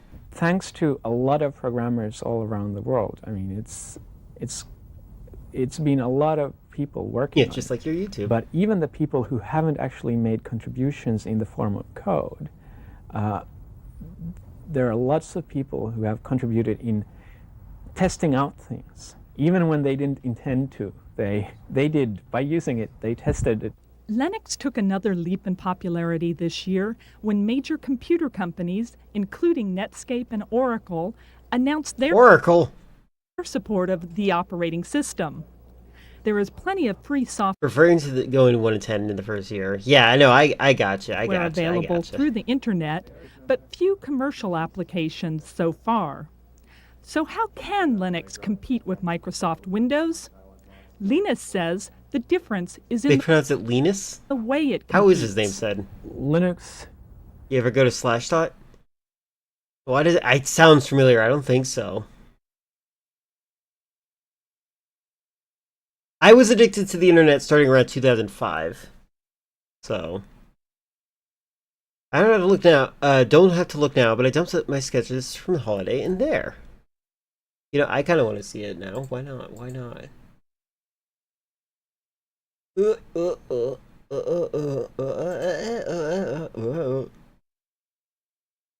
one done a 4-hour drive while they were driving.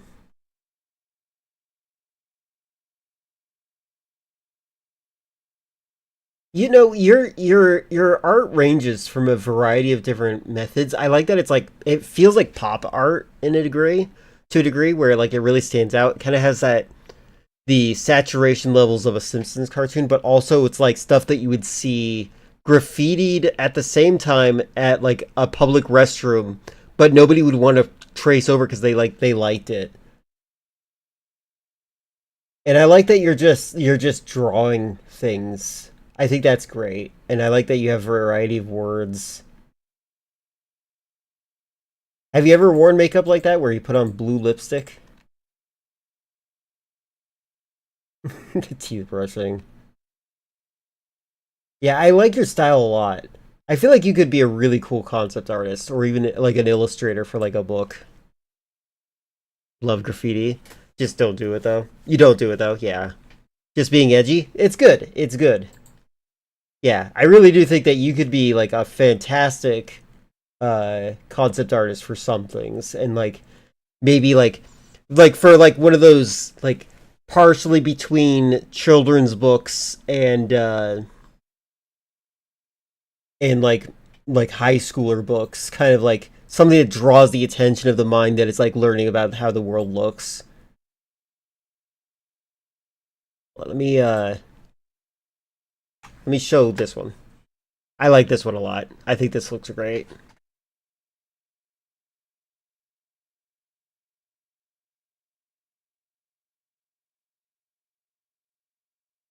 I misread this, by the way. I'm like, how did you do this in the year 526? You if it was just in the comfort zone. He's goofy, yes. Yeah, I really like I like this art direction a lot. Like they're very, very cool. This is another one I really like. Hold on, let me get this. Sorry for showing off your art right now. But I like this because this looks like a character that would be like a main character of a book. Like that's what really drives home the concept to me that this could be like an illustration type thing. You have a very fantastic style. There's different variations of art. I think I've said this already before, but I'm gonna say it again. There's like when it comes to skill level, there's technique and there's style, and you have definitely leaned really well into style. And style is where I would always want to be. I'm good on the technique side, but when it comes to style, I'm kind of like, eh.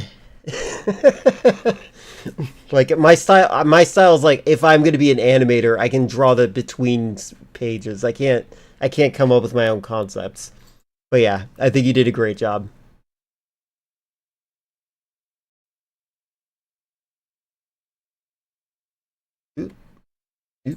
There. Just free on your holiday. That's good. That's good. That's good. You know, you can do, keep drawing. Some people are artists. They get jobs and they stop drawing, and they're like, man, I miss drawing. Just never stop drawing. No matter what. Whatever you feel like doing, just do it. You're going to have fun. You're going to get better. It's going to be awesome. You're leaving early tomorrow? I hope you enjoyed everything. I hope it was a great time. Doesn't compete on the terms of the marketplace. Linux competes on its own terms, which is that... Good night to you. Yes, you can buy it on a CD, but if you buy one CD, you can install it legally on 100 machines. And if you don't want to buy the CD, you can actually install it directly over the internet. If Linux is given away free of charge, how can anyone build a business selling it? How dare you? VA Research is one company that is not... I really do think anybody who has not tried Linux yet, you should experiment with that at least. Find an old computer that is not very functional, maybe even a laptop. Those tend to be the ones. Back up the data that's on there, and then just try out Linux at some point. I would highly suggest Bazite, but that's because I'm familiar with it.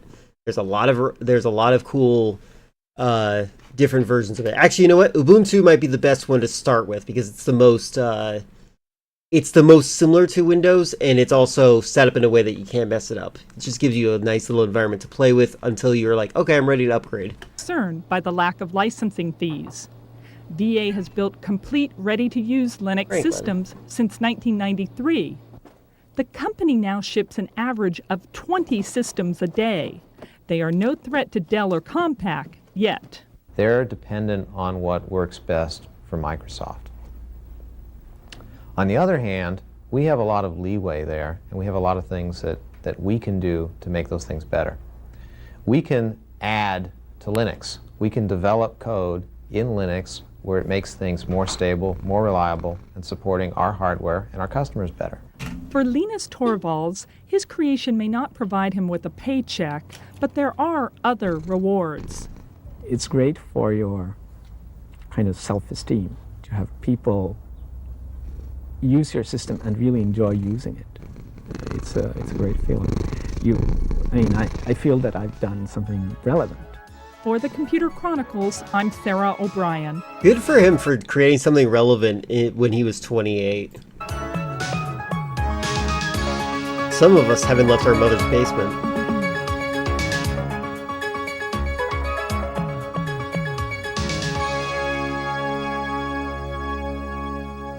Windows 98 does have lots of practical new features in it, but hey, what about having some fun with your computer? You can do Okay.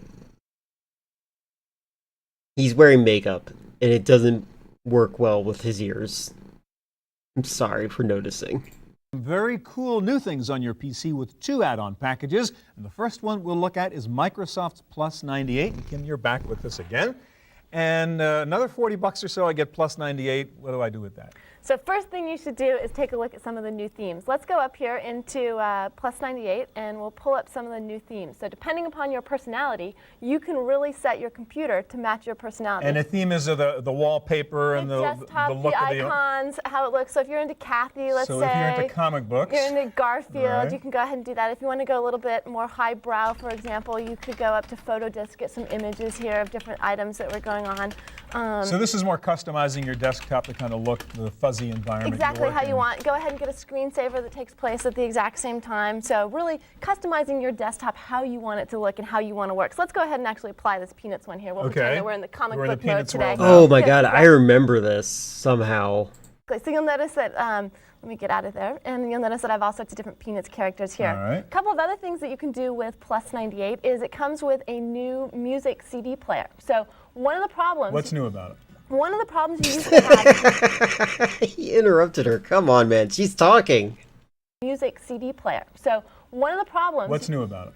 One of the problems you used to have is you used to have to type in... You are here? Cool, cool, cool. This video is about 10 more minutes longer. I probably should have waited till the 5-minute point, but I wanted to voice single that. song that was on your I will CD watch player. that one next after after this. With this CD player, it goes out to the internet and downloads all that information for you. So all I have to do is simply select the song. I don't have so to... on my desktop, I've got a list of all the music, and it says what it is, who's doing it, etc. Exactly. I don't have to memorize anymore. So every music CD I buy now, I can actually pull that information down from the and it web. comes right down from the web. And then if you want to find out more information about the particular band that you're listening to, or go find other CDs that are similar sort of genre of music, you can get that all right from Further here. integration of the web. Exactly, and the making desktop. it easy to do that. All right, so music, what else? Now, for those people out there who think that they are sort of closet photographers, we have another tool for them, something called Picture It Express. What this does is this allows you to take all those pictures that you've scanned in using that USB scanner and go ahead and real easily modify She's a pretty good them. salesperson. Maybe Photoshop built in or something like that? So let's go ahead and open up this picture that we scanned in a little bit earlier.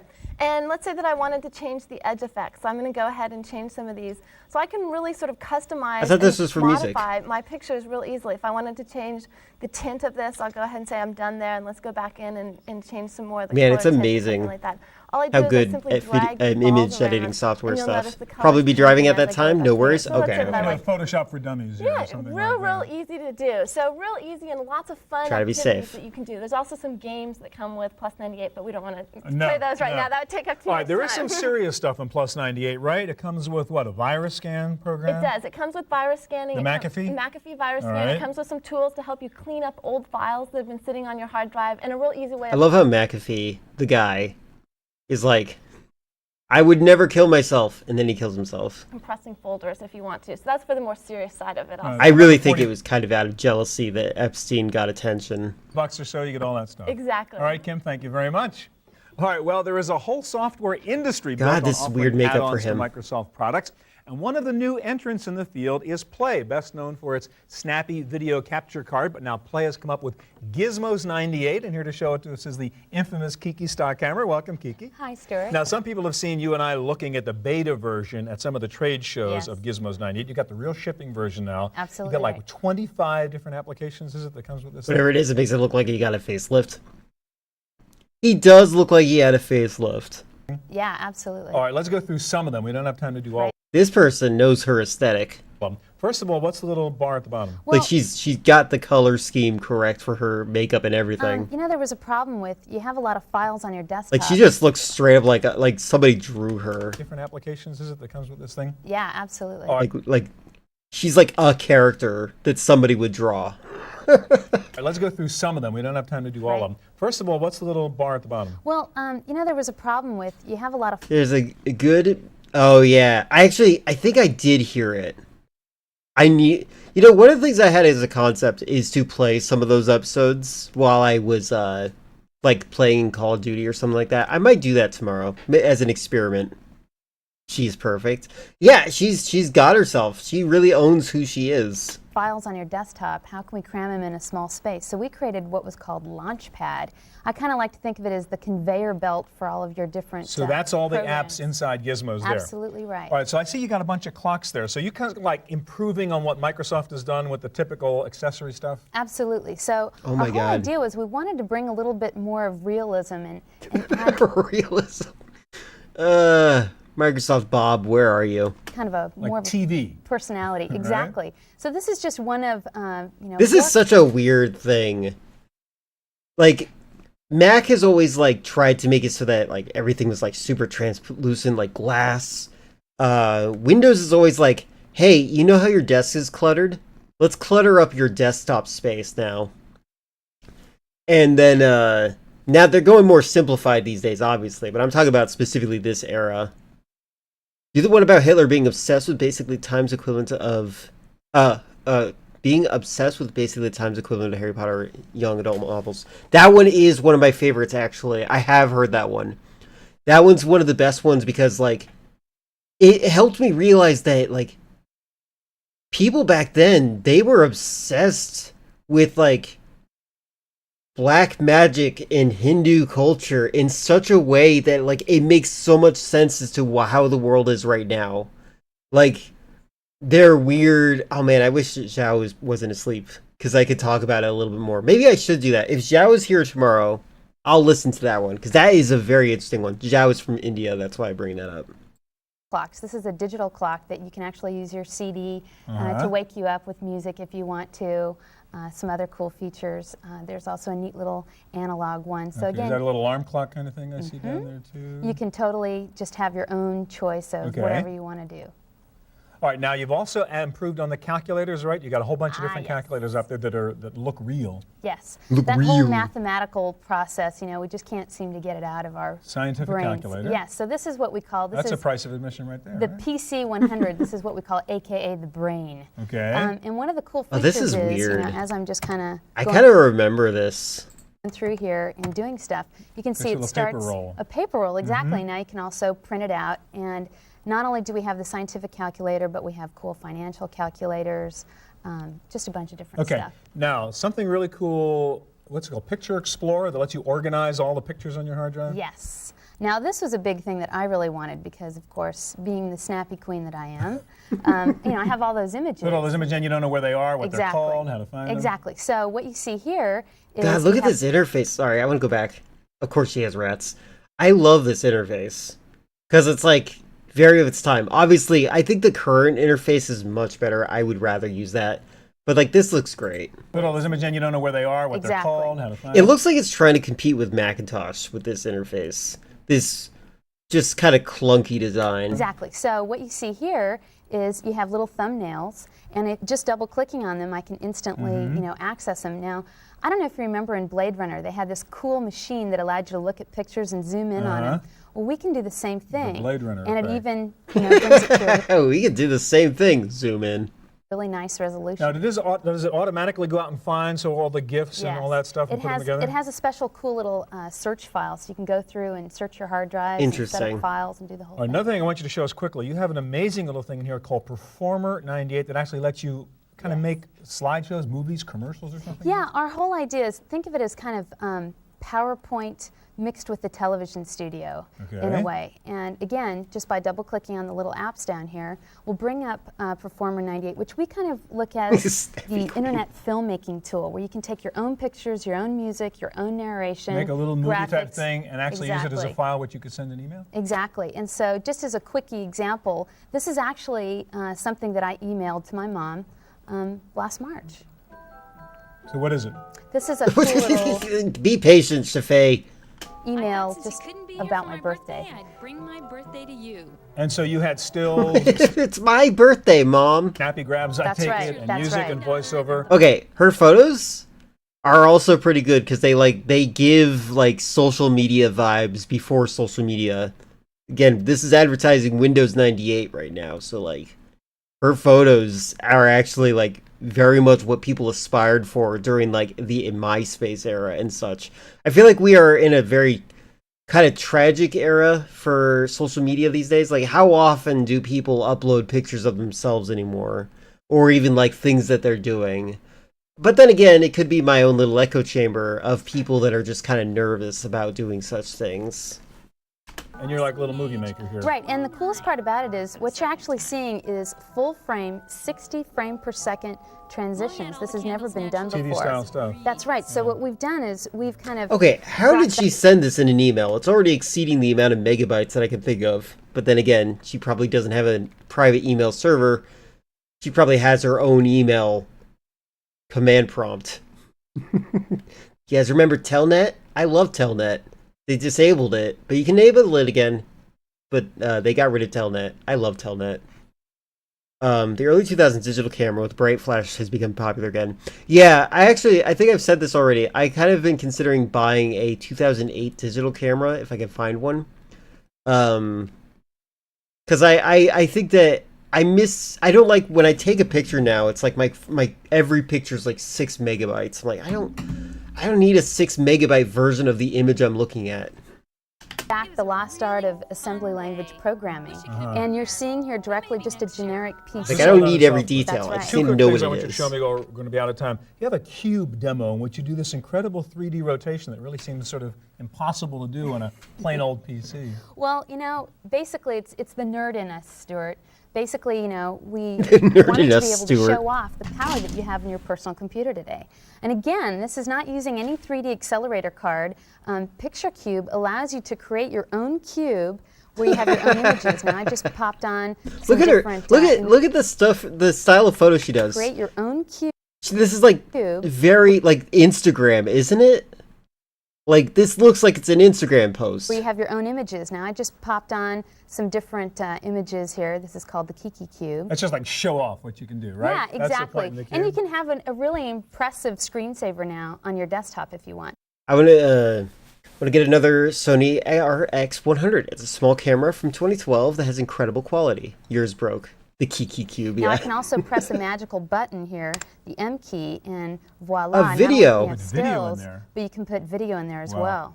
All right, Gizmos 98. I will be honest, I don't quite know the appeal of these things that she's talking about, but the fact that she's being creative with it is very inspiring. And 25 apps, and what, $50 or something like that? Absolutely. Very impressive, thank you. 25 apps for $50. All right, that's our look at Windows 98, etc. I'll be back Okay, in that just a seems to minute. be, oh nope, this was the most popular with Torvalds. I get it. Kneeling at the altar of the Kiki Cube. You're what is the word? Oh, there's a word. There's a word for your type. I can't think of it right now, though. Now for my pick of the week.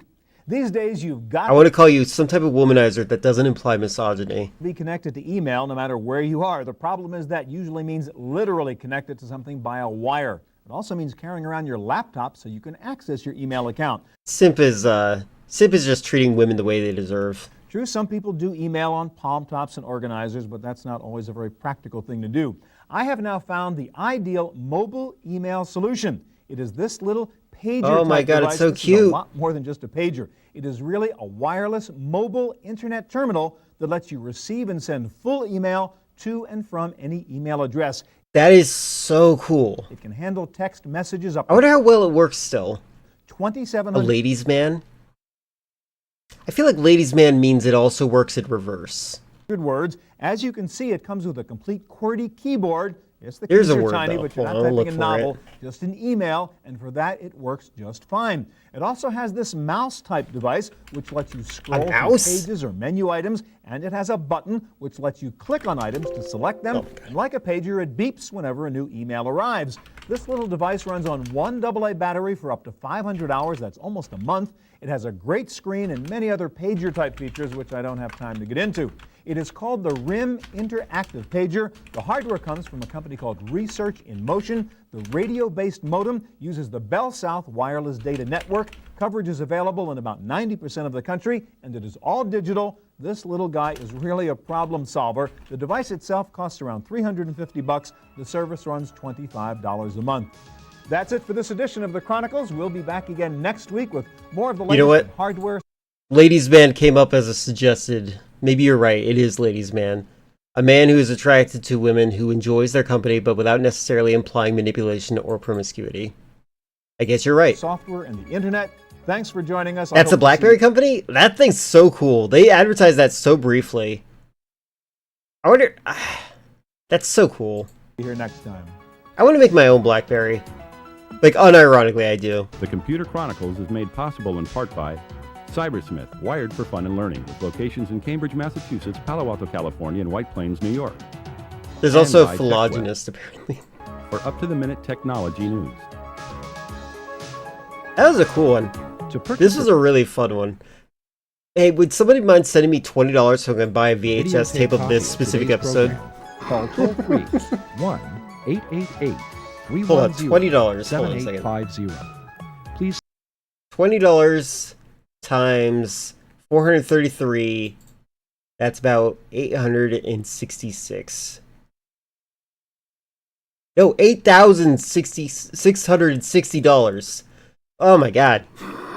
They were $35 earlier. They decreased the price, it looks like.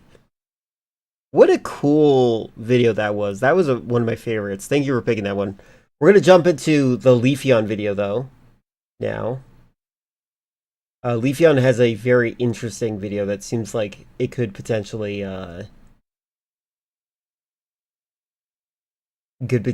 be really, really educational for me as a person who wants to make video games. Leafeon video trademark. All right, this is the best mechanics from bad games, and I like this concept a lot because that's how I feel often about some video games. There's some video games that are just awful, but there's something in there that's like, wow, okay, I see what they were going for, and hopefully we'll get to this too. The 2009 reboot of Bionic Commando is the kind of game you think of when imagining an average game from 2009. You know, the ones you Will the played Call when of Duty waiting... appear? You know what? Let's go ahead and do that. If anybody's lurking in the background, if you want to gamble some channel points, let me do that real quick for you.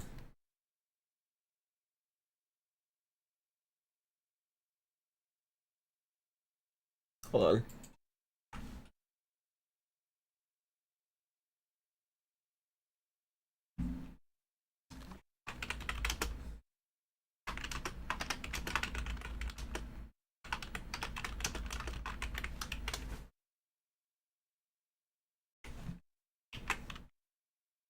I'm making it very obvious. There we go. To lurkers in the background, there's going to be gambling happening. You have, let's give it 5 minutes. 5 minutes to predict your outcome here. Will they mention Call of Duty? If I vote in it myself, I can't choose the winner, by the way. Fun fact for you guys. All right, let's go back to this. for stuff like Arkham Asylum or Uncharted 2 to come out. The ones you more than likely only ever saw at a friend's house. The ones that can best be described as 360-ass games. Its story is incomprehensible, its gunplay, encounter design, and general combat feel clumsy and repetitive, and its aesthetic is so derivative of literally everything else that came out during that time that it's almost painful. Upon release, it received middling reviews, barely sold any copies, and quickly garnered a reputation, especially among fans of the original Bionic Commando, as being one of the worst reboots ever. But also, in it you can do this. That is pretty cool. Come on, guys, gamble. Gamble away your channel points. Nathan Spencer's bionic arm is one of my favorite grappling hooks, honestly, ever. The swing has such a satisfying sense of momentum. I do think that swing mechanics are fun. That's why I like the grapple hook in Call of Duty Black Ops 7. To it. And by the way, me mentioning that doesn't mean that momentum feels earned. From figuring out the timing of when to release a swing to picking the right spot to aim the next shot, there is constantly something to be thinking about. Nothing here is automatic, creating a good bit of room for skill expression. The arm also has the ability to quickly pull Spencer in, a move not only useful for scaling tall buildings, but also for kicking enemies in the face. Together, this creates a movement kit. I've never played this game. This looks great. Tons of versatility and potential, and all of this is further enhanced by 100,000K on the line. Stellar animations. Spencer always seems to know exactly when to do a flip to achieve maximum coolness, and swings flow so well into each other. Additionally, the bionic arm also has a whole throwing mechanic where Spencer can grab cars, broken bits of armor, even various grunts, and toss them at oncoming enemies or into the abyss. In one fight, I swung behind this big dude with a laser cannon, grappled onto his back to kick him, grabbed the laser cannon that he dropped, and slammed it into him. And moments like this are when the full potential of what Bionic Commando could have been can be seen in full force. The issue, of course, is that while the various mechanics tied to the bionic arm are intriguing and provide flashes of brilliance, as I stated at the top, the wider game built around them doesn't properly support their potential. For instance, while the swinging creates this grand sense of freedom, that freedom is often disrupted by hard to distinguish radiation zones that will quickly kill you for going a little too high up or the tiniest bit off the beaten path. The game really isn't about discovery or adventure. You mostly move linearly from one of these beacons to the next with the objective of killing the bad guys around them in order to unlock the path forward. Unsurprisingly, this becomes repetitive quickly, an issue that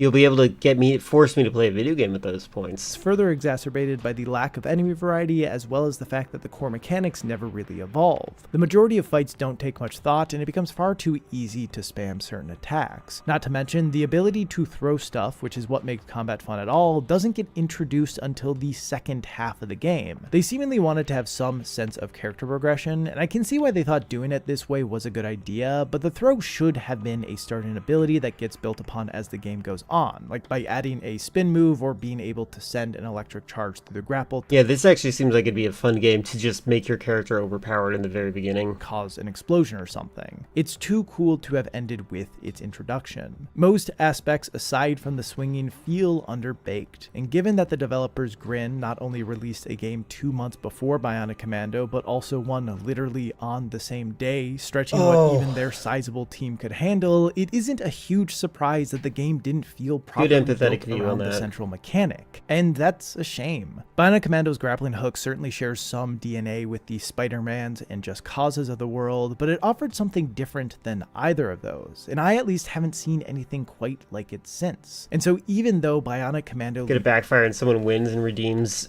some perform slough, like so much to be desired, even though what if someone redeems this game? Most of my time with it, I oscillated between feeling bored and disappointed. Those few moments, those perfect encapsulations of the mechanic at its best, have stuck with me. I didn't think shingles would make me miss days of work. I was wrong. Talk to your doctor today. I'm not 50.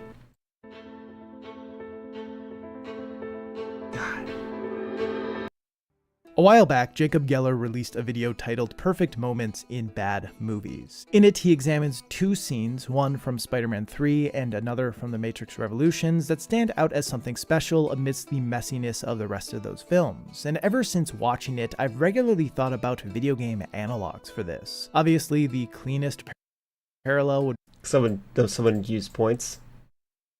Oh, uh-oh. Be centered around levels or sections of games, but every time I found myself thinking about bad games that interest me, it's always had less to do with any given stretch of a title and more to do with the mechanics. Ones like the Bionic Arm. Those cool ideas that got bogged down by other aspects of a title and failed to be implemented to their fullest. The ideas undercut by rushed development and budget constraints. The ideas that could... That's not nearly as bad as what Donald Trump has been doing.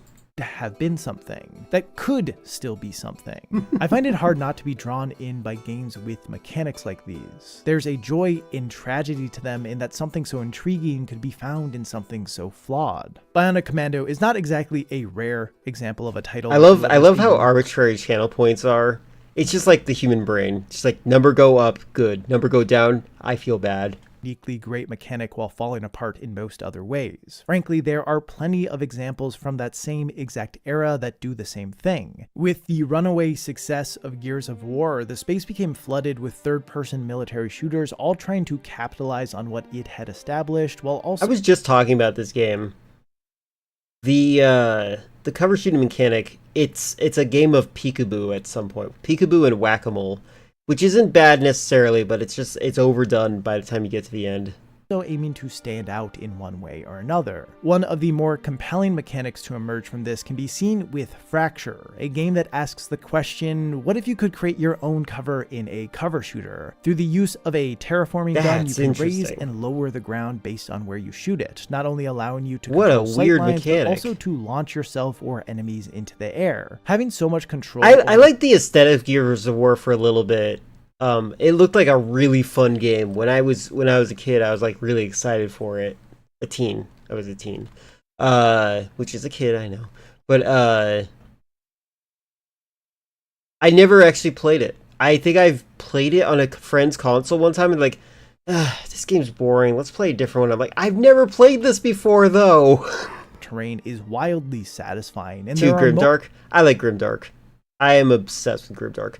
I don't think any of my stories will have the problem of being Grimdark, thankfully, but I will try to have some sort of atmosphere. Moments where the full potential shines through. I'd cut a bunch of enemies off by raising the ground so that I could focus on one guy without taking crossfire, and once he was down, I'd lower a different bit to try to get the drop on those running around the obstacle I had made. It creates remarkable sense of battlefield control, a really cool and as enemies hit pretty hard, using the mechanic well truly feels... These are ideas that I feel like I would expect from a Japanese game developer, but like they're made by Western developers. They just don't work in the West, I don't think. It matters. Most encounters aren't like this though. Battles tend to be too chaotic to get a great handle on anything. You like the colorful countryside of There Avalon? are constant... I want a day-night cycle in Avalon.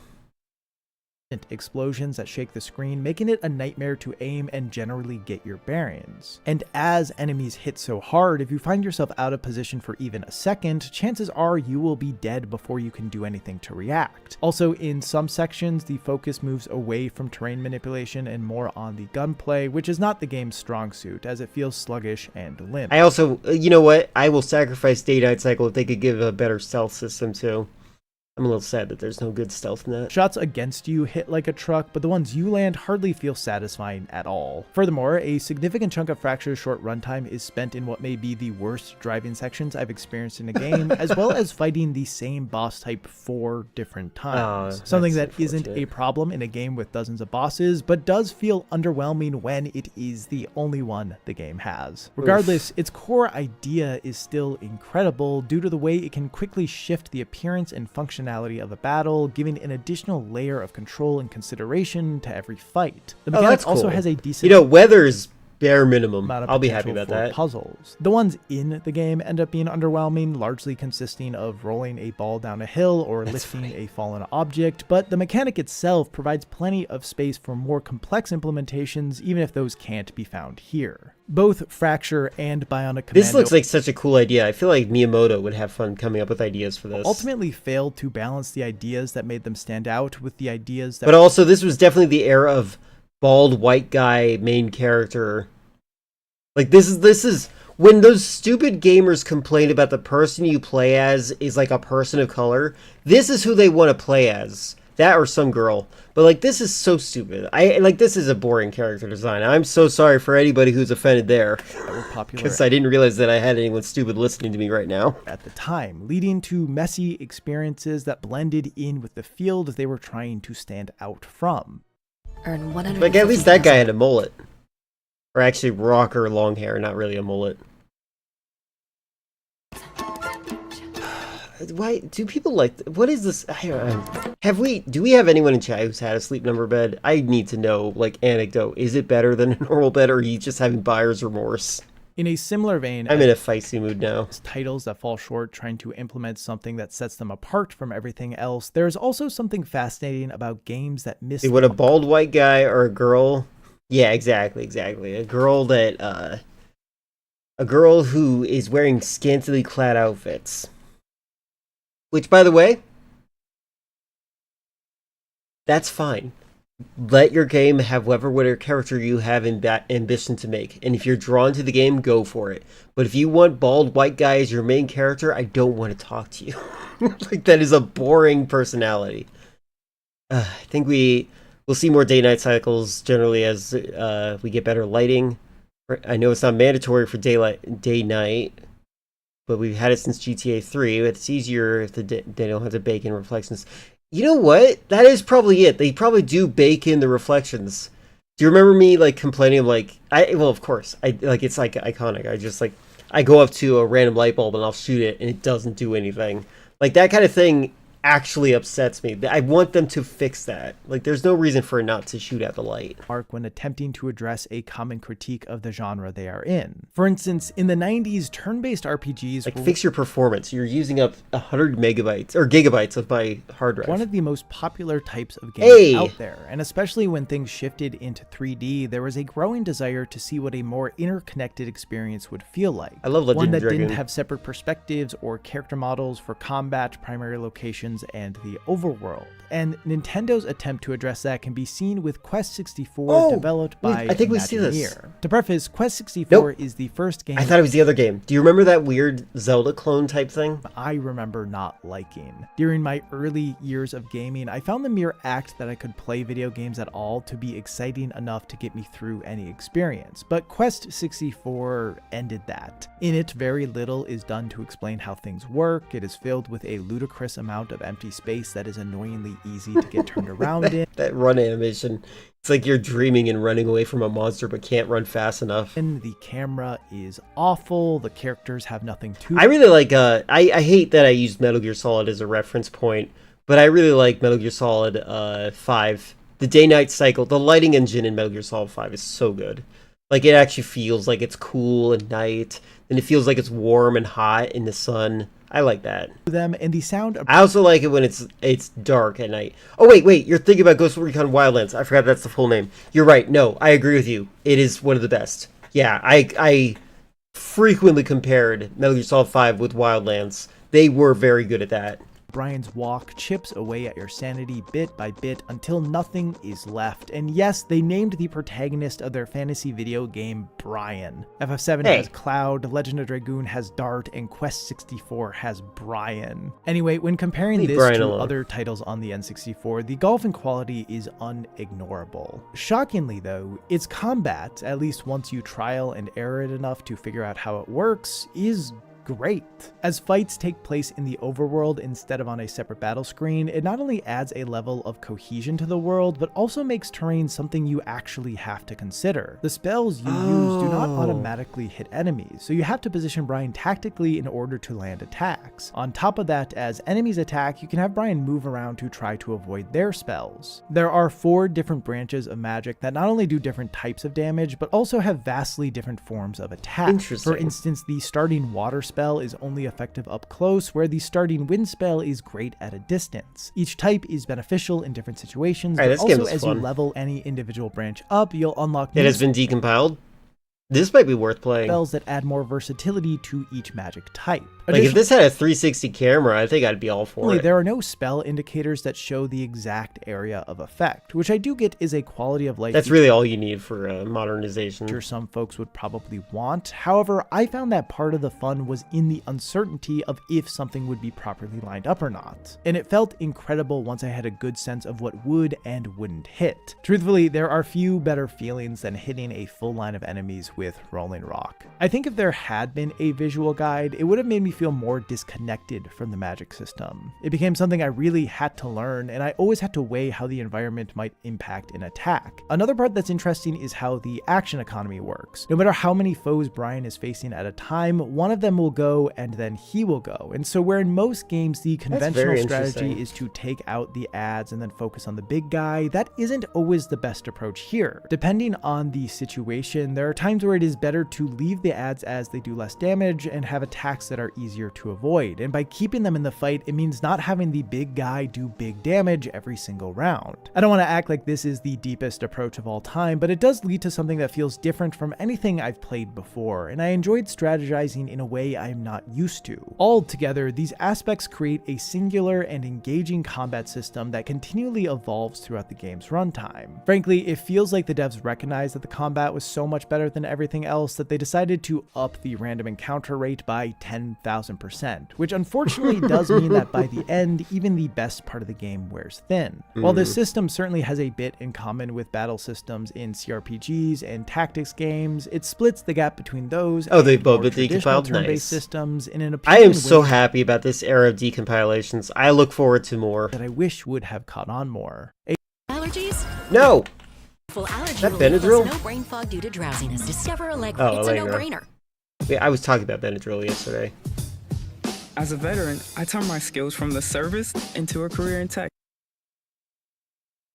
It's not a bad thing. A slightly more modern example of a game trying to alleviate common critiques of a genre can be seen with 2016's Shadwin. In many ways, its design choices feel like a response to Dishonored, namely with how in order to get what is considered the good ending, the game incentivizes rarely taking risks and not really killing anyone, which is not the most fun way to play as it means ignoring a ton of mechanics. On top of that, as enemy detection can be a bit finicky, it increases the chances of getting in a bad situation without it really being your fault. Now, Dishonored's approach isn't inherently bad. It creates a lot of replayability. If it has online mode, we can play together.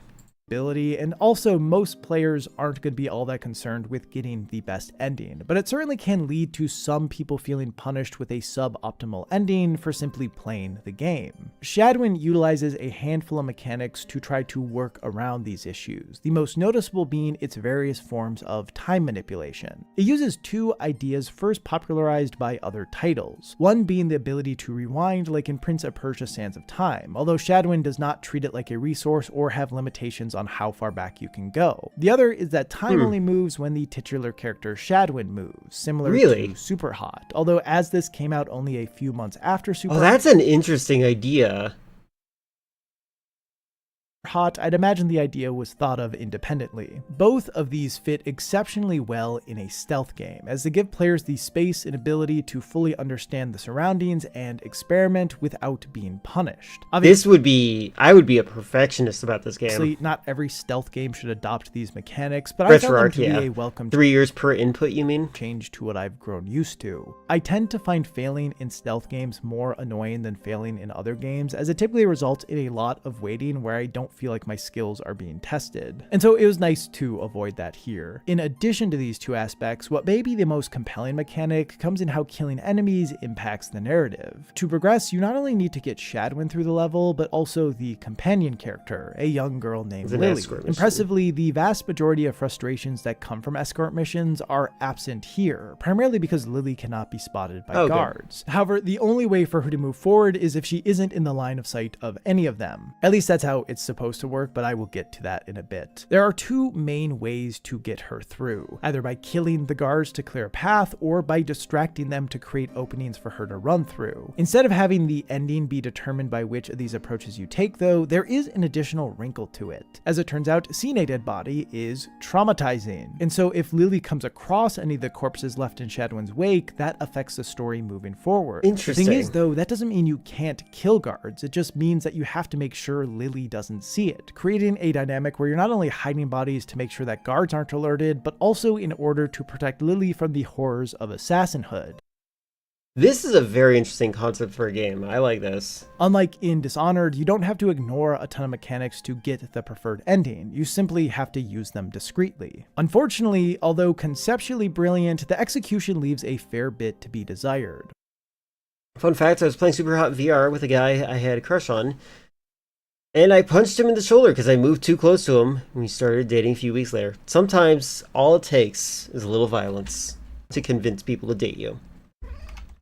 That's I'm going to scratch exactly what I just said and make that not canon. While a game where time regularly stops obviously won't yield the smoothest gameplay, it is clunky in unrelated ways. Stuff like this happens more than it should, leading to an unpolished feel. Maybe most notably, the enemy AI as well as Lily's AI is bad in a way that makes everything feel unreliable. By and large, this makes most things far easier than they should be, but it also brings about some unsatisfying difficulty spikes due to guards or Lily behaving in ways that don't really make sense. What's more is that the various encounters aren't properly balanced around the time mechanics at your disposal. I thought being given this much control would lead to super complex encounters, but honestly, the time mechanics mostly act as a way to mitigate the frustration that comes from the enemy AI being as janky as it is. Even with those frustrations though, I rarely even felt tempted to take out a guard, as more often than not I could get through easily enough by only pulling boxes, meaning I never had to engage with the mechanic I found to be the most compelling. Also, the narrative elements of this game aren't integrated in all that impactful of a way. They largely boil down to some dialogue in loading screens and a cutscene at the end, making it so the payoff hardly feels worth it. Alongside all that, it doesn't have the visual flares that make the start and stop gameplay of something like Super Hot not feel so jarring. I do think Shadowin... Do you remember Doom 3 expansion back had a cube weapon? I do remember that. But I didn't have the internet, so I don't know how I know about that.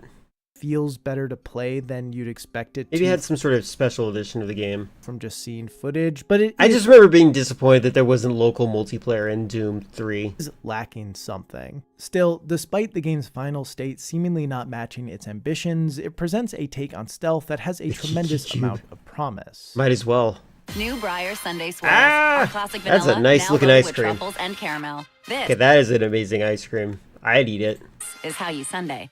And now, actual 5-star reviews of Bob's Treasure Mattress. I like my bed. Go away.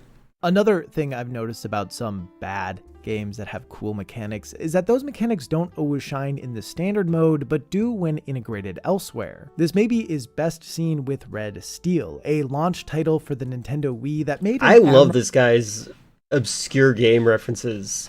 Now I'm really curious if Call of Duty is going to be mentioned. Attempt at showcasing the capability of the console's motion controls. Aiming is all done with the Wiimote, and it's responsive in some surprising ways, like being able to... You have Nutella ice cream treats in your freezer? Nice. I have no ice cream right now. Now I really wish I did. Turn the Wiimote to have your gun shoot sideways. Additionally, with proper aiming, you can disarm enemies and even threaten them in the standard mode, but Red Steel? Wait, are you talking about Red Steel? Date seemingly not matching. I don't think that's the same font. You're wrong.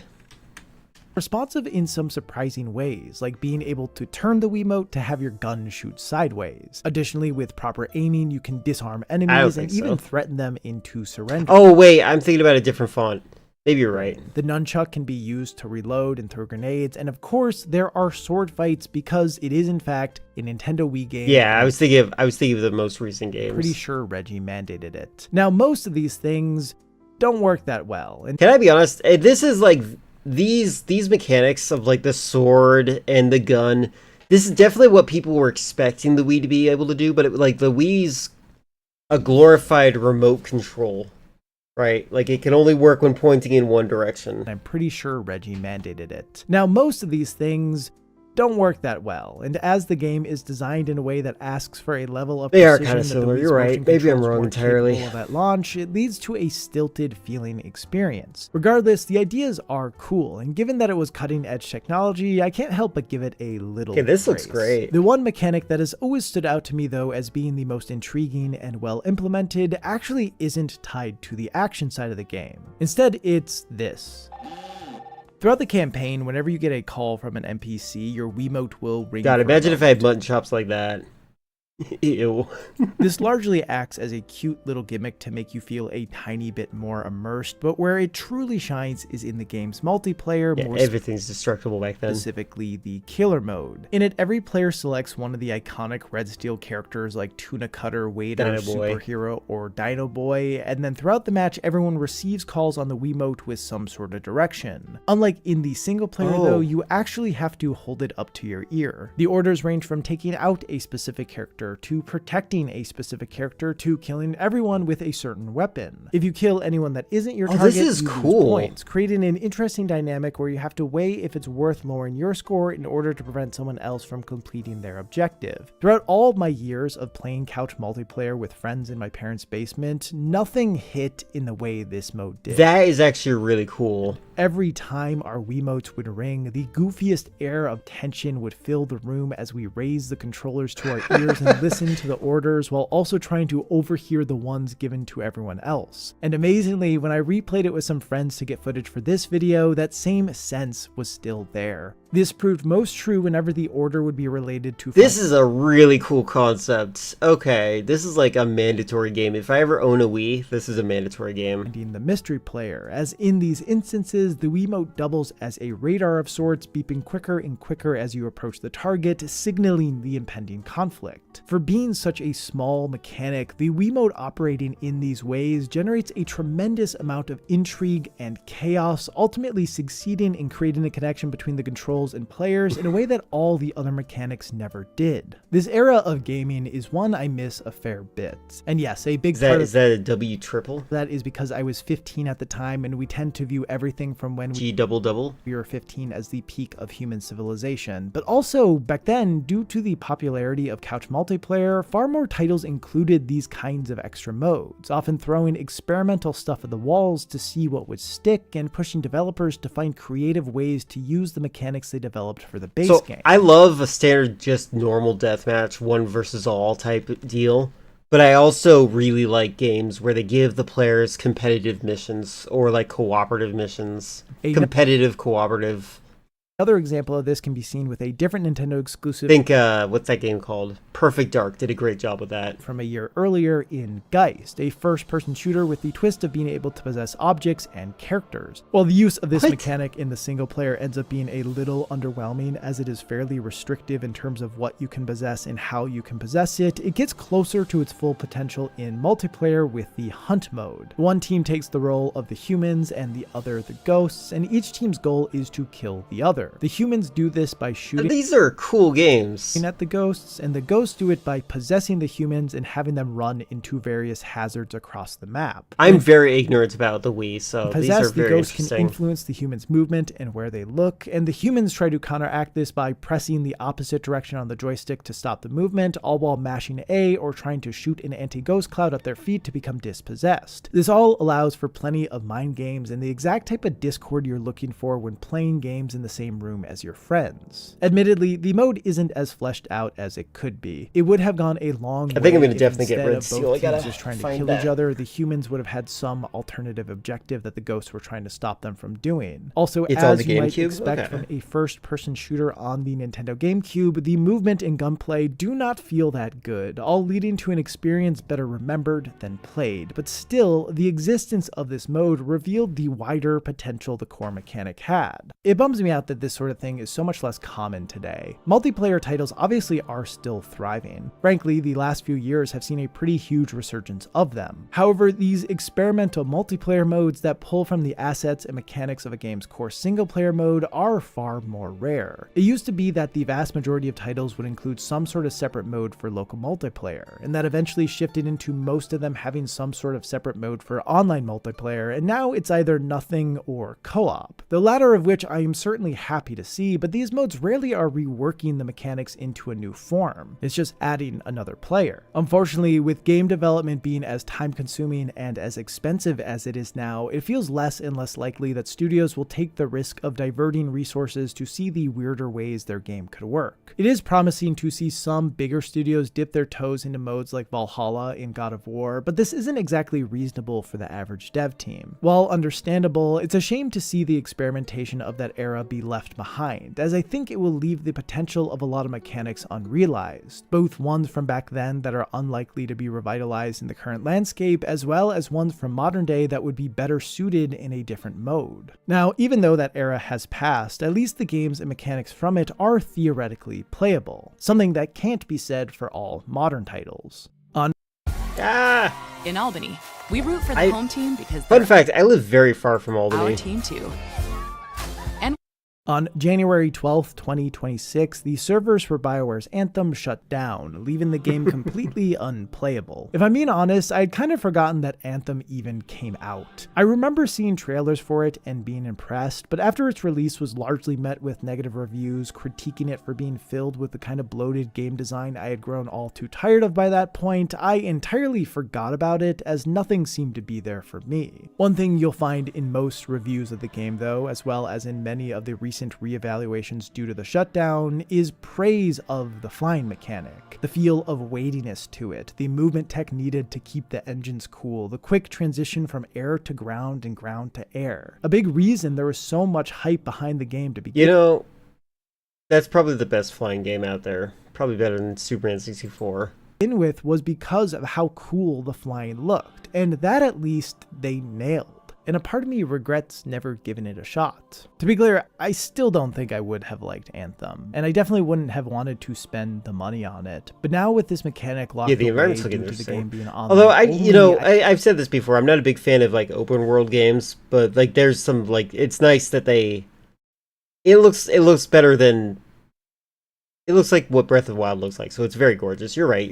The more I think about it. I can't help but wish I had tried it at least once, to know what this flying in particular felt like, to have considered how it worked and how it could have fit with. Can't believe you can't play it anymore. That's to so not have stupid. had to rely on a friend of a friend to get footage for it. There are countless reasons to support game preservation and to chastise companies like EA for not having an end-of-life plan for their online-only titles. The simplest being that if you buy a game, you should be able to keep playing it. Another major one for me, though, is that losing these titles eliminates the chance for future devs to study them and use the aspects that worked as a jumping-off point for something new. With how many games are out there, it can be hard to even remember the ones that are considered good. And so it tends part of me wants to make an online-only game just so I can encourage people to pirate it. Even harder to remember those that are considered bad, and it's all too common to dismiss them entirely. But I want these games to be remembered and to be playable. If it wasn't clear already, I have a lot of affection for the titles I've talked about. To go back to Jacob's video, my favorite point he makes in it is that when it comes to art, the opposite of good is uninteresting. And while all of these titles failed to present stable and cohesive experiences, the mechanics they champion are anything but uninteresting. Not to mention, as mechanics are so central to a title's it is very moment-to-moment janky. feel, there is this weird thing it. with all of these games where despite the underwhelming design that surrounds their stellar mechanics,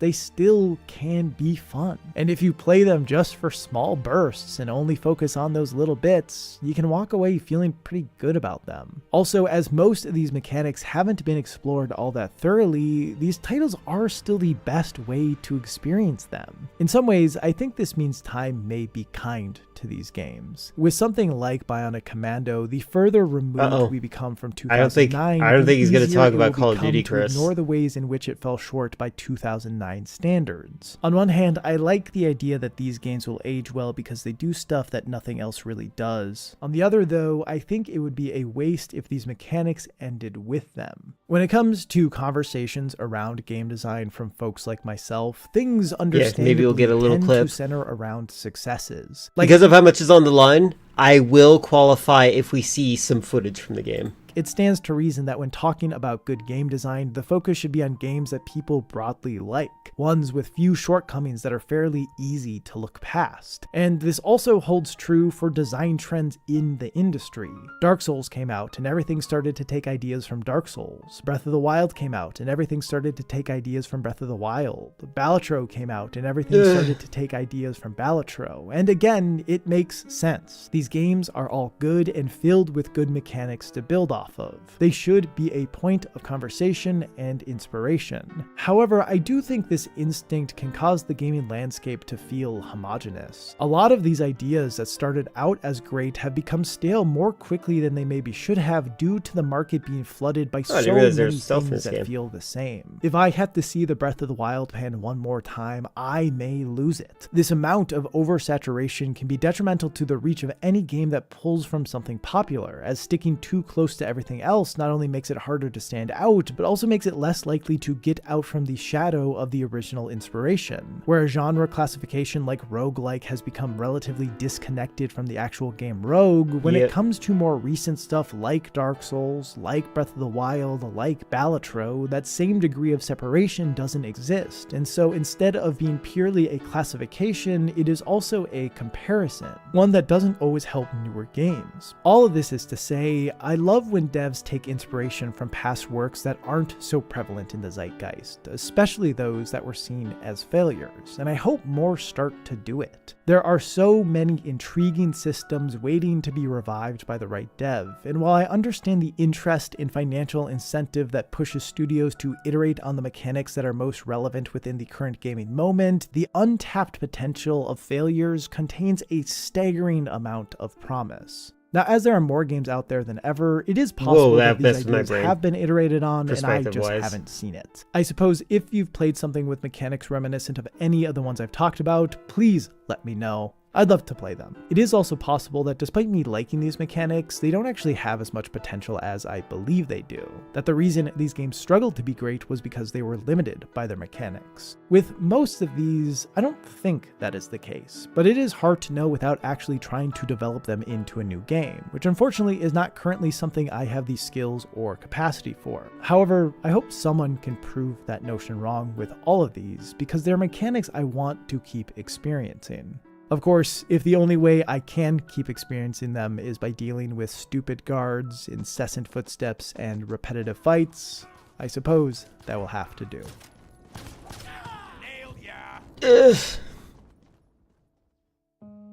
Throughout my time working on this piece, I found my mind often drifting to games that fit the opposite of this video's prompt. Titles that by most measures are seen as good, but include at least one mechanic that feels off. No game is perfect, and I thought it'd be a fun little challenge and thought experiment to explore my least favorite aspects in some of my favorite games. And yes, spoilers, I even came up with one for Outer Wilds. Sort of.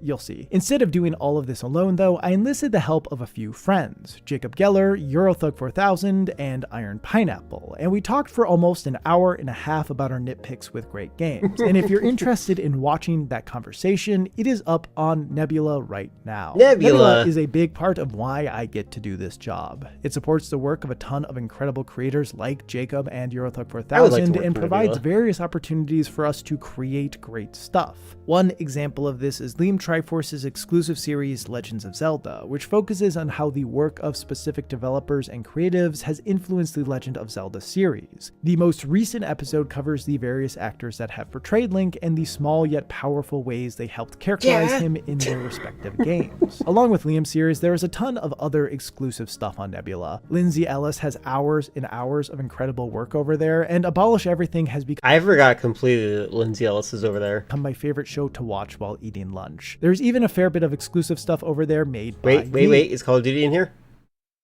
Nope. Along with the conversation about bad mechanics in good games, I've put out a dozen or so videos you can only watch over there. So did I say the right word? like to check them out, you can go to nebula.tv/Rasputin or click the link in the description to get 50% off for the year, coming out to just $2.50 a month. If you really love the idea of Nebula, you can get a lifetime subscription, which is normally a one-time payment of $500 for just $300. It is a great deal if you live long enough. You even can gift monthly, yearly, or lifetime memberships if there's someone in your life who you think would enjoy it. Nebula is a massive pillar of support for myself and all the other creators on there, so I appreciate you all for listening to me talk about it for a bit. Anyway, go check out my conversation about the worst mechanics in good games, as well as Liam's Legends of Zelda series. Thanks Nebula for sponsoring this video. For all of you still here, I appreciate you. Thank you to my patrons for all this the pain I hope you have a great of day losing and or night. so many I will points. see you in the next one. They did not mention Call of Duty. I'm sorry.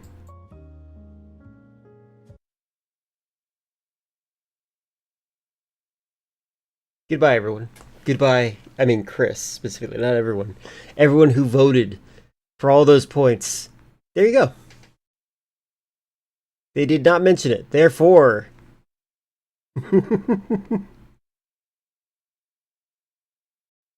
That's a lot of points. Congratulations. Wowzers. That's crazy. I'll be honest with you, I didn't really think that he would mention it, because he was talking about bad games, and Call of Duty's not a bad game.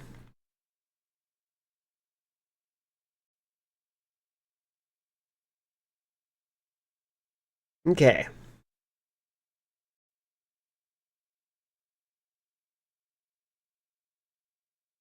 Let's check another one of the reaction part. That was from Leafeon. That was a very fun video.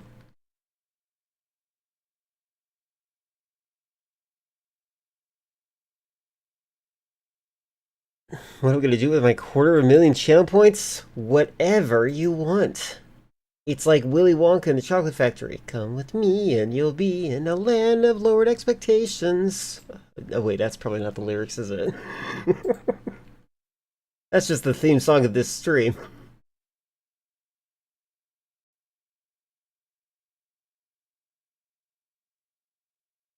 Alright, let's see. I feel like I've been considering, so you guys know the startup music I have for like Friendly Fridays that I do? Oh, okay, hold on.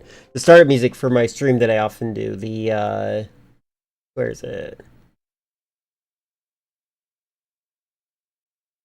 Oh, that was a pop-up that happened over there. Where is that song? This one. So this song, I have been considering, taking one of my stream VODs and editing in things that I say that people find entertaining. Like, to the rhythm of the music, because I feel as though some of the things I say could fit in that. I feel like that'd be fun. Yeah. Like, just having, like, random things that I say. Like a clip or something or other. I would specifically go through my clips and just like take the audio samples of things that people like that I've said, and maybe I'll outsource to you guys and ask, what did you guys like that I've said in the past? And I'll try to hunt it down. But yeah. Oh, did we not watch this one? The internet.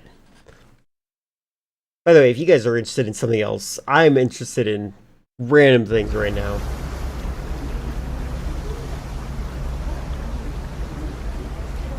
Would you guys ever go on a cruise? I'm not interested in cruises. Marshall McLuhan said that one day we would all live in a global village, an electronic community, interconnected by communications networks that would shrink the Earth. Called Twitter. Well, the global village has arrived. Chronicles episode about monitors. They're kind of neat. You know what? If OC was here, I would love to watch that. OC is a streamer that kind of sort of resents me right now. Because I jokingly called him a racist. Some people can't handle jokes. I was going to go to Alaska last October, but finances got bad, so I had to cancel. You know what? You're probably better off holding on to your finances. Not much in Alaska except oil. I don't think I'd like a cruise. My ex said cruises are middle-class people who can pretend to be wealthy, yeah. Well, yeah, but the reason he thinks I'm an idiot, if you go back to the last VOD, he showed up in, I called him a racist, and he melted down, and then he stopped showing up. That's why he thinks I'm an idiot. Because I jokingly called him a racist. He can think what he wants, it's fine. It's not... One of my personality flaws is that I don't say sorry unless I actually feel bad. I personally think that, if someone called me a racist, I would know internally that that's not true, and I wouldn't be upset. Anyway. Its main street is called the Internet, where people from around the world do meet electronically to exchange ideas. He's got the white hairs like I do. Surf the net, we'll explore the Internet on this edition of the Computer Chronicles. The Computer Chronicles. Oh my god. Why is this so loud right here, Shafay?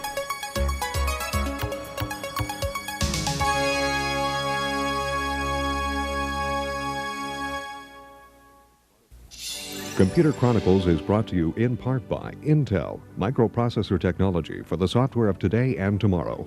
We got all work done at work, now we just play the waiting game till 8. Don't fall asleep at work. You want to escape alive. Intel, the computer inside. Additional you fall asleep at work, you die in real life. Is provided by the Software Publishers Association, providers of educational materials to help manage software. Don't copy that floppy. Gotta pass the QTEs. And by Hewlett-Packard, Personal Computer Division. I forgot about Packard. I think I used to just call it Hewlett. Lynx calls people racist every stream. For this stream, Debbie Pickles caught on flag. That's true, they did. Yeah, Debbie Pickles was called a racist. Well, the funny thing is, at first, I wasn't calling it racist. I was defending it. And then I'm like, wait, their name isn't Fonda, it's La Fonda. Okay, no, it's racist. Oh, look at that nerd. Welcome to hold on. When it comes to ponytails, I don't even know if that qualifies as a ponytail. Hello, Leafeon. We just finished your video. That was a fantastic video. I took some notes in my head. And I looked into some games that I might want to play. That was a really great video. Obama. Anyway, when it comes to this type of ponytail, I think it counts as a ponytail. Am I crazy? Don't you want the ponytail to start closer to the back of the head and not farther along? That's for more, that's like the beard. This is how you do your beard. Yeah, it was a great video. I loved it. Welcome to the Computer Chronicles. I'm Stuart Shafay, and with me today is Dave. Okay, I don't know. This might be based on whether or not you guys have similar pixels as me, but this camera video quality is flickering between pink and yellow skin. Welcome to the Computer. There it is. Hold on. There, yellow, pink, yellow, pink, yellow, pink. I don't know if you guys can see that. I think it depends on how good your quality of your pixels are in your monitor. Computer Chronicles, I'm Stuart Shafay, and with me today is David Shargell of Aladdin Systems. Terrible dye job, David, yeah. there's a Whoa, this guy's a tiny face. Little bit of interest in the internet these days. There's a new book coming out every week just about on how to use the internet. You guys have just come out with a new piece of software. My God, look at all these books. Called Sitcom that makes it JD easy Vance. to log on to internet and move files up and back and so on. Good. Show us Good how one. Sitcom works. Okay. Well, I'm in my address book right now. Oh, Andy has a tiny voice. And as you can see, I just typed in my name, my phone number, and my ID and password. And I'm just going to save that address book entry and connect. It's that easy to try to connect to. We're logging on right now. We're getting right now onto Netcom, which is an internet. He likes to interrupt. I feel like, okay, Stuart Shafay seems like someone who would have a set of dye that his wife bought for him. His wife would buy him the dye boxes, and then he'd be very upset that he would have to buy his own hair dye when they fought, and he wouldn't know what dye to get, and he'd just be frustrated, and he'd take his frustration out on the cashier for not knowing what hair color he should have. dial-up. Okay. And then he'd end up buying the girls package because like he's not necessarily he's ashamed of it, but like it's the closest one he has, and then gets really mad that somebody sees him buying the girl one. The things I did not show you in that particular address book entry was a pop-up menu that has a list of all the services that Sitcom knows how to get onto. For example, the Well or the World, which are other very popular internet dial-up sites. It also knows how to get onto CompuServe, Playing the dial-up sounds here. MCNL, Dow Jones, a lot of commercial services automatically. What are they doing with this edit? Oh, they're actually connecting. Local bulletin boards. What I mean by that is it knows when to type, where to type. I love the stories you create about people based on nothing. I know that's part of the schizophrenia in my imagination. If someone is trying to teach their grandparents how to use social media or the way how their new smartphone, can someone please make a tutorial in this style teaching them like it came off some VHS? That'd be kind of cool. For example, when the system asks for a password, it knows when to type the password. When the system asks for the name, it knows when to type the name. Okay, so we are just about to log on now, I see. As you can see, it's typing the name, password, and we've just established a connection here. All right, so what can we do? I'm going to ask it to send me a file that I earlier got to my account on Netcom via FTP or File Transfer Protocol. And you Okay, now I feel overwhelmed. This is 1993, Jesus Christ. You can see it's now downloading that file via Z modem. Once that file is here, it's done. 80s style editing about how to use Microsoft Word. I'm going to disconnect. I'm offline now. And it's automatically going to expand that file because it was in a stuffed format, which is a popular format on the Macintosh. A stuffed format. Do they still use stuffed format, Chris? If I was dealing with files from the PC, I can expand zip files, ARC files, or if I'm dealing with Unix, which is what the internet is based on, I can get at Unix compressed files, tar files, UU code files. All right. What I'm going to do now, I'm still within Sitcom, and I'm going to view the file that I just got. It's already expanded, and here it is. I should say hello, Clinton Zero. Normal address. This is the full text that I got to my machine. And there it is. And it's pretty easy to do. All right, thank you. Today we'll spend some time on the internet and we'll visit folks who are doing all kinds of interesting things on internet. Now, internet started as a Defense Department network. Wow, he didn't even add the internet. You know what's interesting? English has a very interesting thing with how it refers to the object in the room. In like languages like Japanese and such like that, they have just like context friendly. Like if you're talking about the internet, it should be known that you're talking about the only one that exists right now. But in English, you have to clarify this internet, this one, the internet, the watch. You don't have to, but in English, you have to. macOS does not have stuff it anymore. This is how Windows users still think macOS looks today. Yeah, that I won't lie. That is how my brain thinks of it still. Designed specifically to hook up different research centers around the country. So we'll begin with a brief history of the internet by visiting the place where it all began, ARPA, the Advanced Research Projects Agency in Arlington, Virginia. DARPA? ARPA was formed by President Eisenhower after Sputnik. Its mission, to guard the U.S. against technological surprise. That's such a vague thing. I don't think that's its only mission. Pioneering work on networking technologies resulted in the birth of the Internet. Since the early days, Internet has provided vital communication links in the research community. The Internet is one of the major projects from the late 70s, early 80s. There's been a long tradition of advanced technology developments at ARPA starting from the early... macOS is pretty sleek, but I also can't imagine leaving Windows. If I were to change, it would be Linux. I have changed to Linux. I'm not using Linux right now. It's just my go-to immediate PC stuff, but like Linux is great. Highly suggest you experiment with it. Windows sucks. Absolutely terrible. Especially with the directions it's been going. I'm sure you know this. If you want to get used to Linux for the first time, try out Ubuntu, and then when you feel comfortable, upgrade to whatever one you want. Ubuntu is a nice, friendly software or operating system. I also try to guard myself against technological surprise.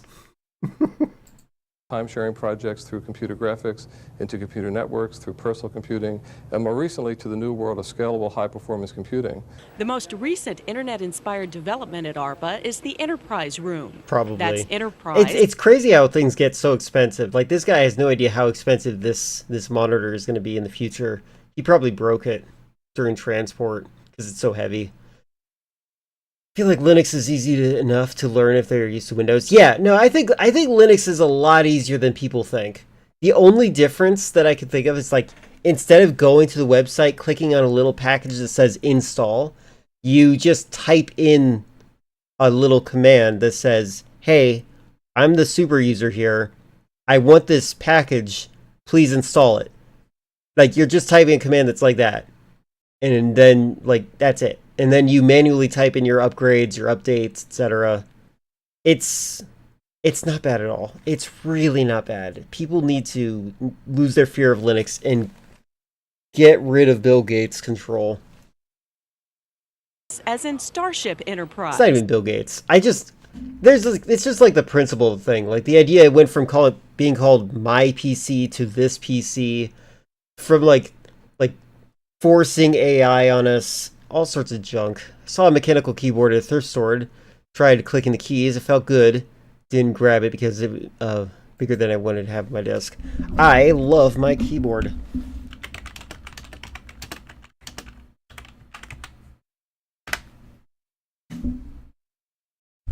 ARPA's Captain Kirk is Stephen Squires, Director of High Performance What? Captain Kirk, what? Communications Research. Well, I'd like to welcome you to the bridge of the HPC Enterprise. Behind me, you'll see a view screen, which is a window into the country's high-performance computing and communications program.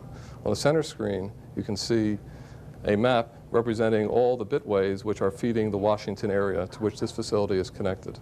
Enterprise is the visual embodiment of all the advanced technologies coming out of the government's high-performance computing and communications program. It's just a Microsoft Word document with a bunch of pictures put in it. And ARPA is not keeping Enterprise to itself. Researchers from around the country pop in via internet connections or in person. It's create a whole new spirit of cooperation among the different agencies in the federal government and throughout the scientific community. People are able to share ideas and develop new things simply based upon their interest. Mosaic is that guy's talking like he memorized what he wanted to say, but if you ask him any questions, his brain would shut down. Those new developments. It's a hypertext interface that lets you browse any information service provided by the Internet. Mosaic was developed by the National Center for Supercomputing Applications with ARPA's support. The thing that makes Mosaic special is that it gives everyone access without there having to be this guy looks like a right-wing comedian. A rocket scientist. They don't have to be trained in esoteric computing. Grade school kids can use it. In fact, we're installing it in schools because it's a point-and-click interface. And that point-and-click, instead of going through information that's on Steam Deck killed Linux by raising the price. How dare you? The ROG Xbox Ally and use Windows? That sounds stupid. Your personal computer, it's as if there's a million computers on the internet inside your own personal computer. Not for this guy. The way this guy's interacting, he seems really interested in his topic. A million computers. It's a really new way. It's got millions of computers on the internet inside your own personal computer. These top-level researchers hope Mosaic lures more average computer users. And here we have the floor plan. This is where I'm going to sit. To the internet, especially young the guy before people. Got it. Just making sure. World, local people, ordinary people are becoming electronic publishers. They're putting up the things that mean something to them and they want to share it with the rest of the world. And what Mosaic does is it provides a window into this incredible cyberspace, this information space that's developing. And it allows you to simply, what we call net surf, looking for cool stuff. That's what the kids say they're doing. Are you talking about the Steam Deck, like the portable desk thing that wasn't actually very good? That's the whole... He's pretty excited, and he has every right to be. The internet's awesome. ...totality of this. For the Computer Chronicles, I'm Jonelle Patterson. Jonelle. My God, this part's so loud. Got the Stream Deck. Oh. I didn't realize.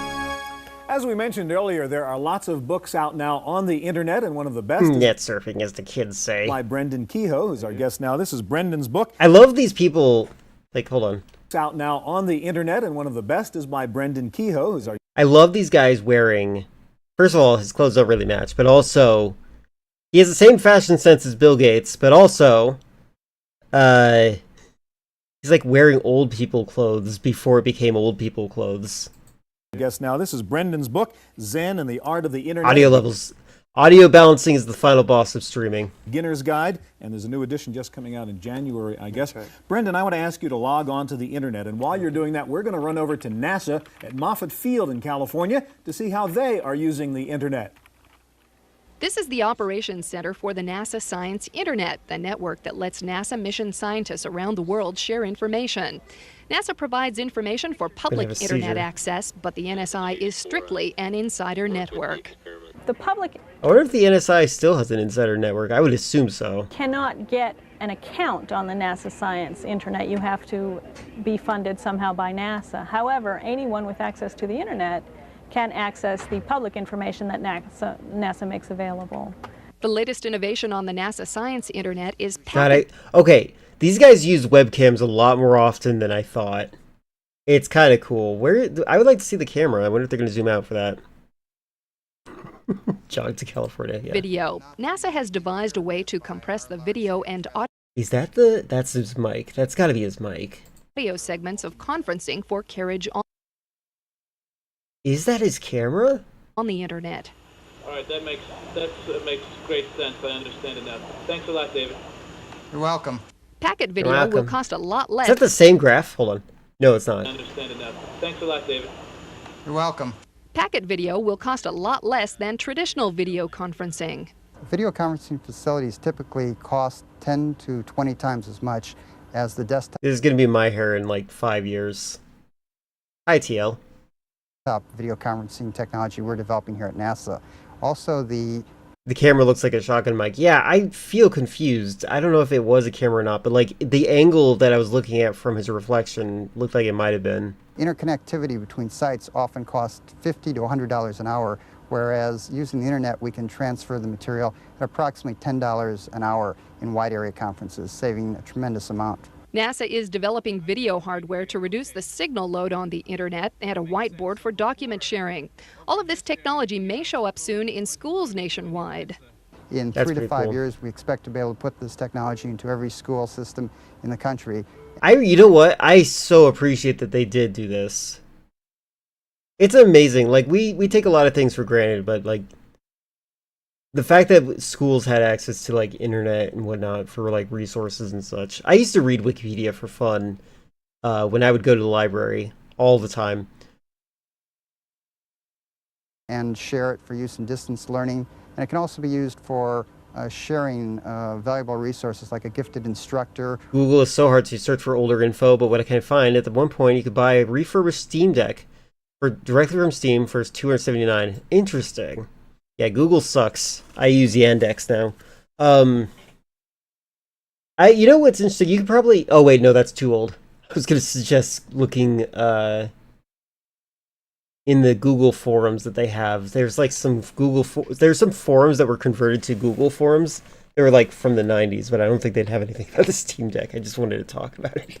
Or a researcher in a wide area setting. Packet video currently transmits at 2 frames per second across the internet.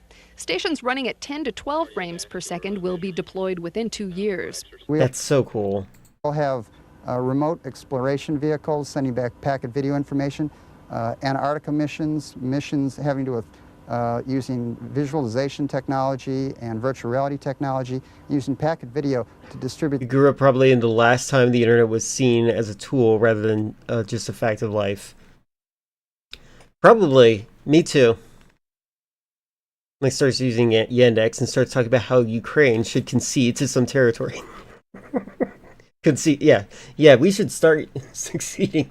Why do we need to help Ukraine? Ukraine is the enemy! These not only to researchers, but to educational institutions. For the Computer Chronicles, I'm Janelle Stelson. God dang it, my ears.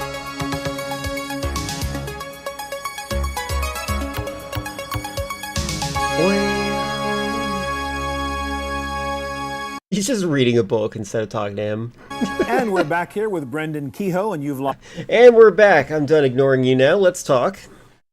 on to Internet, Brendan. Before we take a look, what's the big deal about Internet? Why is everybody making such a fuss? I love that he lines them up too. It's so efficient and heartless and soulless. It's about it. Why is it better than CompuServe or Prodigy? It's so funny. Well, the chief benefit is that it's not owned by one company or even a conglomerate of companies like Prodigy or CompuServe. You're influenced by what those companies thought your users would want to do.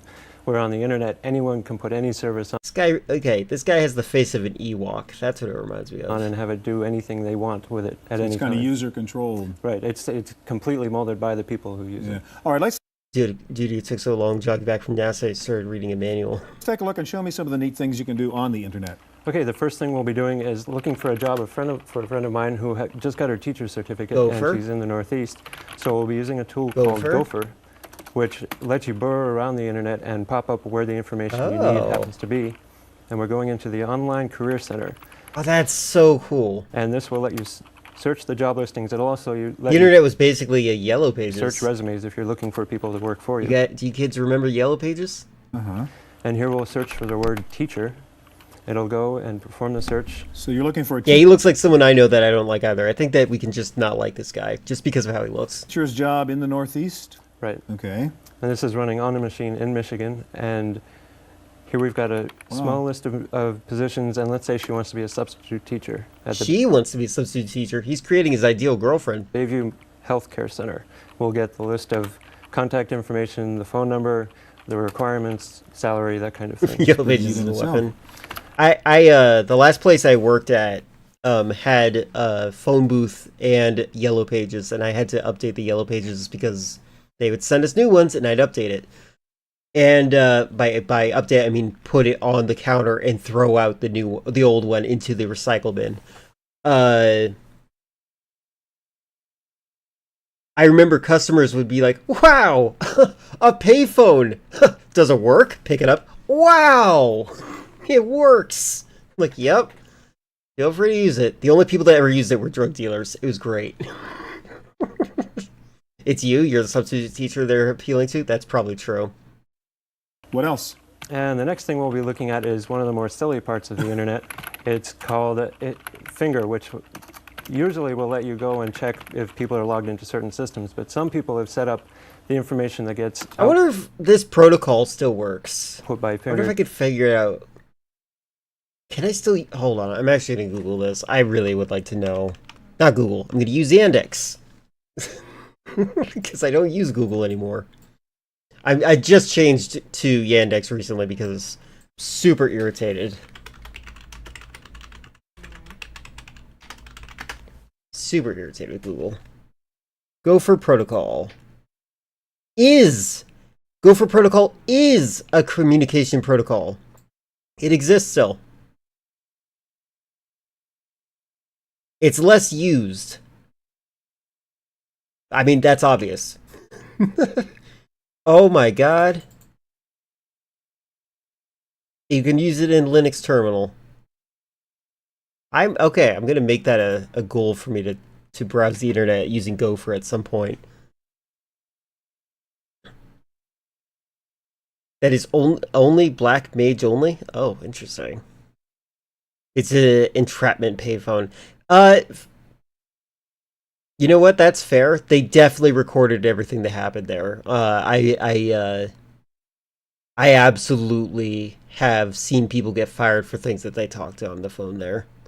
Why did I use Indeed instead of using Gopher? I don't know.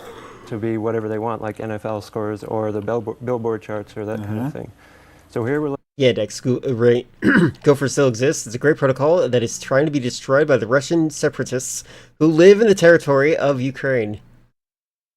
Yeah. That's like if Yandex was run by the same people who ran Grok.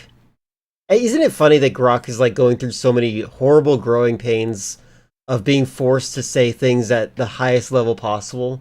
Like, they don't know how to train an AI from the ground up, so they're trying to introduce these concepts to it at a later stage. And so, by doing so, it's like, oh, this must be important for every subject that I'm taught. Yandex is cool. I love that when I search, I don't have an artificial idiot attached to my search results. Well, that's not true. They do have an AI that can pop up if you want it to, but it's optional and it's not. Sorry, it's not in your face. It's also. It seems like it's the bare minimum style LLM that like summarizes your search result, and it's not a huge thing trying to replace your search results. That's what I like about it so far. Yeah, it's not forced. Like anything that's like rapeware, I'm not a fan of it. I do not like anything that you're forced to use on a computer. Your computer should be your computer. You shouldn't be doing things on your computer the way that they expect you to do it. You should be doing things the way that is easy and fun for you. Just go at it. Whatever they want, like NFL scores or the Billboard charts or that kind of thing. So here we're looking at the Billboard charts. Yeah, having it as an option, like if I felt like it, I don't mind clicking the AI. Actually, I'm looking at another tab. One of my tabs I opened was Courtney Cox in Scream 3 because we talked about her bangs and how bad they were, and it didn't pop up the AI at all, but it's an option there. And instead I can see Wikipedia, I can see a fandom website, I can see an AOL.com website. It's very interesting. You got auto-modded? What'd you get auto-modded for? You using racial slurs again? Hold on. Oh. Who banned that word? Okay, I don't know who banned that word. I'm going to allow it. You still use Google, you just avoid the AI. You can't avoid it anymore. They made it a key feature. For this week. And okay, top R&B singles, etc., etc. And we'll see. Number 5 is Mariah Carey. Tony. Okay. So one thing we can do over the net is order that CD. So you can't actually buy stuff on the internet. Right. It's you can't or can? It's a very order that CD. So you can't actually buy stuff on the internet. Can. I'm assuming he says can. I don't see any purchases, though. I'm not seeing money. I see Telnet, though. Love Telnet. Telnet is kind of discontinued. You used to be able to send emails anonymously without actually having a user. You could send an email to people, and they would get it in their inbox without a from message, which is so interesting. Right. It's a very sticky situation. You do not care? Well, you should have started with that. I don't care about AI. There you go. Because one of the biggest problems is security and transfer of money and that kind of thing. But many systems Wait, did you get automated too? So that you can do things on the internet involving money transfer and credit Okay, cards. who banned the word AI? One of my moderators must have done this recently as a joke. I remember when I looked up fun things to do in California, Google AI said I should jump off the Golden Gate Bridge. That is true. They have mentioned that. They also give that advice for if you're feeling depressed, you can go jump off the Golden Gate Bridge. I've seen that as well. I also like the if you have trouble keeping cheese on your pizza, you can always hold it together by getting some glue. Give it a nice tackiness feeling. You either use Wikipedia or historical pages. Wikipedia is good. Wikipedia's review process is unmatched. And that sort of thing. All right, what else? So here's we're buying a CD right now. We're going into the compact disc connection. And as soon as it wakes up, one of the drawbacks of using the internet is that since it's so autonomous, every system it can be up or down or be as slow as fast as you so want. nobody's really controlling traffic in the middle. And the only guarantee is that your packets will get there. It's just a matter of when they will get there. Okay. Well, can we skip past this right now and look at something else? This is taking a little long, so what we'll do is... we'll skip buying the CD at the moment. We'll get out of there. And now...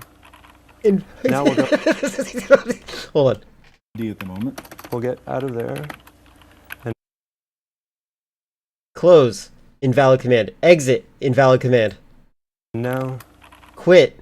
Connection closed. There you go. Now we'll go in and we'll... I love the fact that Google has reverse engineered a Redditor to pop up on every search result. By love, I mean hate. It is really interesting. At this point, like, you could essentially say that most LLMs, especially Google's LLM, which is probably the worst LLM of all of the LLMs, are like, at its core, every Redditor at the same time. Which is not necessarily a bad thing. The only thing that it's missing is the edgy Reddit atheist, which in my opinion, would be kind of good to have. Like, who cares? Like, might be fun to like have an AI that just kind of condescendingly tells you that God doesn't exist. Here's a thing, again, using Gopher to look up an article in the New Republic magazine. I love that this guy keeps making typos.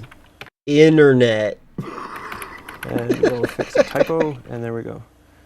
And it will go into the electronic newsstand.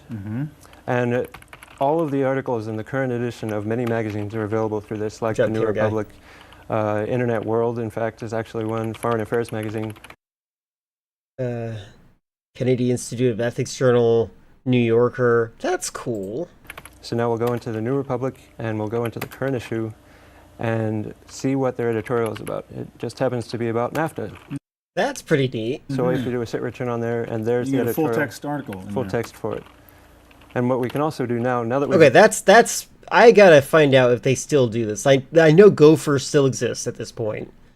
Now I'm especially interested in finding out if newspaper articles still post like this. Because, like, fun fact for you, although Telnet is dead, if you get Telnet to work, you can actually browse to Google on Telnet, and Google has a Telnet-specific protocol response to the fact that you're using Telnet to watch it. So, like, it will show the Google logo all, like, in text format, but, like, colorized.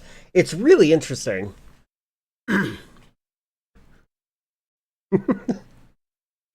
Read that editorial as we can. You got automated again. Is it? Hold on. I need to criticize whoever did this. Hold on. Sorry, my browser just killed my chat box. One moment. I can't see what you guys are saying because I accidentally clicked away.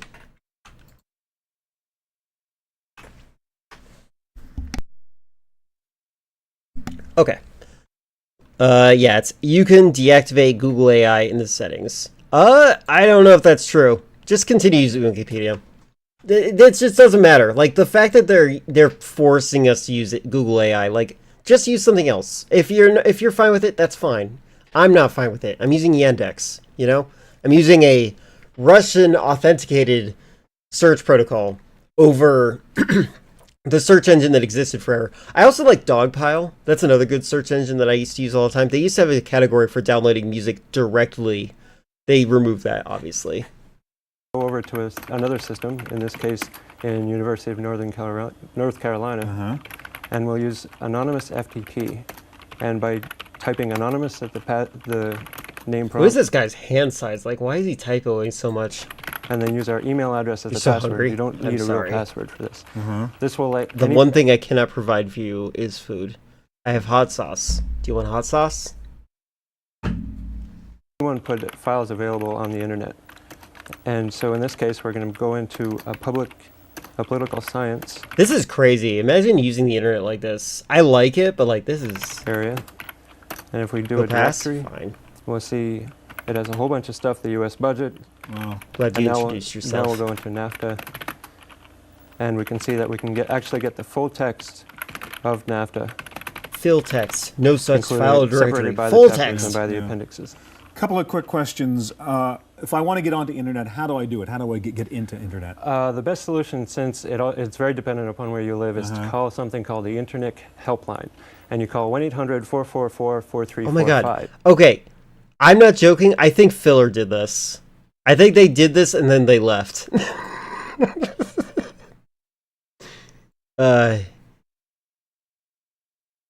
Yandex AI said I should join the fight to defend our motherland. There you go.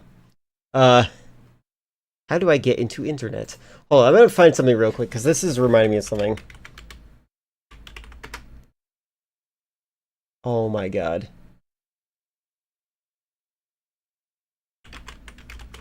I know you guys can't see what I saw. Hold on.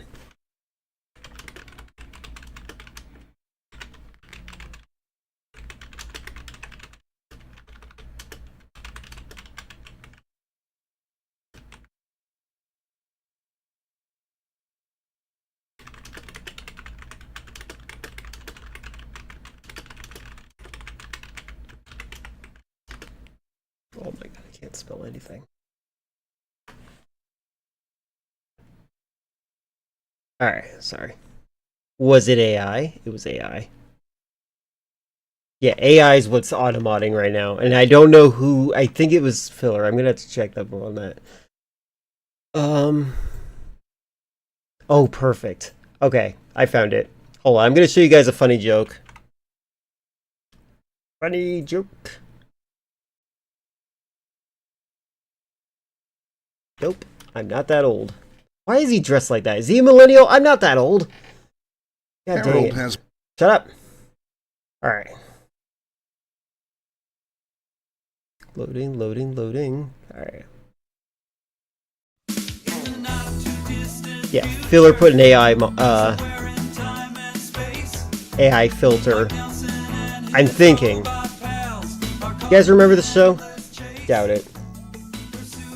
Hold on. I love this show. But I did this for a specific reason. Oh, you love this episode? It's so good. It's one of the best.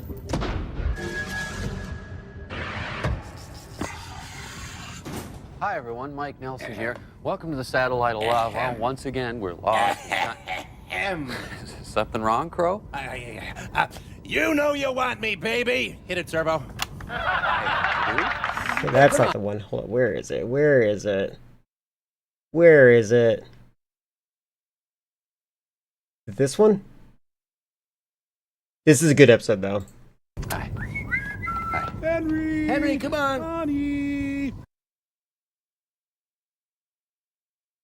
Where is it? I looked this up just before this, but I didn't know if this would work. Yeah, it's not that. I felt like it was a Forrester episode, but I could be wrong. No, it's gotta be. It must be a Forrester episode. Not the Miss Forrester, the Dr. Forrester.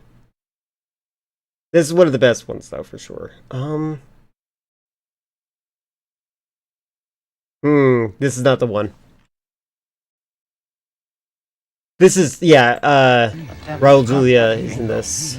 He has created a massive energy I don't know how to pronounce his name. I'm a bad actor person. Can't lose you now. The energy surge gave her a new hairdo. We haven't even had a dance together. You never bought a muffler together either. What's the point? If you don't get out, you'll be nothing but a flow of electrons. Alright, sorry, I just want to see. Hold on, let me see if I can find one more chance.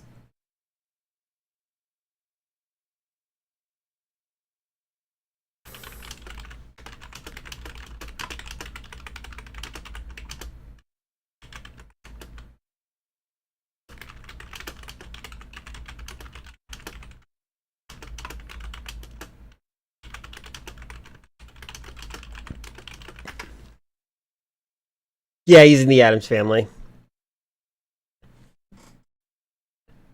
Okay. Let's try this one then.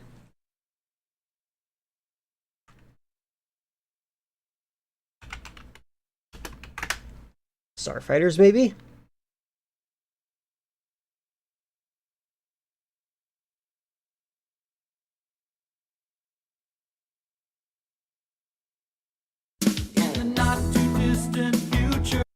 Okay, hold on. If this is... Oh, yeah, this is it. Okay, thank God, thank God. Alright, cool. This is what... This episode of Computer Chronicles is reminding me of this. Oh, you know... Alright, there we go. Let's watch this sketch.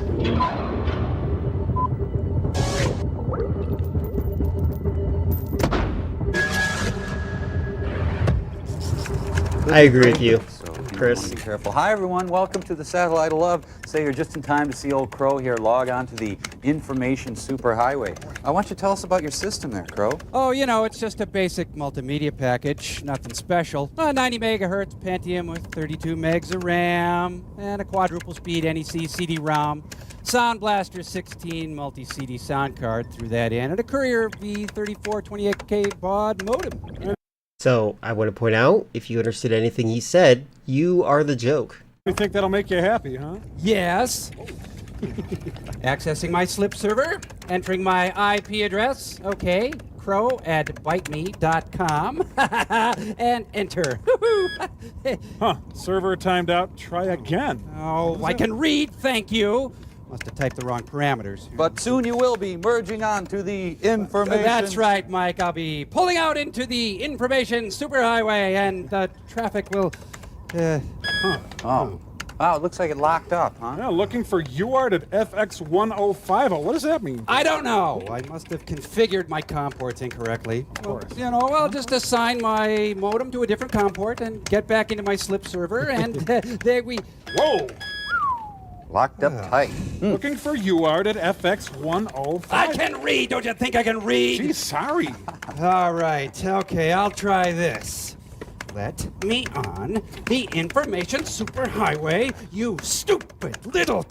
Yep, still looking for UART at FX1050 there. Let me on the information superhighway. Honey. I want onto the information superhighway. We'll be right back. Careful with that. There's no return. We'll have to Put him out under his car. Calm down. Calm down. Yeah, I love this show.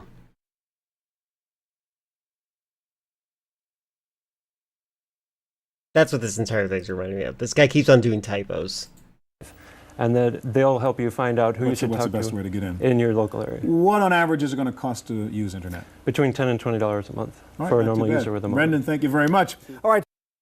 $20 a month for a normal user. To get the most out of something like internet, we really need that information superhighway to give us all a common digital data path. That's the goal of the developers at the Bell Communications. Well, that's the part of the joke. It's just like they were using actual terminology, and they were just like calling people that are into it. The guy who played Crow during that section was a big nerd, and he actually wrote a lot of other sketch cut jokes for like America's Funniest Home Videos, which makes a lot of sense given Mystery Science Theater as a track record. Research labs in New Jersey. Bellcore provides research, support, and communication services to the 7 regional Bell operating companies. Projects there involve expansion of digital transmission pathways, such as the development of video-on-demand service transmitted over existing phone lines, and innovations in video conferencing, such as this desktop drop-in system called Cruiser. Hi, Wayne. Oh, God. How you doing? Okay. Research. Was it?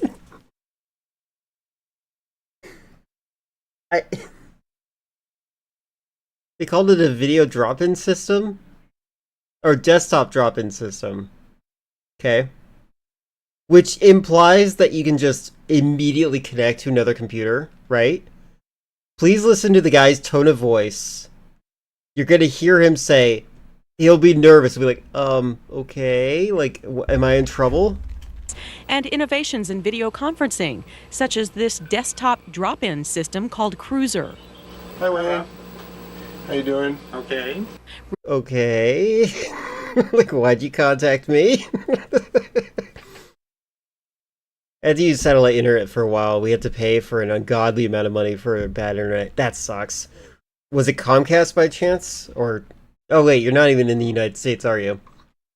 We have this one internet service provider that just keeps changing its name to avoid legal recognition. It's been called Comcast, Time Warner, Turner. It's been called Spectrum. I'm pretty sure they're combining recently with whatever one Elon has. It's pretty stupid. Xfinity. Yeah, there you go. Research director. So stupid. Like, in my opinion, if you have to change your name deliberately to avoid recognition in lawsuits, you should be destroyed as a company. Your funding should be cut. Your CEO should lose all access, and someone else should take control of your company. Like, your wires suck, man. You're in the U.S.? Oh, okay. But you had to get internet with a satellite dish. Got it. Okay. Got it. Okay. Director Steve Weinstein says the internet plays a significant role in Bellcore's work, both as a research tool and as a subject for high-speed technology development. We believe that I love ASCII art. Public network, the owners of Bellcore can lived be in the middle of nowhere. I've lived in the middle of nowhere before. Providers, So. significant providers of those kinds of facilities that the future broadband internet is going to need. How people react to electronic forms of information is another subject of Bellcore research. That's why Bellcore decided to provide the Morris County Library System with a host connection to the internet. I forgot about these types of computers. We've extended an existing interlibrary network that they had in Morris County, New Jersey. I feel like I recognize this guy. I think he's been interviewed here. The existing before. network had a consolidated catalog for the entire county. No. So all the libraries... They definitely didn't give you chairs for a reason. They didn't want you to sit there all day. Had terminals, public access terminals, and also some other terminals that only the librarians use, and had access to a consolidated catalog and circulation database. And what MORNet is an extension of this to connect this whole network to the And you have people like Tantrum who wanted to pay money and end up in the middle of nowhere, aka Alaska. True. outside world and make a lot more resources available. So far, the response has been enthusiastic. Look at that kid with the Casio watch. They realize how much it offers, that it's almost... Why does every librarian look like this? It's really interesting. It's like they all saw the same librarian for inspiration, and then they all decided to get short hair, the kind of like wacky outfit with the purple. It's really interesting. This is not a bad look. It's just fascinating that like sometimes people are really inspired by others. You have Verizon Home Internet, which is better hotspots. Oh my god, I love Verizon. Verizon is my favorite. It's a little bit more expensive, but like it has never failed me. I used to exclusively have Verizon for a while. Now I'm on Spectrum now, but yeah, it's pretty bad. You have AT&T Fiber. It's not bad. That's good. Librarian is more than a career. It's an identity. It's a vibe. True. That's a good way to describe it. An identity. I think you're right about that. That's a very accurate statement. They read Jane Austen once and never came back. There's a world out She's about to invent libertarianism. there, and they're thrilled with the fact that they can jump from Maine to Australia, back to San Francisco on the internet, and they love it. One of the items on the MORNet menu is a Bellcore creation called Superbook. It's a hypertext interface that lets internet network providers offer large, searchable databases. What Superbook will do is allow them to maintain their document database in a central location on the internet and then put out their documentation, whether it's a journal or some other set of materials, to a whole variety of end-user workstations, ranging I think they're literally describing a cloud. From an ASCII terminal all the way up to a very fancy workstation. MORNet's internet connection also provides access for library patrons to touchscreen, university databases, weather information, and the CIA World Factbook. The CIA World Factbook. I bet they don't want me to use Yandex search engine. If it wasn't for greed, we could all have laptops that could connect to 5G anywhere in the world. True. Spectrum messed up your friend so bad that you told him Spectrum advertiser, nah, we're good. We don't want your business cards. Yeah, honestly, they are so bad. When it's your only option, it really sucks because, you know, it's an oligopoly. It really sucks when it's your only option. I have been getting ads for Google recently, Google Internet. And I am tempted, but also I think Google has been destroying my trust in them recently, so... CIA would World Factbook was shut down by this administration, actually. Really? Huh. Crazy. Interested in making a more effective public communications network. And by public, we mean something open to everyone. Yeah, I genuinely, authentically, I do like Verizon's internet service. And this is part of it, trying to make access broader, easier, and more effective for a very wide public. And we hope that the knowledge... They have a nice router, too. ...get here will help not only our owners to be more effective providers, but will advance the whole national information infrastructure. You don't know which side you follow that? It's fine. There's sometimes no heroes. And a lot of times, you know, CIA sucks, but sometimes they're just trying to create neoliberals, which isn't necessarily a bad thing until, like, the concept of, like, whether or not there's a genocide happening, you know what I mean? Like they wanted to create neoliberals. That was their main goal. And if you think about it, like if you're gonna deal with your average right winger or your average neoliberal, I think I'd rather argue with a neoliberal than talk about how stupid I think the conservative is. For the Computer Chronicles, I'm Jonelle Patterson. I like the henpeking typing. God, this is so loud. CompuServe. It's amazing this guy died while we were watching him. I do like it. The internet is That's why I'm not turning it down. I'm not sure you noticed. more than a technology. It's a Yeah, sociological that's, you know, Chris, that might be the purpose. phenomenon which is redefining the word community.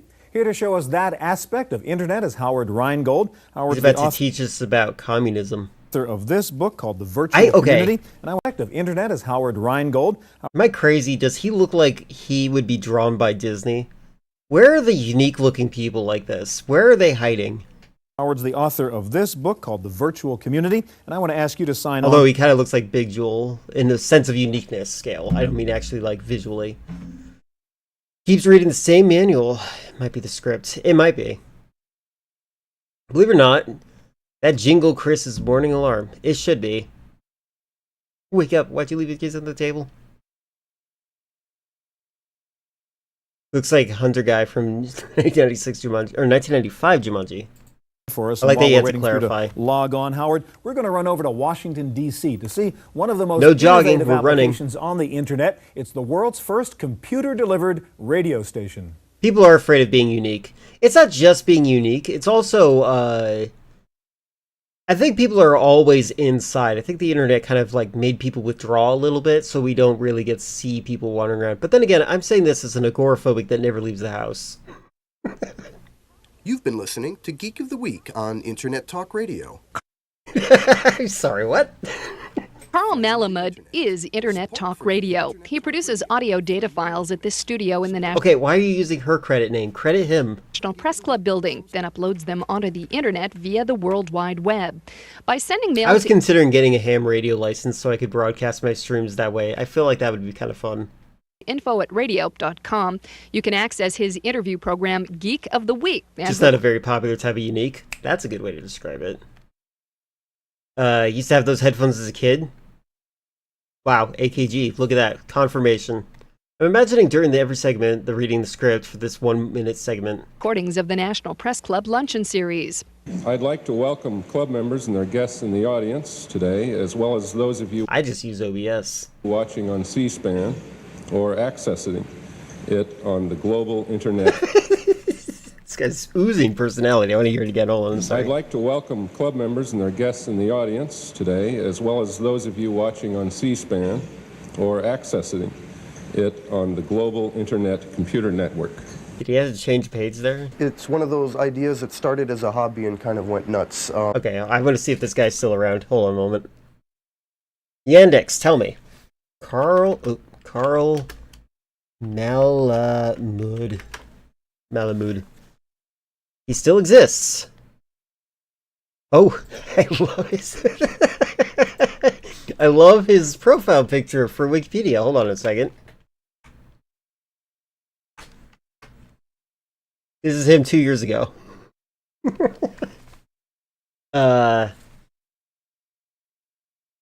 He was born 1959. Founder and president of Internet Multicasting Service. Don't want it to spoil things, so I'm going to keep moving.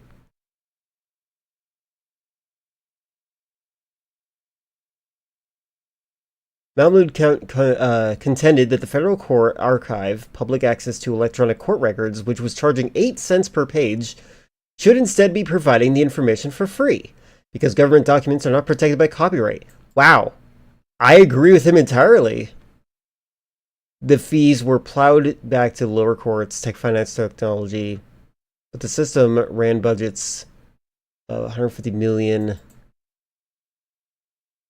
So he like downloaded everything and just re-uploaded again. I like this guy.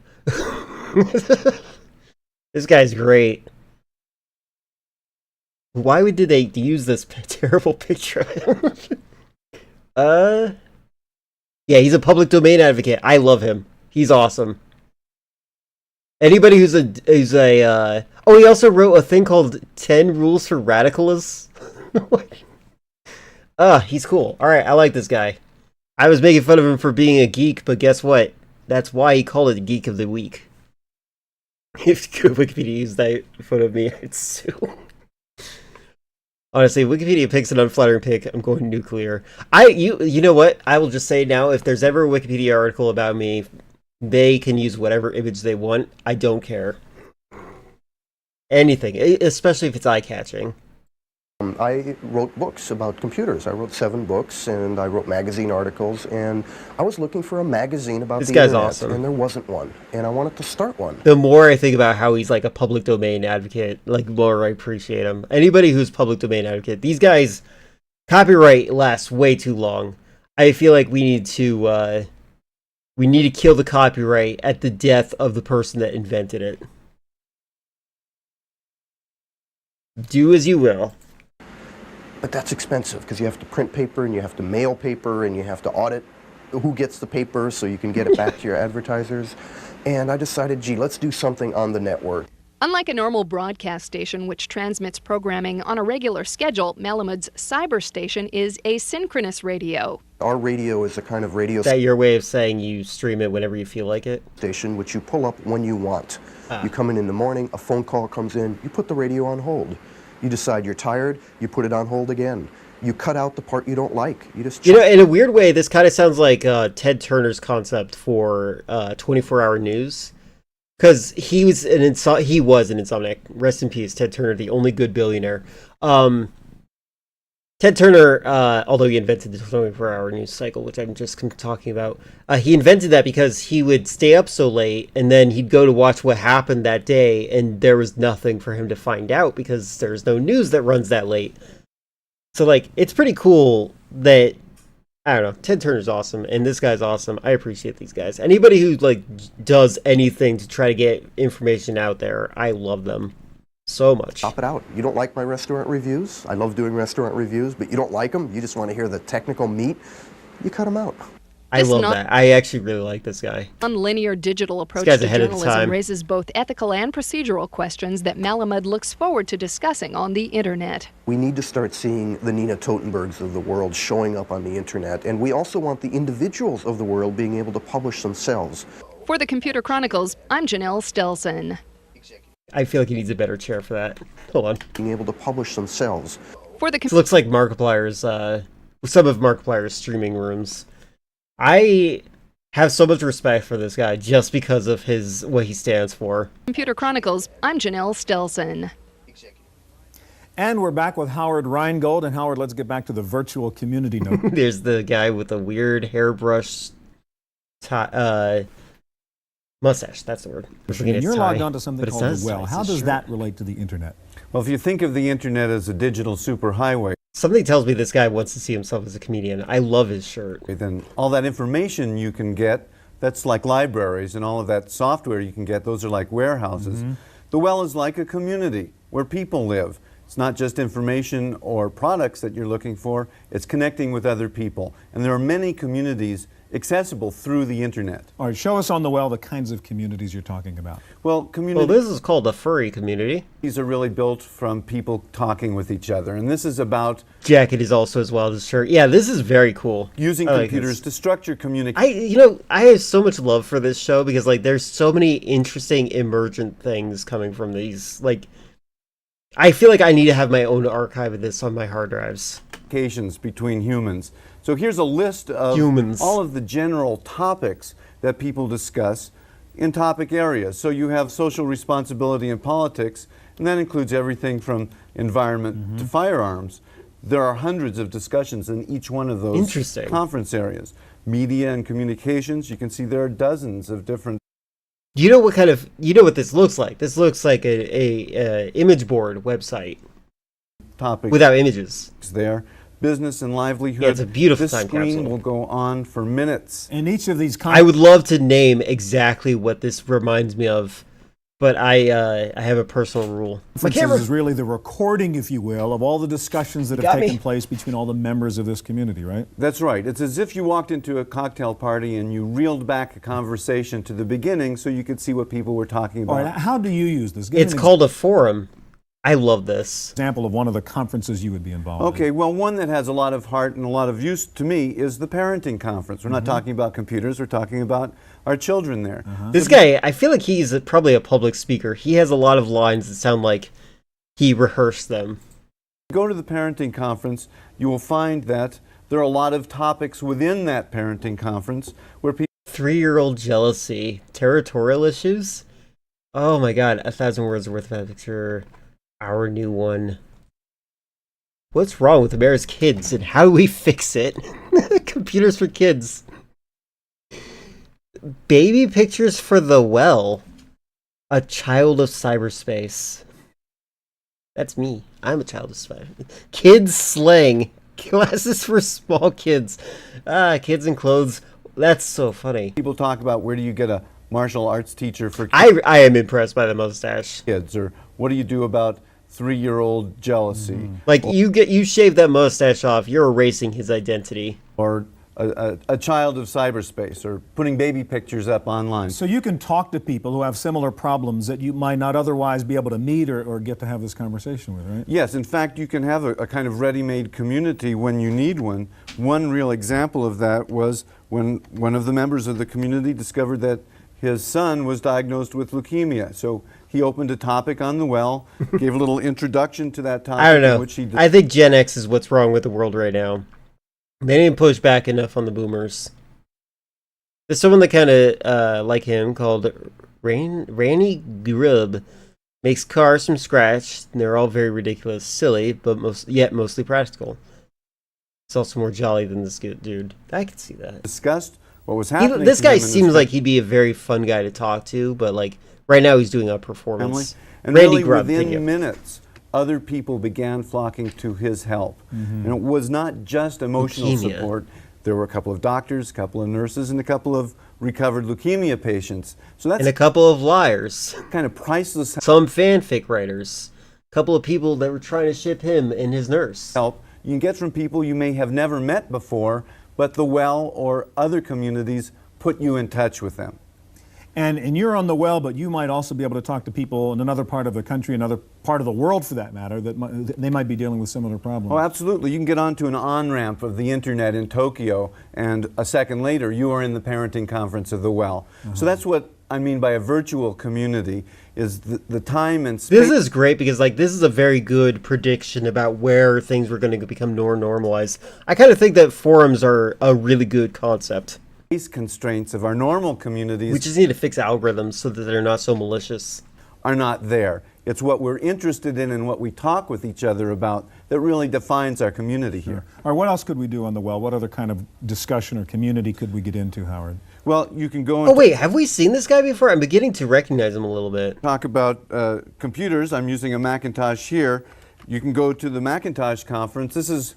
If you've got a problem... Am I the only one who's ever experimented in multi-user dungeons? The type of thing that's like you use command prompt and it's like a giant chat room. Like it's just like people interacting with each other. And your best friend who knows about computers, his number is busy, you can log on to the well and there are experts who are fighting with each other to give you the kind of information you need to solve your problem.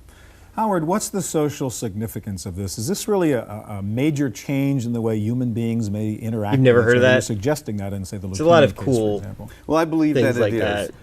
You have to remember that in democratic societies, citizens talking with each other is very important. We've lost a lot of that with the mass media. Now we have an opportunity for citizens to create their own communications with each other.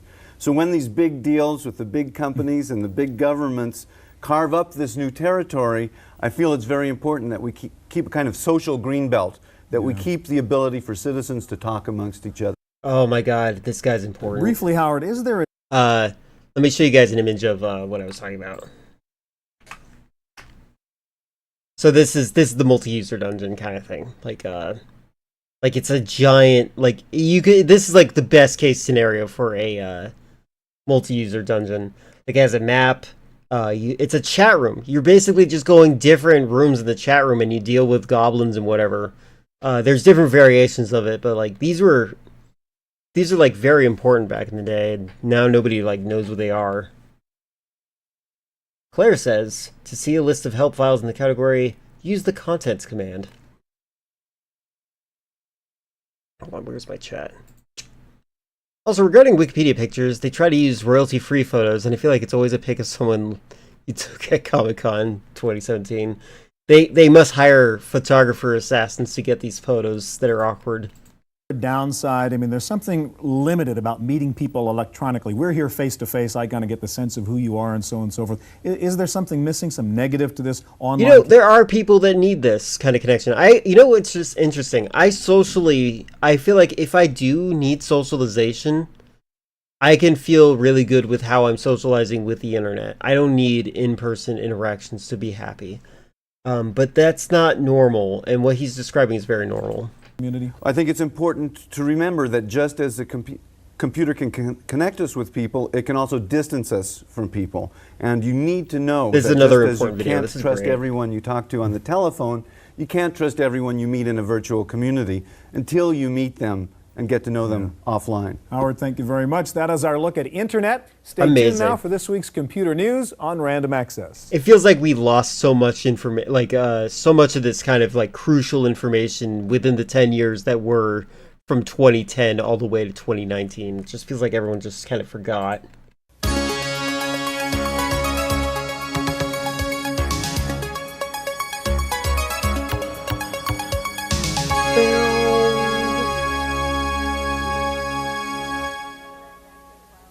In the Random Access file this week, there are some new entries in the sub-notebook category.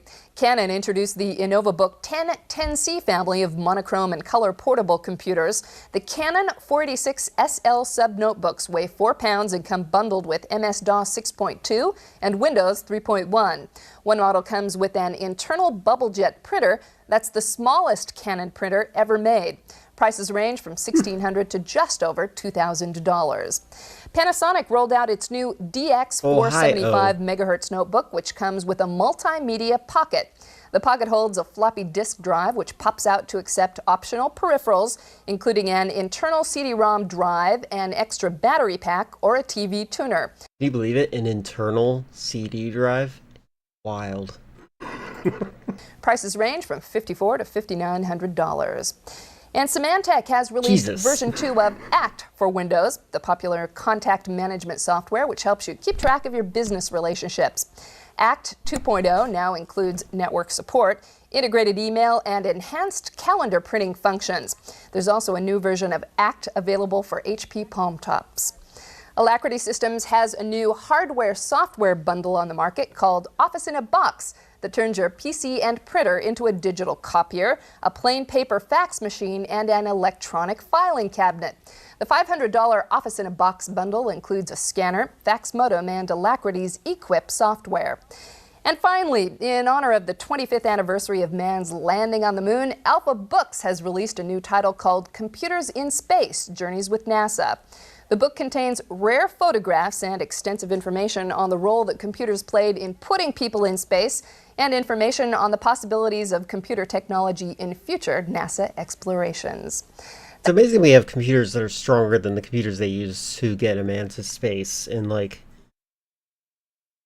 I feel like not enough people are actually doing anything with it. I feel like I don't think I understand the power of my computer, and I use it mostly for gaming. That's it for this week's Computer Chronicles. I'm Janelle Stelson. Please tell me about the Panasonic CD-ROM drive as you tuck me into sleep, Janelle. Okay, calm down, Chris. Computer Chronicles is brought to you in part by Intel, microprocessor technology for the... My mother, she's not like this anymore. When I was a kid in high school, she saw this one car at my high school that was matte black, so in other words, it wasn't reflective. And it had the Intel Inside logo, but instead of saying Intel Inside, it said Evil Inside. And she was scared of that car. Software of today and tomorrow. Intel, the computer inside. Additional funding is provided by the Software Publishers Association, providers of educational materials to help manage software. Don't copy that floppy. And by Hewlett-Packard, Personal Computer Division.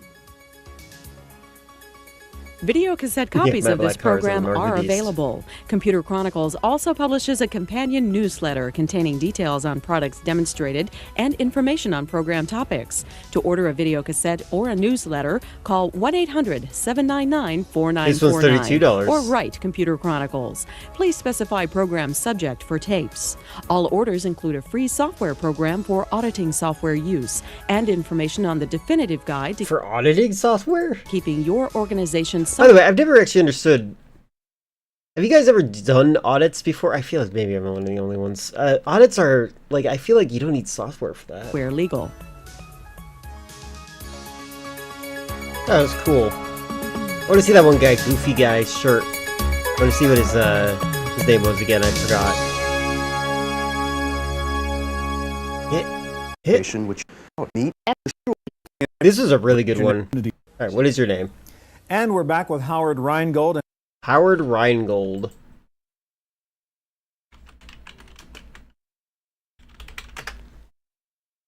Is he still a thing? Oh my god. Is he still alive? And oh my god, they have an expensive picture here. He still sports the mustache.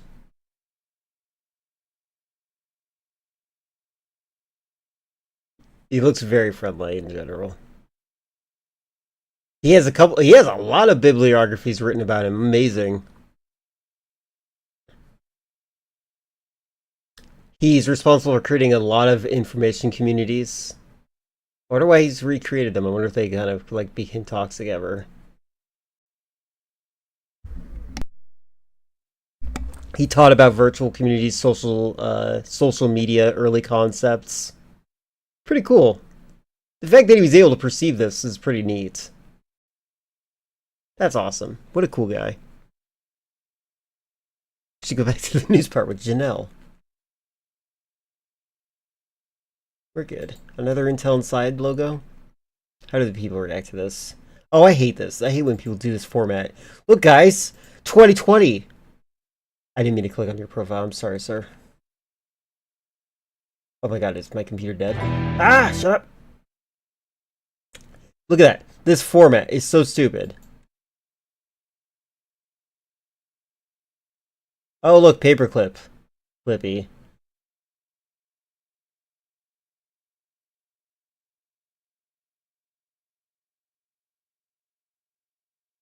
This is gold!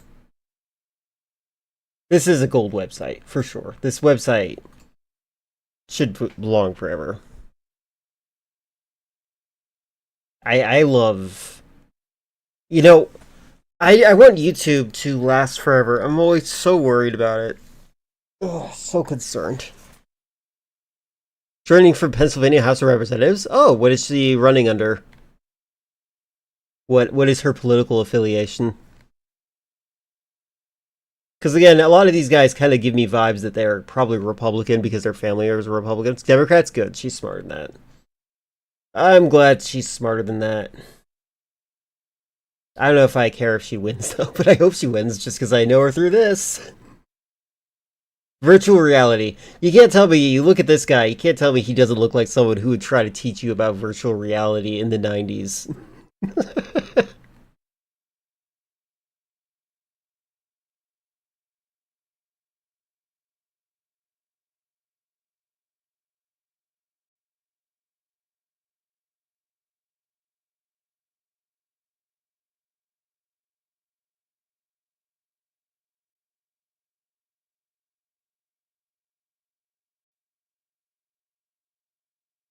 She's 66 and looks great. Well, that's good. I feel like people age better these days now that we have better regulations in terms of pollution control and a lack of open spaces for smokers to smoke in. I think that has greatly improved the air quality of things around. It kind of sucks to say that because I don't hate smokers. I see them as like inferior, weak people, I guess. Naturally, I'm kidding. If Guilfoyle was here, we would watch the Computer Chronicles video game consoles, because I think that he played that Mickey Mouse game, and he's referenced it a couple of times on stream.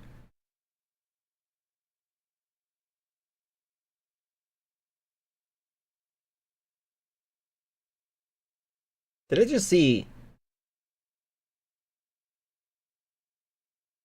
No, I didn't. Thought I saw the word Shodan, which would have been really funny. Are there more gaming ones? Maybe. Actually, you know what? Let's check. software for schools kind of seems interesting, but first let's type the word just game. Video game consoles, computer games, 1984. 1984 might be interesting. Greatest computer games, 1985.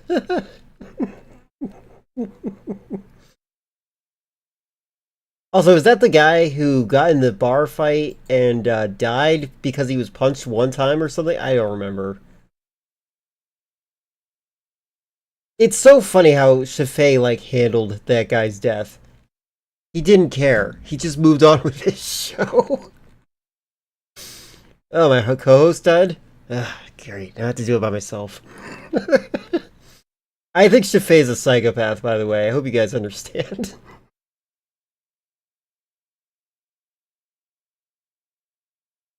Sorry. Growing up, my mother threatened to stab me if I got into anything harder than alcohol, including cigarettes. My mother's kind of disappointed that I don't drink or smoke. I'm not sure if you noticed when I read your lines, I don't curse either. That's nothing. I have nothing against these things. It's that personally, I have no interest in participating. Okay, we're getting a little far. The Three Stooges. I'm kind of interested in seeing the Amiga stuff. The Amiga is a very interesting computer. Computer. Alright, let's do computer games 1984. Which one was it? Where is it? 1984, computer games. Wait. They have two of them. They have two categories for computer games. One is the 1 year later. Let's do this one. Get the membership that backs the future I don't have a dog. The Business Platinum Card from American Express. I swear like a sailor, but I got that from my friends and apparently my mom. I believe that. And that's fine. Understand, there's some people I know that like actively try to stop swearing around me. I do not care. You can say what you want. I don't care. It's fine. Video games. I am so glad that these archives preserve this part of the, this. Please don't be quiet. Please don't be quiet. Sometimes these are really quiet. There we go. Thank God. It's a QTE. Press the button. Oh, too late. Failed. Oh, right.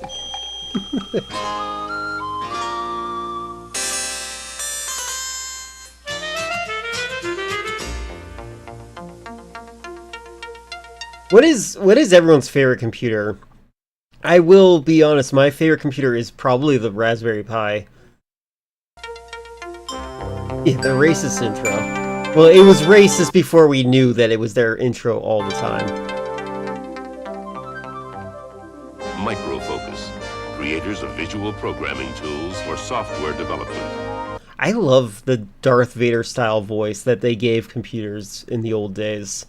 Is pleased to provide major funding for the Computer Chronicles, the story of this continuing evolution. Doesn't it sound like a wizard?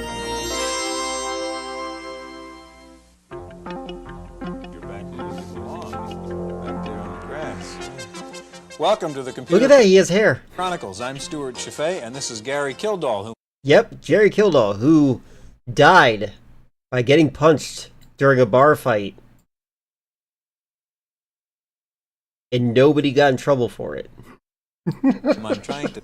Your mother speaks rudely, and it wasn't until I lived in Vietnam that it, oh wait, it wasn't until I lived in Vietnam I spoke like my mom and got corrected that I realized that dang, my mom speaks like she started to fight. Oh, interesting. My extrapolation powers are tickling. Are you half Vietnamese, full Vietnamese? Maybe she's Vietnamese.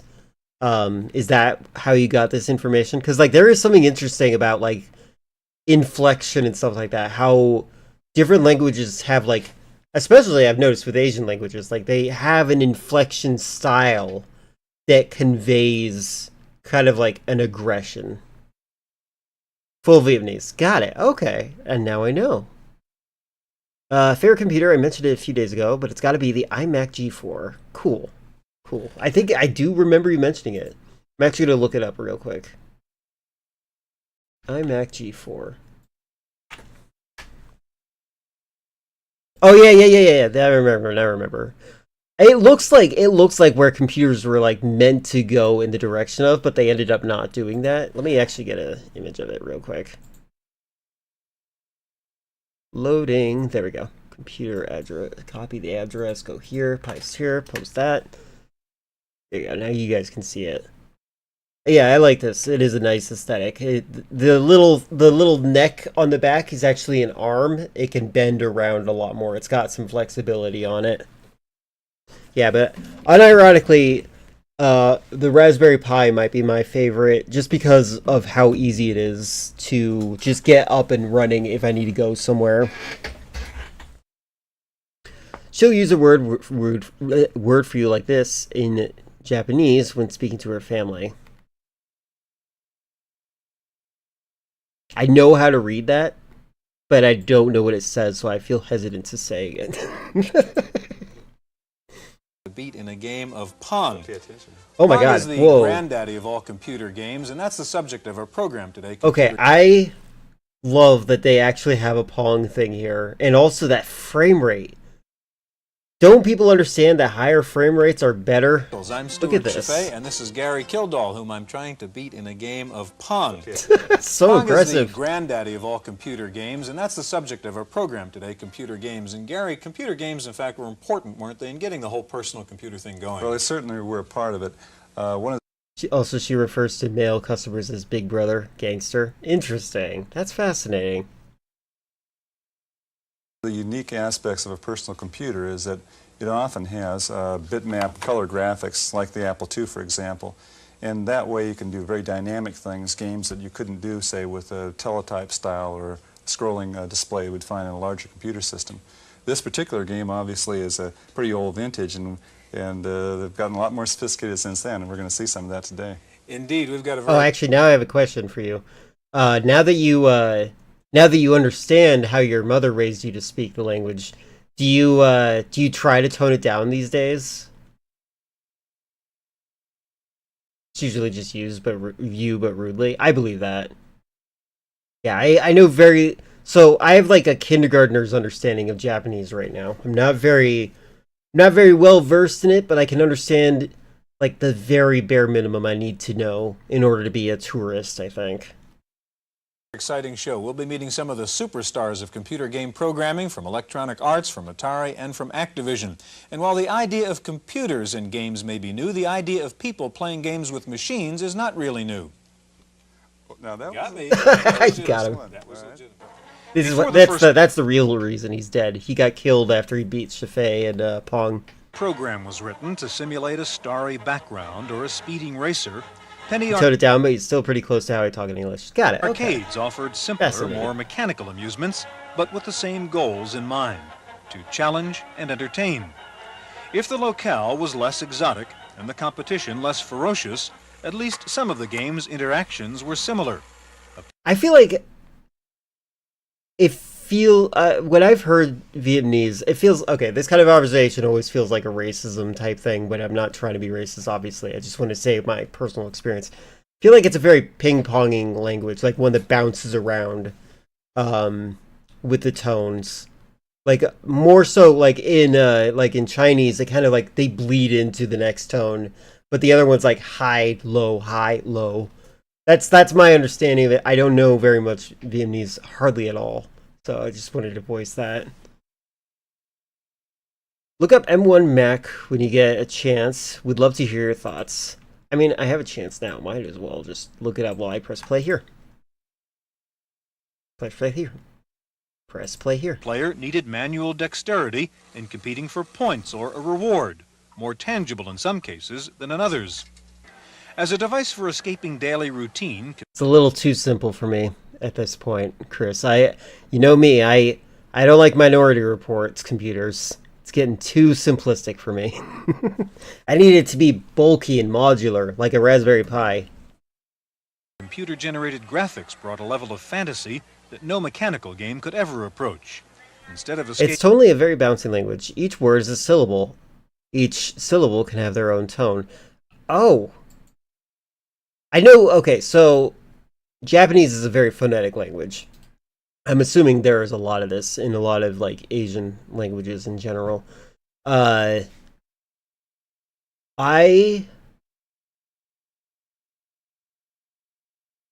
like a full word can be just like a full syllable? That's interesting. You must be very efficient at communicating then. From a schoolroom or an office, a player could leave the Words also modify the meaning of other words. Ah, okay, that makes sense. Like context type stuff. Like I've seen that happen in Japanese in some areas, and that's actually the area I'm most nervous of entering. I'm not good at identifying context yet. the Earth or move to a different universe. Well, I'm gonna have a seizure. Modern arcade computer games offer different kinds of challenges, from fast action games that demand even faster reactions to maze-type games where the player threads his way around obstacles, and war games where the object is to destroy or be destroyed. Look at that. What were the game genres? And faster reactions Action to games, maze-type games where the maze player games. threads his way around obstacles, and war games. War where games. the object is to we watched a video about the Nintendo the Nintendo Entertainment System. And one time they said the two genres of video games, there's sports games like the NFL, and then there's action games like Mario. This is the phrase bullying also includes a word for sexual assault. Ah, okay. By the way, again, you're like there's some like you say as you will. But words like rape, molest, I don't have problems with those words. Like I don't care about demonetization type things, but I just like specifically expletives that I have a problem with. Because I prefer being creative with my insults, which you might have noticed in Eldergoth streams. Destroy or be destroyed. And by creative, I mean like calling myself autistic and then diagnosing everyone else with autism. That's my creativity levels. In one of the latest adventure games, animated images are stored on Laserdisc to be recalled sequentially, following the story's plot and according to the player's responses. If the player moves the control stick in the right direction, he is rewarded with a successful escape. But if She believes immigration laws need to be updated and that ICE should be held accountable for the deaths of U.S. citizens. Good. Not only should be held accountable, they should be disposed of. the player makes a mistake, the program picks an alternative sequence of images, and the results can be extremely uncomfortable. We should melt ice. Whether used to create unknown worlds or to enhance the reality of familiar worlds, computer games succeed in an unlikely domain, transforming pinpoints of light on a little screen into a believable realm, larger than life, and usually more exciting. They're really showing some amazing games right now. Steve Kitchen? Our guests in the studio are Steve Kitchen, designer of an incredible new game, Space Shuttle from Activision, and Chris Crawford, one of the top game designers with Atari. Gary? Steve and Chris, you're both... I just can't stop seeing Gary Killall and thinking to myself, he's dead, and he died in the weirdest, most mysterious way possible. You both build computer-based... And his co-host didn't care. ...games. Do you call yourselves designers or programmers? I call myself a designer because... I call myself a designer. Most of the sweat and blood I expend occurs in the design phase, not in the... He later grew up to become, Mr. Burns. ...programming phase. I spend a great deal of time worrying about what my audience will experience in the game, and only towards the end of the project do I actually get down to writing any code. When you think about the design of the game, what are the elements of the game that make it If I interesting? worked at a restaurant and saw someone with the name Kitchen, I wouldn't stop laughing. Yeah, honestly. It's interesting how, like, common some names are, and then when you encounter a rare one, you're like, what the heck? How did you earn that last name? Well, that has to do a great deal with what I'm trying to accomplish. I set a goal. This guy seems like he has an extensive jewelry collection. I get that vibe. I want a game to achieve a certain effect. I want to somehow communicate a message to my audience. That He also kind of reminds me of, I can't believe how messy this tape is, but I'm glad at least the audio is fine. He also kind of gives me vibes of like the guy who created Rocky Horror Picture Show. I don't remember his name. The guy who played Riff Raff. Like my brain is automatically saying this guy is a drag queen. Message then dictates the topic and the style of the game, the nature of the graphics, the feel. That's what the texture of the game that I'm trying to build into it. That's what I spend most of my time worrying about. Chris, you're talking more like a writer rather than a computer programmer. Steve, is that how you see what you do? That's basically what we are. We're writers. We're writing a book, a novel, creating a vicarious universe in this computer program. We have to model everything we want, put every small detail in. Or if these guys are roommates. Very often, in my game, for instance, I had to do extensive research for 1.5 years to understand my subject before I could distill the important aspects out. I am so glad that the audio is fine. This is incredible. And then put them into this cartridge. Like a writer would. Exactly like a writer would. When a writer writes a book, the book is a vicarious universe. You read it and become part of it. It's the same thing. When you play these games, these programs... In Vietnam, there are 5 common last names. When my mom was dating their first boyfriend, we all had different last names. I feel like I just read a math problem. Let me read that again. In Vietnam, there's like 5 common last names. And when my mom was dating their last boyfriend, we all had different last names. So are you saying that your family has a variety of last names? If it weren't for these guys making money for Activision, we wouldn't have Call of Duty. Amazing. Isn't it weird to see the domino like that? Yeah. Excellent. I interpret it correctly. Programs. That's definitely interesting. You vicariously become part of the universe that the programmer puts into it. Okay, you've got Space Shuttle up here, and give us a demonstration of how this works. Well, this is an automatic demo flight we're going to fly. This is a complete Space Shuttle mission from launch to landing. This is actually themed after the STS-2 flight back in November of 1981. We're starting off now at Cape Kennedy in the morning. The clouds are rolling by, the sun is coming up. And we're doing our countdown now. Now at T-minus 4 seconds, we're going to turn our main engines on. You're going to see the thrust indicators at the top of the screen there moving along. There we go. At T plus 3 seconds, the solid rocket boosters are going to turn on, and we're going to go through the clouds and off the pad. And there we go. Huh. Now, the aspect of the game here is to fly the space shuttle successfully. I admire the attempts to bring immersion into gaming. To a 210 nautical mile orbit, doing all the control functions that an astronaut would really do, setting your yaw and your pitch, keeping on a trajectory line. I had a teacher call home once and called me Miss last name, and my mom hung up and telling them that they got the wrong number.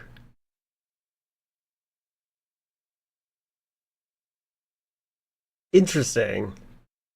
What was the confusion there?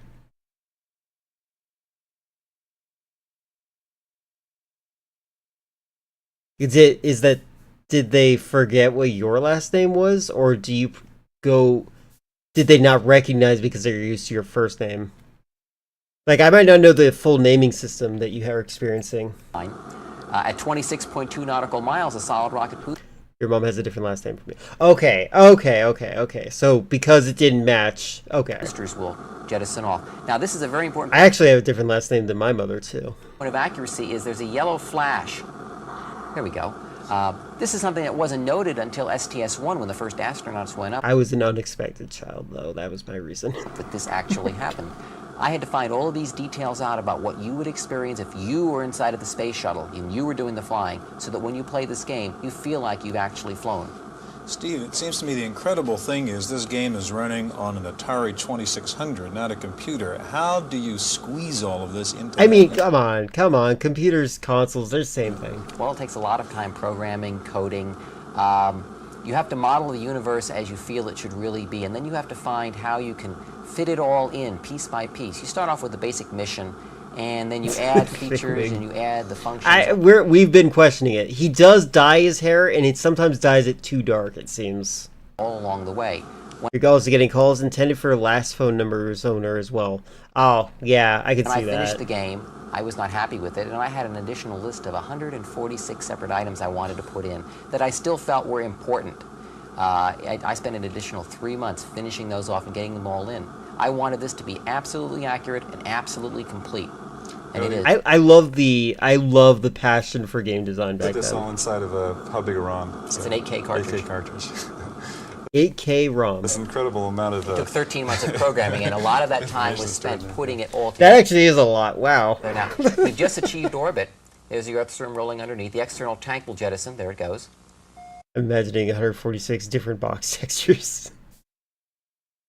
It seemed like a wig because of that weird thick. Yeah, I think it might be a comb over actually, or it's a wig. It could be a wig. I personally can't tell.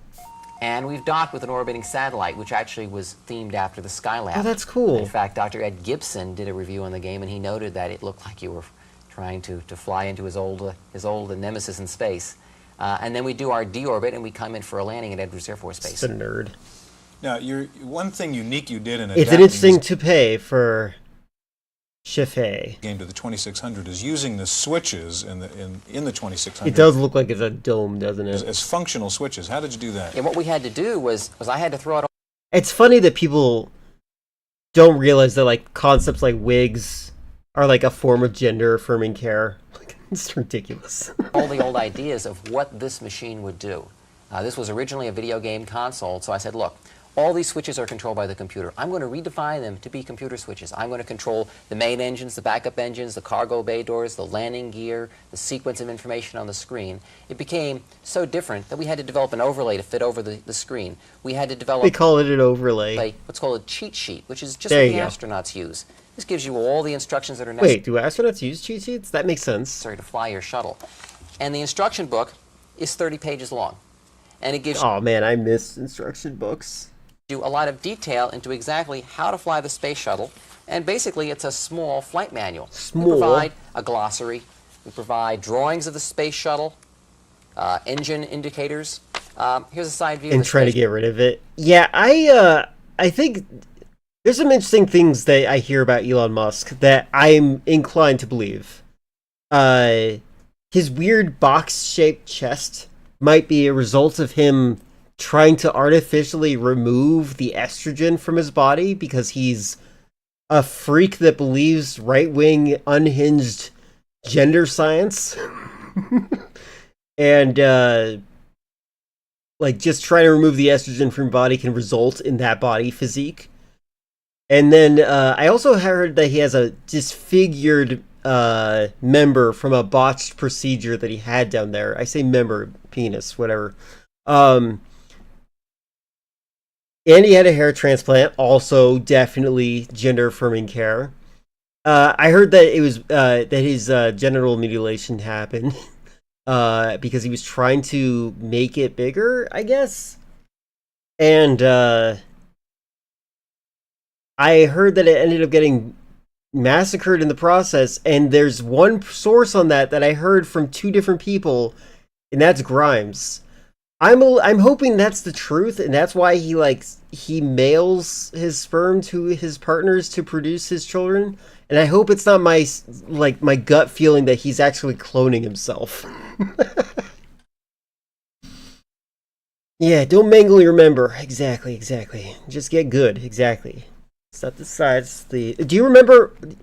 It's the Do you remember the reason why we can't see people's likes anymore? It's because people saw a very funny like in his set of likes that imply that he's pretty small down there in its own way. It's just like very weird. Hold on, I just remembered something I want to show you guys. One moment. Let me get this. It's in my Discord. Scroll. There it is. You know what Elon Musk reminds me of?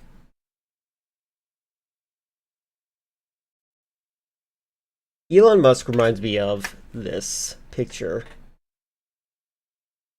Looking for gothic girls. I actually feel like I want to Photoshop Elon Musk's face onto this guy. And then, like, post this under every single post that Elon Musk does. Every single one. Obsessively. Like a freak with no life.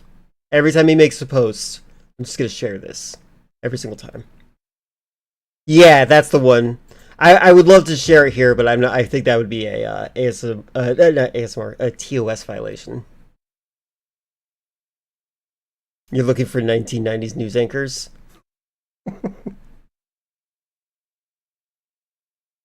Shuttle that we provide. So really, you understand all about the space shuttle in order to fly this game accurately.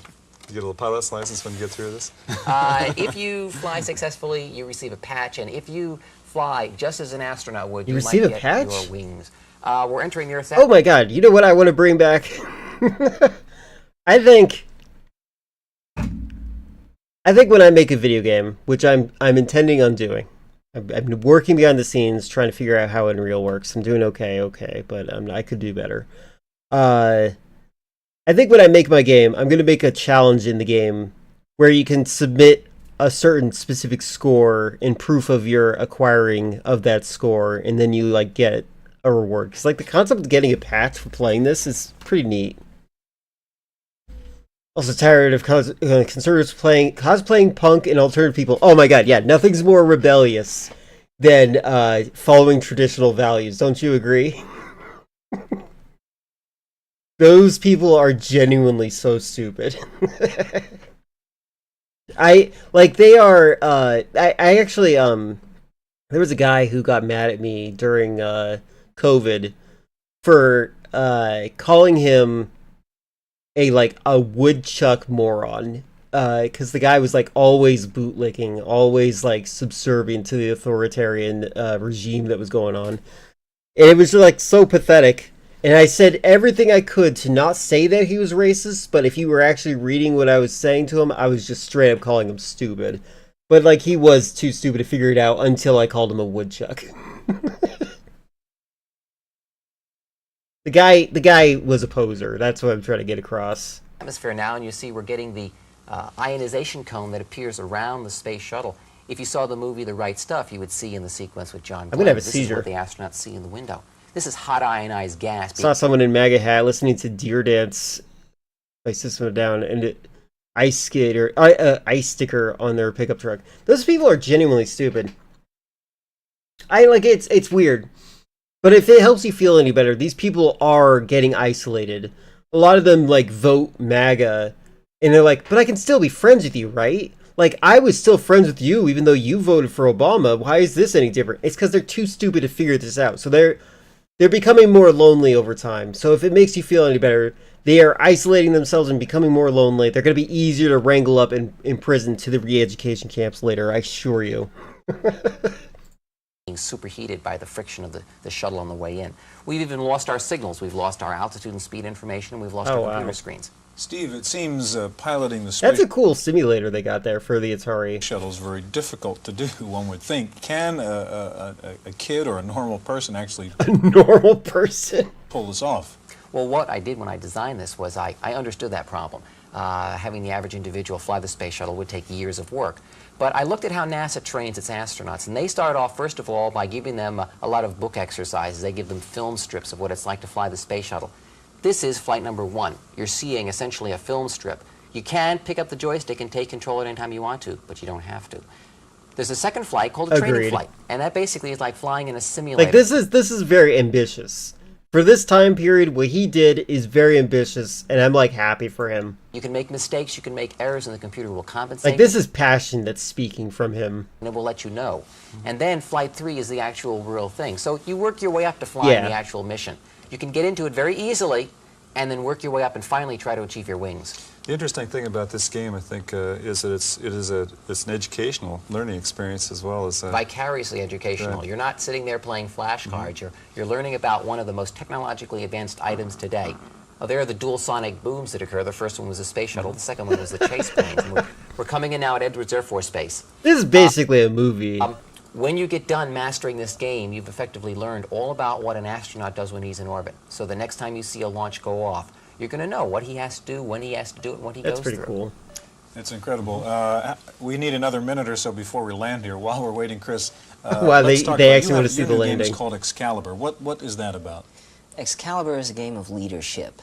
The concept, I wanted to express Burns. to people the ideas behind von Clausewitz's statement, war is the extension of policy to other means.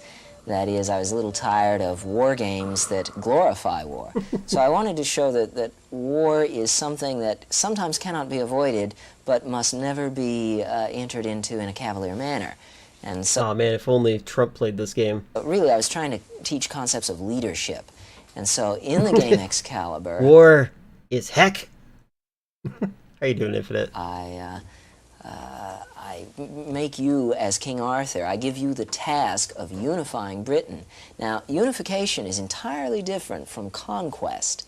That is, you have to convince people of your authority. You have to convince them to follow you, and that involves more than merely brute force. Chris, we have a little bit of time left. Can you get Excalibur up on the screen and show us just a piece of that? This is the title scene to Excalibur, and it's... Hey, that looks a little like Zelda. Does nothing more than give the title and set a tone and show off who did it. Mm-hmm. And this was designed to run on the Atari 800, or? Yes. I forgot about this personality type he has. I've cut it off. Pretty good. Finished watching the reboot stream. How was it? Wait. Oh, the stream, the reboot stream. Okay. I thought you finished all of reboot. I was gonna spoil things, but that thing is great. This would predate Zelda. Look, Chris, I like Zelda more, so you're just wrong. For the 800 with 48K and a disk drive, it's a huge game. It actually won't fit on the 800. It requires disk swapping, and so you. Okay, so see how this guy looks? I'm gonna show you guys a picture of him how he is now. I love doing the whole "where is he now" thing. There he is. He looks almost exactly the same. He experienced twink death like many of us. Yeah, we just found Bob again in the net. Like we ended on that scene. That's cool. I love that. You know, that was I said this before. Reboot was a good show because like it was like an introduction to complex storylines to me as a kid. I think a lot of people don't realize like kids can process more information than a lot of people give them credit. Like you can give them a complicated story and eventually they'll figure it out. Like when I was 5 years old, I got introduced to Power Rangers. Obsessed with Green Ranger because the concept that he was a bad guy and he became a good guy. That was such a neat idea to me. Like that's a complicated idea that was put into my head. Shut up. Didn't expect the Let's Explore Masculinity episode far back then day. You should. There was a lot of feminism in media during that time period. I feel like a lot of Gamergate stuff was like a rejection of the very foundations that were set up by them. Like if you go back and you watch like Rugrats, for example, like there's different types of mothers and different types of parenting structures. And then like you watch it and you're like, hold on, Phil and Lil's mom might be beards. The mom might be a lesbian and the father might be a gay. So it's just fascinating how like there was a lot of interesting explorations of complex issues being handled in kids shows, and it's so weird that there's such a reactionary desire to go towards anti-intellectualism. I can't stand it. It's frustrating. I was really into Power Rangers. I still watch nowadays. I liked what I saw as a kid. I did not know how to change the channel when I did know when it was on. Again, I was 5 years old. I loved it as I was growing up. I still have some episodes like memorized in my head. It's great, and I think that not a lot of people understand. Like, it's a good introduction to things. It is indeed frustrating. I've ended my Kamen Rider fixation, Power Ranger adjacent, and it got ruined by production. Oh, it got ruined by production. I remember I watched Power Rangers RPM, and I still recommend it. RPM. Interesting. I'll actually... Because I think I have at least first season of Power Rangers. Okay, I see. I remember this one. Oh, I like the cat ears of the Black Ranger.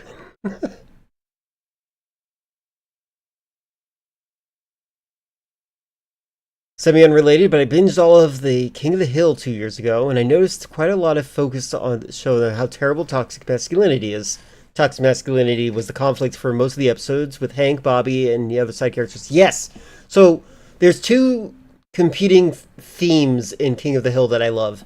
One, they talk about how masculinity is restrictive. They explore the concepts of it, and they try to explore it in a way that the audience can handle it properly. And then the other subline is how being book smart can be beaten by being experienced. That was a good way to twist it in a way that helps the everyday person understand the concept. And it's interesting because, like, I don't know how effective it was. I think that Mike Judge, I actually don't know his last name, wasn't very good at communicating his ideas. I still like the show, just for the record. I just want to say that I don't think he's the best at communicating his ideas. It's free on YouTube? Excellent. I'll look into it later. You watch Kamen Rider Hibiki, which did exactly everything you want to see, you're saying about intellectualism, slower paced storytelling, but we're not selling enough toys, and then they ruin it so much. Even the actors involved verbally criticized it. Wow, that is a big deal in Japan. Kamen Rider Hibiki. I think Jumbo's brought that one up before. I'm gonna put that one also in my tab to look up later as well. Mike Judge is the reason we don't get carry forward in Black Ops 7. You must be correct. Oh wait, actually, you're probably right. You are right. That's funny. You can tie everything to Call of Duty at some point. You bring in whole chunks of game at a time. It's actually 66K of object code. Very, very large game, all written in assembly language. Okay, well, if you've played Raster Blaster or messed around with Pinball Construction Set, you've been manipulated by the mind of Bill Budge, one of the premier game designers. We'll meet Bill and the president of Electronic Arts in just a moment.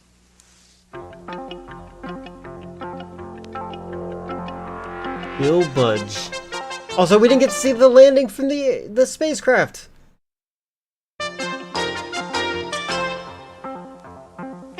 Joining us now is game designer Bill Budge, who works with Electronic Arts, and also, the president of Bill Electronic Budge, is he related to Mike Judge? Arts, Trip Hawkins.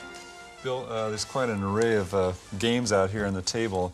And what is it that makes this guy always looks like he's ready to give me some Kentucky Fried Chicken successful, or what kind of factors go into the design of a game? It's really hard to, you can't ask people what they want to see on the computer and what kind of programs they want. I really think that a person... This guy looks like he's trying to be Steve Jobs before Steve Jobs. Writing a program has to have an inner conviction of Trip something. Hopkins. Oh, wait, and write wait. Did really? Hold on. Program that they want to write and a program that they want to use. When I started writing this program, it was something I really wanted to do. I wanted to see it work. And Where'd you get the idea for say? I always liked building things, and it was a funny Interact kind of process. I got tired of writing video games. I was really sick of playing them by this time. And I thought, well, it's fun to make video games. I still kind of like to write them, and I bet other people would really like to write them. You're talking about the pinball construction. Show the other guy. Right. And this is kind of a nice game because it actually involves you in the construction of the game itself. It's kind of like a metagame. Is the success of that been pretty good in the sense that, is there a special segment that you're selling to as far as the construction Well, side? when you start out, yeah, you're looking to the really avant-garde computer users. It takes a while for the message to get out there when everyone is still discovering Pac-Man and a program comes along that's telling them they can build video games. Well, it doesn't register at first, but it's got a slow growth that builds up, and finally now we're getting very good results. So the game kind of craze dies out. This stuff's taken off. Trip, on the business side, what do you look for a successful software game? And well, I think Pinball Construction Set has a lot of... You know what? He looks very different. I have the image of him. I'm going to see if I can get one of him at Electric Playground.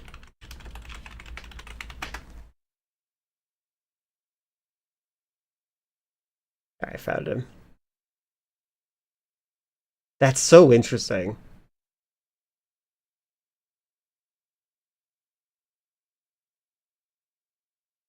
So I'm looking at all sorts of different... Wait, what the heck? Oh, I thought he was with Conan O'Brien. I'm like, who the heck is that? If you're on Yandex, you'll know.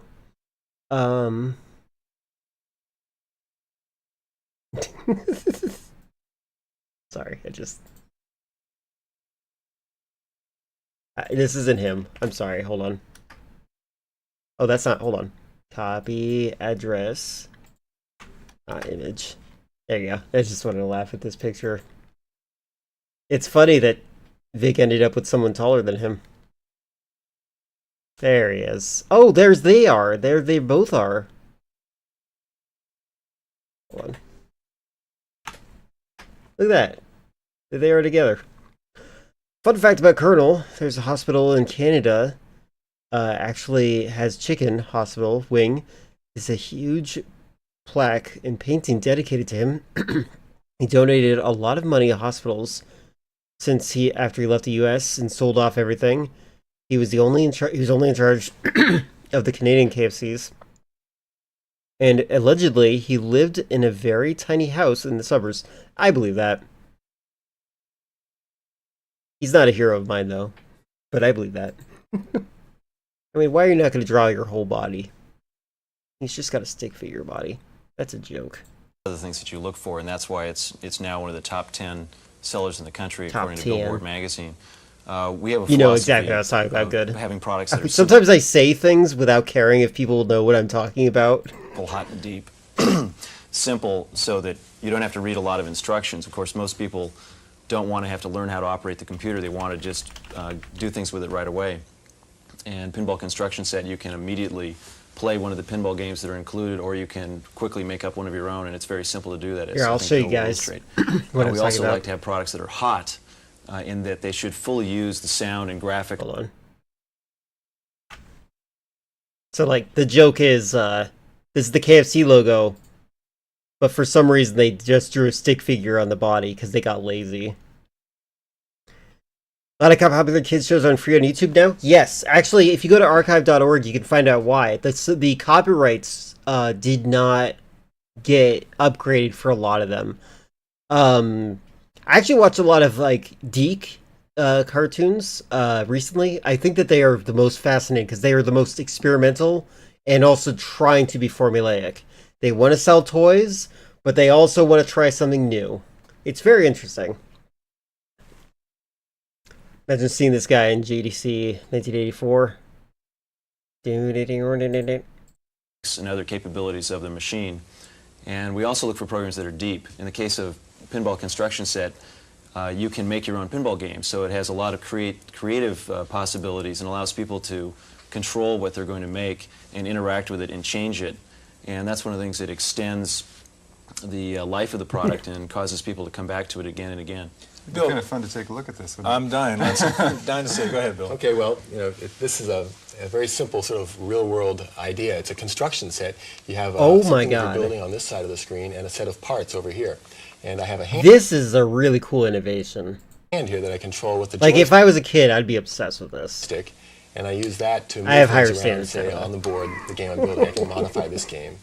And I can get parts out of the box, and I can just add them over. So they're kind of bumpers you're putting into your game. I'm just putting bumpers, yeah. This is a favorite of really young kids. They like to just grab a whole bunch of bumpers, fill the board up with them, and put a ball on there. A pinball aficionado would gasp, but little kids don't really build pinball. I'm sure we're going to have a game like that. We have Mechanic Simulator and stuff like that. We're going to have a game like this eventually.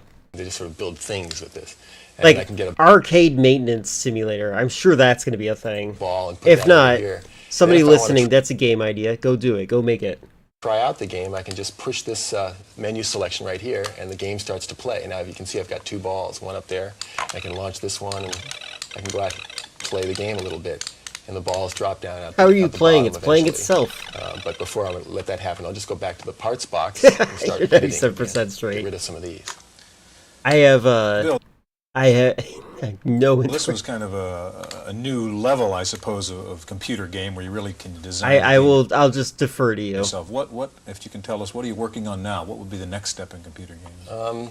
I want to extend the idea of a construction set. I think this is this one was hard to do. I feel like he's corpo attractive, like someone who is corporate and attractive. Like if you were going to meet someone that is in a corporate setting and they were considered attractive, they would look like him. Started. Like his name is even Trip. Like Trip is a corporate name. And because there are lots of combinations and things you can't So really is predict Chip when you're making and a kit Max. to make a meta game, as you said. I'd like to CJ, extend the idea DJ. even further, and the problem there is then designing the parts box. In pinball, it's a small set of parts. Maybe You Tucker. don't really have to worry about thinking up abstractions. And a general construction set, it's not clear what the parts should be. It's almost like you're inventing a new language for representing. This guy looks like Ashton Kutcher, yeah. This guy's not Trip. The other guy who's sitting next to him is Trip. That's the guy who we're looking at that looks like Ashton Kutcher. That's this guy over here. Trip is this guy over here. That's who Chris is saying is attractive.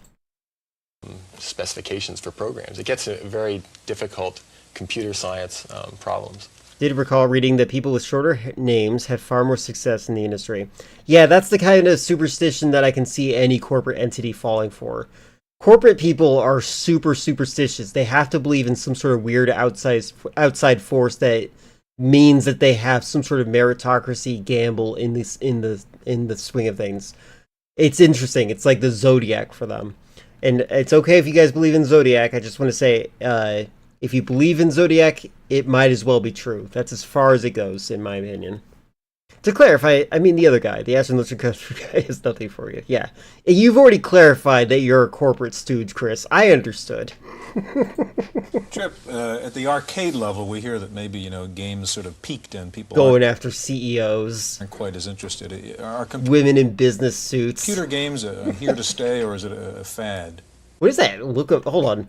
The guy who dies later, this guy on the right, he looks like he's giving him a hate look. What the heck?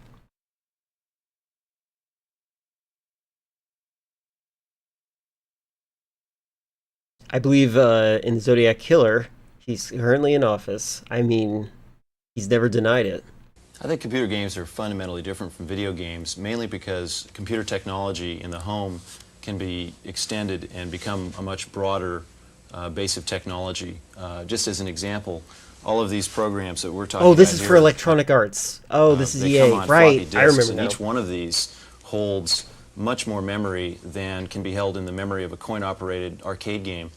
And it really is, it becomes a question of the program size when you finally want to know how good a program can I have and how much can I do with it and how long will it take before I'm bored with it. I think I solved it. Trip Hopkins punched him in a bar after this interview, killed all, give him all dirty look. Yeah, or I've exhausted the educational value. Murder and solved. I can get, something like 3 or 4 times. Do you think this guy's shirt's pink because he washed his red ties with his shirt? More program on here than I can fit into the memory of a coin operator. I say while wearing a bleached shirt. shirt. You got one-on-one there. Maybe we can get it loaded. Well, I think, Gary, you had a question.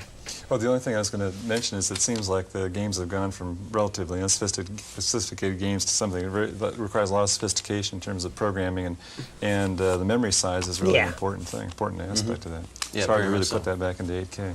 Is that a Simpsons reference? Has that been the difference, really, in the early computer games? Pretty limited now. The incredible graphics and speed. Has it really been a function of the available memory? I want to point out, I am a fan of The Simpsons, Chris. I'm very bad at catching the references, even though I've seen every single episode at least 4 times. Part of it is just programmers getting better, I think. Not many people wrote video games 5 years ago. There was a small selection. Now there are thousands of people who are capable of writing a good video game.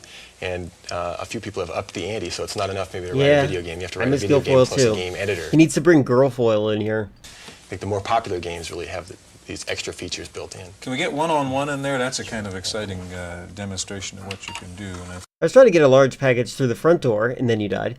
Tall and large, weighed about 200 pounds. Refrigerator? And I'm certain a few mosquitoes got in while I was wandering in the thing. Yeah, you're probably right. You're probably not wrong.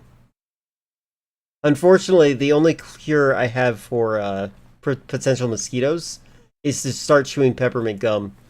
Peppermint gum is very effective at warding off bugs. I think, Trip, you're going to take on either Dr. J or Larry Bird here. Tell us about one-on-one. Well, the basic idea of one-on-one was to get these two guys, Julie serving Larry Bird, who are Larry Bird, probably the 2 best-known basketball players and probably the 2 best forwards that have ever played. Got to pick up that grape from the ground. And to capture their personalities in the game. And so we decided to hire them to help us design the game, and we had photo sessions where we took pictures of them in action. Tall, large, and okay. You know what? I'm gonna upload a video later, Chris, and you're gonna see exactly what you remind me of it, and you're gonna laugh at yourself. In fact, we had a camera mounted at mid-court just exactly from this angle while we photographed them. And then we worked with them on prototypes of the product where we'd sit down and talk to them about the moves that they would use and some of the strategies and the shooting percentages that they would have in different places on the court. And that was a fascinating learning experience. I found it. That was easy. Hold on a second. I didn't expect to find it that easily. Okay, cat, calm down. Whoa, whoa, whoa. Did you step on that? You did. He stepped on my... I don't know if you guys can hear anything. I'm sorry. My cat stepped on my power button. You can't hear anything? Good. Hold on. My cat stepped on my power button, and because it's a smart TV, it has to remember everything that it just saw, and it's going to take a process to turn back on. There we go. Turn it back on. He's a big cat, so he was able to press that button easily. Oh, did it just... Come on.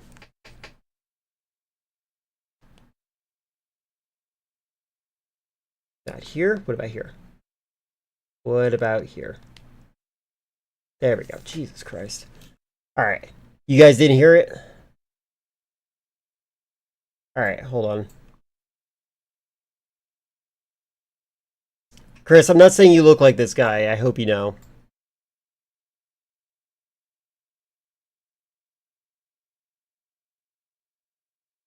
Bradley, I'm not lying.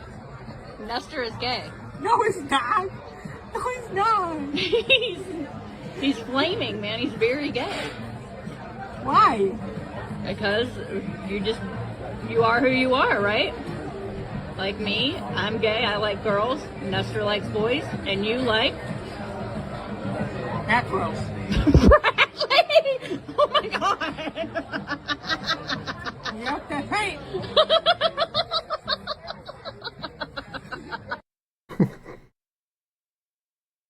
I appreciate him.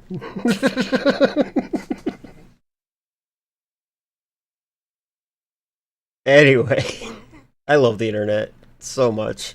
My type is singer. Lights. Ashton Kutcher tripped up on the corporate ladder and doesn't do anything for me. I see. I have no type. Alright. But you say programmed in the personality. I mean, these characters was play that? like... learning experience. But you say programmed in the personality. I mean, Whose these page was characters that? play like Larry Bird. would, Very or much so. Dr. In fact, why don't I go ahead and get Go ahead, started? yeah. Right Is now, that Olga telling me I need to get the spray to put out some fire? playing against one another in a demonstration game, but Oh, you know what? I realized I should probably give you guys... Here's a link to that video if you ever want to see it again. Oh my god, is that... Challenge token... Solution... Alright, whatever. I'll just take you that huge monster link. Enjoy it.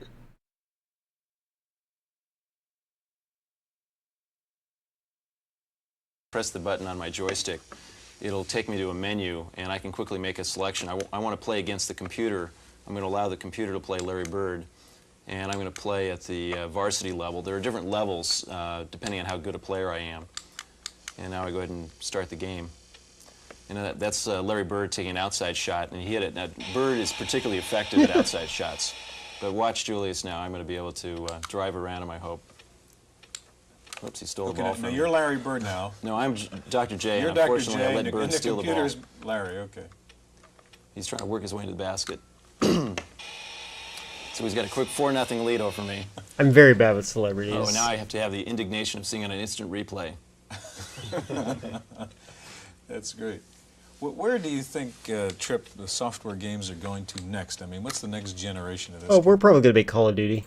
Stuff. I hate to interrupt you. Trying to get back on. Oh, I had to have a slam dunk there. Sorry. Okay. I always admire a CEO that actually plays their games. You hear me, Warner Bros? Same concept. Also, don't eat your snot.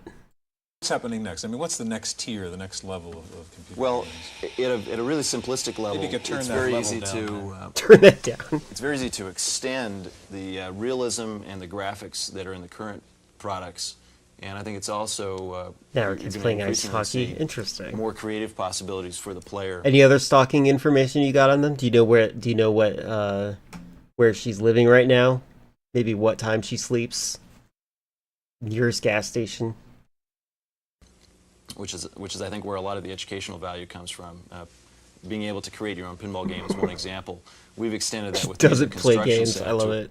a product that is about music, and of course there are a lot of people that are really interested in music and interested in having their children learn about music, and it uses a lot of the ideas that Bill pioneered with the pinball construction set. And I think that the area where the greatest challenges will come is is in looking for original ideas and new creative ways to break the mold. I mean, a lot of people look at what other people have done and try to do something that's a spin-off from that, but the really creative geniuses in the industry are capable of coming up with something completely new. Do they just come to you? Phil Spencer plays games all day and ran Xbox from the Xbox into the crowd. Say we've got an idea, and here's a program I've written, and then you turn around and sell it. It happens all different ways. We have one of our better products. It's called Hard Hat Mac, and 2 high school boys came into our office one day, and they had 3 sheets of high school notebook paper they'd drawn up in their physics class, and we signed a contract based on that. Gentlemen, we're out of time. The heck? How? What? Bill, Trip, thanks so much. Thank you for joining us. I would like to know more about that Chaffee. Could you please go back? What did he just say? Of the Computer Chronicles. He plays Magic the Gathering. Oh yeah, right. You collect cards. By the way, I love card games too. I don't really get into the topic of it because I feel like I'm not as deep into it as you are. Like, I wish I was, but I'm not. My biggest concern is like making a card. Like, if I was to make a card game, I would like to try to make it like as simple as possible so you can explain the point immediately and get anybody to play it. Similar to Uno, but like, I think on the most simplistic scale, something like Pokemon trading card games are like the simple degree that would help me like have fun. Like the challenge and whatnot. Look at this guy's face. Your home gym look like this? Is this AI? Bulky, crowded. Yeah, not built for real homes. But this fits in one corner. I'm gonna skip this now.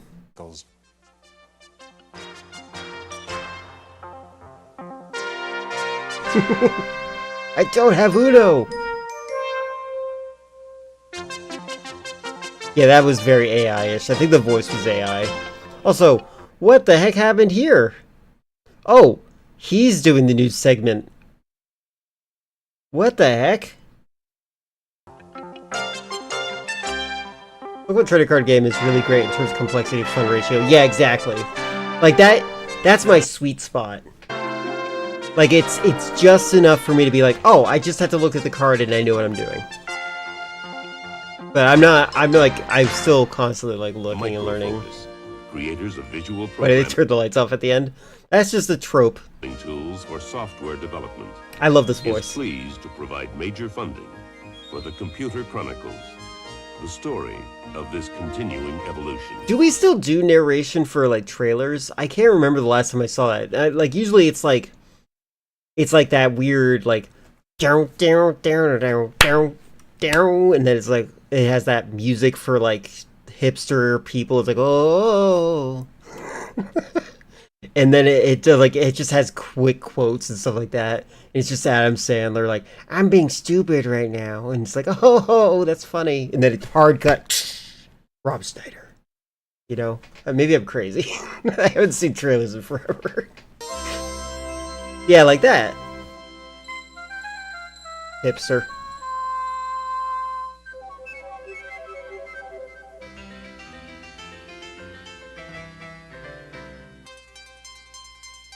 Are they going backwards? No, forwards, okay. I didn't see the Chinese guy, so I was confused. Random Access is made possible by a grant from Popular Computing. A grant from Popular Computing. I should aspire to try to get a grant. A McGraw-Hill magazine. In the Random Access file, Hewlett-Packard has made another major move into the personal computer field with a new portable printer designed for the PC market. It is a non-impact inkjet printer with low noise operation, battery powered. Low noise. Hold on a second.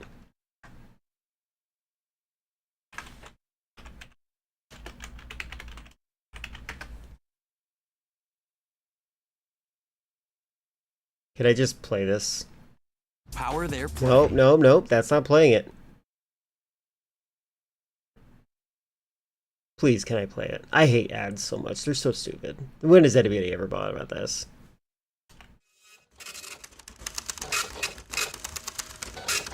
If you're wearing headphones, I'm sorry.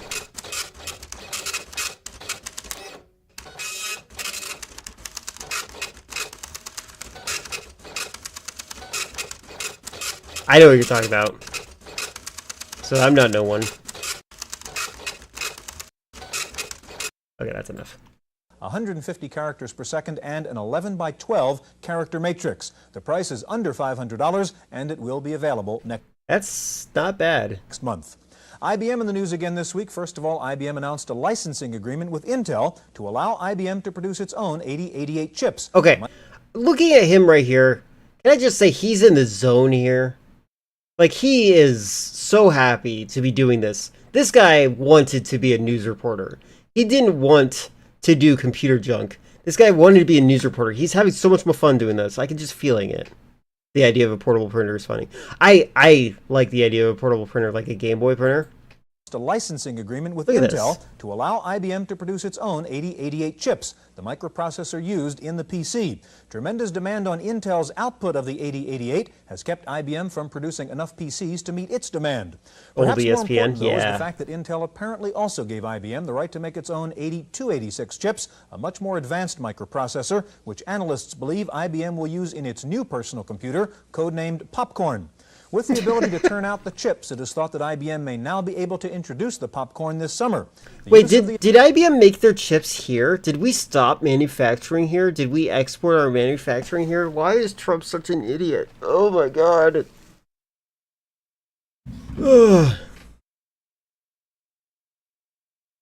The advanced microprocessor will enable Popcorn to do sophisticated graphics and other complex integrated functions. Sounds like Popcorn may take on the Macintosh Lisa crowd.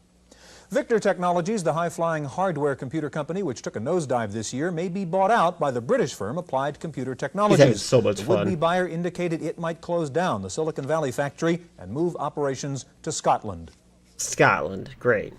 Also on the ailing list, Tandon Corporation, the nation's largest maker of disk drives. It's amazing how so many of the news segments we hear on this is like them saying, they are ceasing production in the United States to export to a cheaper alternative out in overseas in like somewhere like Taiwan or something.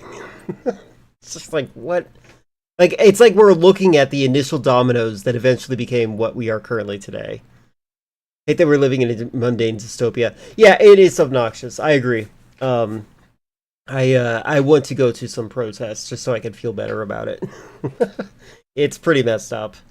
It's actually one of the other reasons I'm like consuming hot sauce at a high degree right now lately. He doesn't want to do interview. He wants to yap. And he doesn't want to just yap. He wants to turn his brain off and read what's in front of him. Says it He's doing better than Bill O'Reilly. will lay off about 1,000 employees and transfer most of its manufacturing overseas to cut production costs. In fact, countries all over the world are dropping in on the Silicon Valley trying to get a piece of the high-tech action. In the last year, 20 different countries have sent delegations to the Silicon Valley in an effort to lure their business abroad. The countries offer incentives such as government subsidies and attractive tax packages. The most successful recruiter by far has been Ireland. One foreign country very much on the mind of high-tech executives is Japan, with particular attention focused now on the debate in the Japanese parliament on a new proposed software bill which would limit software copyright protection for U.S. products to 15 years and force American companies to allow Japanese firms to sell U.S.-made software. The net result Interesting. would be little protection for American manufacturers, with Japanese companies able to sell the same software at a lower price by avoiding the high research and development cost. And speaking of software... That's interesting. Oh boy. I'm excited. The Tucker Carlson guy. Software, you say you have a modem but can't use all the bells and whistles because you don't have the right communication software? Listen to Paul Schindler. Paul Schindler. This guy, if you don't know, this guy just straight up sounds like Tucker Carlson. This guy is like an early libertarian. You feel this guy read all of Ayn Rand's works and changed overnight, and like it's crazy. Okay, it's all set. 3 men in a monkey suit. Listen, I'm gonna have to get back to you later. Bye-bye. Communications. Did you know that using one of these devices, called modems, computers can talk on the phone, just like us, only faster. But if you already have PC communications, you might be surprised to hear that you're in a minority. Fewer than 1/4 of PCs communicate. So I think I researched him, and my read on him was like spot on. Like he's in the Tea Party and whatnot. In Great Sphinx, there's a common meme where everyone in chat hates Paul. It's just their voice disgust for Paul. No one cares, Paul. Please leave. Many of you are waiting to make the plunge. Perhaps the hundreds of communications packages on the market have daunted you. Well, the Whole Earth Software Catalog and Review has sorted communications out for beginners. Now, if your computer runs the CP/M operating system, we suggest hold on. beginners. Now, if your computer Leave these buttons. They did not care if you cut your fingers on these things. Computer runs the CP/M operating system, we suggest you consider MITE or Modem 7. For users of the IBM PC, the best packages are SmartCom 2 and Crosstalk 16. PC Talk 3 is more limited, but I was waiting, Paul, until you mentioned it. I don't care to wait anymore. then at $35, it's also the cheapest communications package. Apple computer users may want TSC Terminal if they use 40-column screens, or Data Capture 2 for 80 columns. Commodore and Radio Shack users will find CompuServe's VidTex a best buy. Now, there simply isn't time to get into all the wonderful things you can do once you have communications, but believe me, a PC on the phone opens up... Yeah, fun fact, Friendly Friend is also one of the people that enjoys the Computer Chronicles. And for Friendly Friend, just so you know, we've been watching Computer Chronicles at random because of Chris's interest in it. Worlds. Just ask someone who already has a modem. Call them, or call their computer. For Random Access, I'm Paul Schindler. That was the most subdued I've ever seen him. Next week, Paul takes a look at Ken Houston's professional blackjack program. Well, the hot software this month, tax preparation programs. 2 of the more than 20 tax packages have hit the software top 10 Where's this the image week. on the right supposed to be? I see the wheat tail on the left, but what is the right? The 2 bestsellers are Tax Advantage from Continental Software. It sells for about $70. And Tax Preparer from Howard Soft. It's a bit more complex and sells for $250.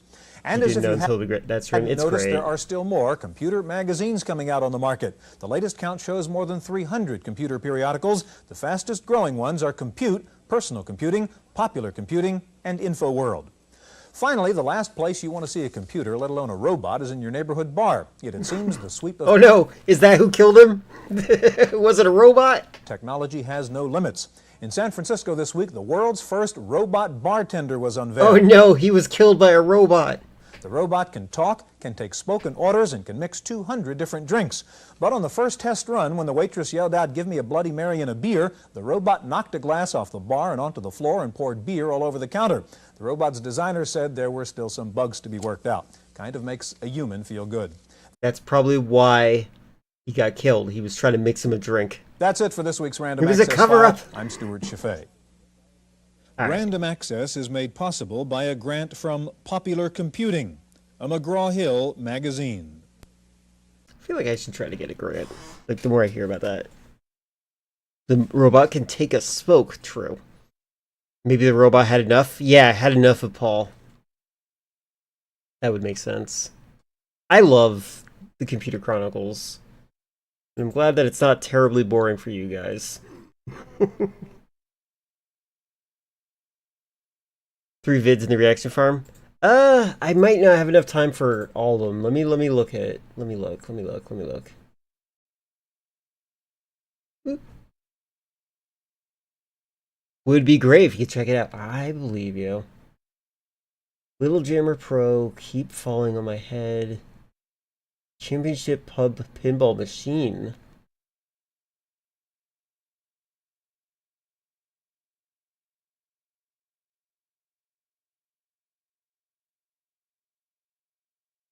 Oh, Raindrops Keep Falling on My Head, like the song.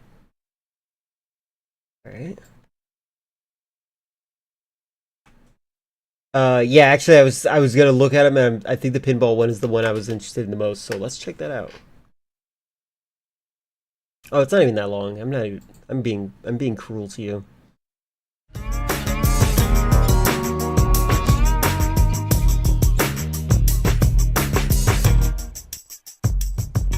I like pinball, but I feel like there are other games I'd rather play. Air hockey might be my favorite, but you need another human for that. Champion Pub. The Champion Pub is a late 90s bally machine that saw a run of less than 1,500 units. The game brings in several brilliant game features and ties it together in a theme that really hasn't been touched upon since, making the game very one of a kind. As mentioned, the Champion Pub is a pretty rare machine, so we're proud to have this game in such good condition, with only a small amount of wear in places. The cabinet artwork is completely unfaded, and the playfield's mechanics are in excellent condition and all work perfectly. The game throws the player headfirst into one of the toughest bars in town, with the goal is to take on increasingly difficult boxing opponents as you climb up to the top of the rankings. This guy kind of sounds like he took a lot of drinks before he did this video. Eventually becoming pub champion. Along the way, you'll train for fights and of course take on boxers in your journey to the top. The Champion Pub has some of the most surprising and fun toys in all of pinball. The game has 4 main ones to talk about, of which 3 are related to training. There's a heavy bag, the speed bag, and the jump rope. The heavy bag is in the middle of the game and acts as a simple bash toy. The speed bag sees you using these fists to punch the ball into the speed bag, and the jump rope sees your ball sent to its elevated staging area where the player must hit the flipper buttons with timing to jump over the jump rope as it rotates. All of these actions get you ready for this might be the best pinball machine game I've ever seen. fights, which is where the game's 4th feature comes in. Starting a fight with one of the game's many opponents will reveal this boxer in the centre of the playfield. The goal here is simple: wail on the boxer as much as you can to drain his life bar down to 0, all whilst the animated boxer turns and punches back at you. You'll also encounter drunken multi-ball modes, large-scale bar brawls, video modes, and plenty of hidden secrets on your road to becoming the pub champion. To discover more about this fantastic game, come and see it and try it in our Bristol showrooms. I swear, he sounds like he was drunk. The features are a treat to watch in person, and the rules are dead easy to understand and to get into. For complete details, chat to the team or visit our website. I thought he said ChatGPT. Chat with the team. That's really cool. The quarter game of punching bag with the fun. Fun doesn't stop there. That's really neat. That's a very interesting pinball machine. I've never seen something like that. This recording I did at a bar when I was pretty drunk. I did it off the top of my head. A review of Black Ops 7. I'm afraid to watch the video back. Does it play like this? Chris, does it play like this video? See another one. Yeah, I mean, they're short, so why not? You have this at a timestamp, so I'm going to check the timestamp. Probably not far off. I believe it. Waiting for this to load a little bit. Alright, just checking. Okay, I wasn't sure. Wait, it says 50 seconds? You want me to jump to 50? Started at 26. Did me some talking to the sun, and I said I didn't like the way he got Oh my god. They're actually synchronized. things done, sleeping on the job, those raindrops are falling on my... This is really impressive. I'm kind of pausing a little bit more because it's a song, you never know. Oh, the watch video is 50 seconds, so okay. The watch video. The watch video. I interpret the word watch incorrectly. Got it. But there's one thing I know, the blue This is cute.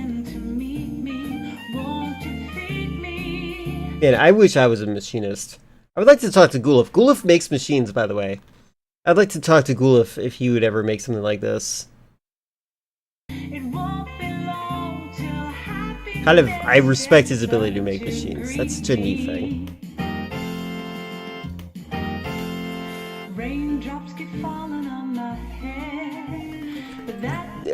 Friendly Friend's in a lot of streams where people react to this kind of stuff and they kind of draw attention to it. And we are fortunate to have Friendly Friend in our community to give me an opportunity to react and be interested in it too. doesn't mean my eyes will soon be turning red. Crying's not the me kind. This is so impressive. Everything's synchronized perfectly. Because I'm free, nothing's worrying me. That's so cool.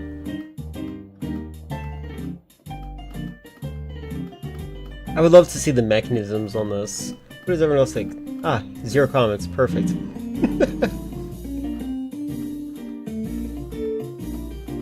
This will set you back in 1K on eBay? That's not bad, actually. Honestly, I'd be willing to spend $1,000 in this.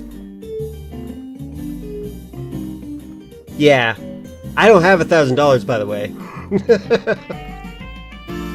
If you want to know how much I have, you can estimate based on the bar beneath my face.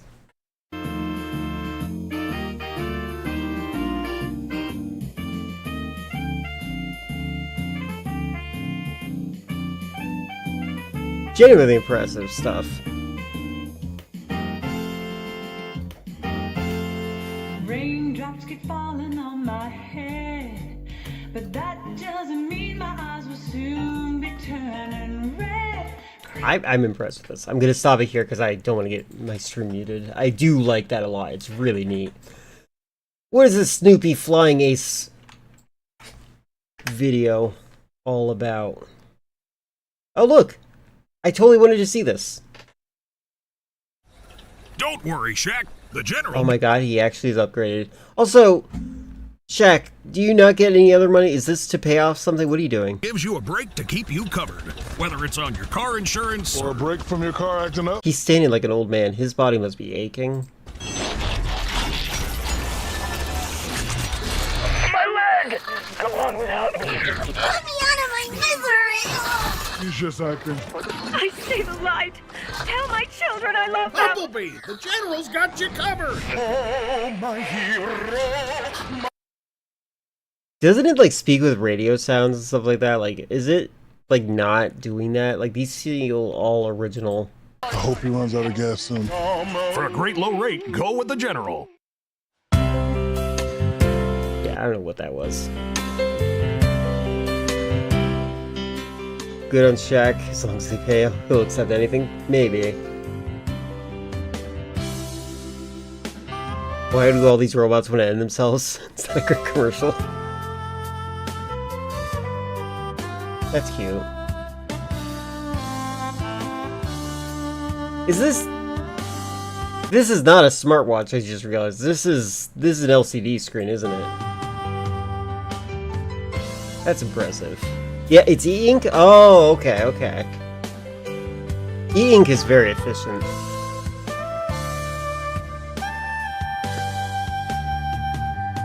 And we did a deep dive on e-ink not that long ago. Actually, maybe it was 2 years, maybe 3 years ago. E-ink is a very interesting thing. If I could make an entire PDA like it with e-ink, I'd be happy. That was cool. Oh, I clicked the wrong video. Nope, no politics. Shut up. Nope. We're not... Oh, okay, good. I didn't click that. Okay, thank God. No politics on stream from... Like, I almost clicked a Kyle Kaczynski or video. I don't see it anymore. There it is. Trump panics as oil... Okay, cool. Secular talk. Cool. Alright. He has his voice box ripped out, so that's why he speaks in... I do know that, but I don't think any of those sounds that he was creating were, like, sounds from, like, media. You know what I mean? Like he goes through various radio stations, but none of them felt like that, and it felt like that was their way of getting around copyright. I could be crazy.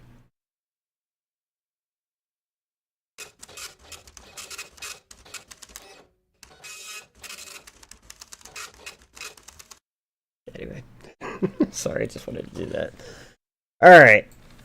I think I should do my best to raid out now. So, this was a really fun stream. I had a great time. Thank you all for hanging out. Oh no! Wait, hold on. Oh, okay, no. Oof. Person I was going to raid out to immediately went black and white on my screen, which does not actually indicate what was actually going on. I appreciate all of you. Thank you very much, everyone, for your conversations, your company, your time. We are going to raid... Let's see. We got Terry's playing Left 4 Dead. Owlin's playing Windrose. Dusty is doing Just Chatting, which is very similar in theme. You know what? I feel like I need to hang out in Terry's stream. I feel like I'm not raiding into Terry more often. Yeah, today was a lot of fun. I agree. That's why you can tell how much fun I'm having based on how long I stay. Whenever you hear my phone alarm go off, that's my reminder to do Duolingo, by the way. Just so you guys know. That's like what's happening.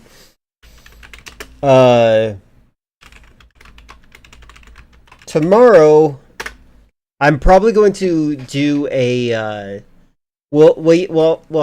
gonna have a wheel where we can choose what we're gonna do, and you guys can vote for the weight of what's gonna happen. It's gonna be a shorter stream because I need to learn Unreal more, because I really want to make my game, you know?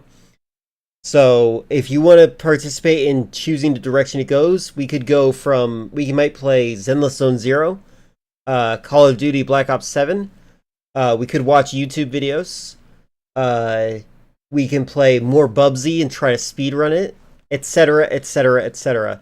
So, we'll see what happens. Suggest or redeem a game for tomorrow?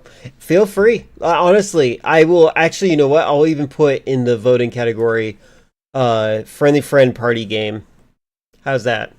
Anyway, appreciate all of you. You guys are awesome. The conversations were really fun. Thank you for providing me the mental stimulation I need to keep going. Enjoy your day. Say hello to Terry. Bye.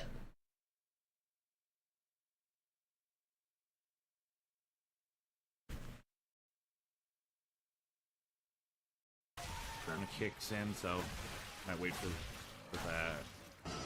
Oh my god! Oh, that's a big award. That is, and a raid. The raid, wow. Yes. Hello, Cutting Links and Raiders.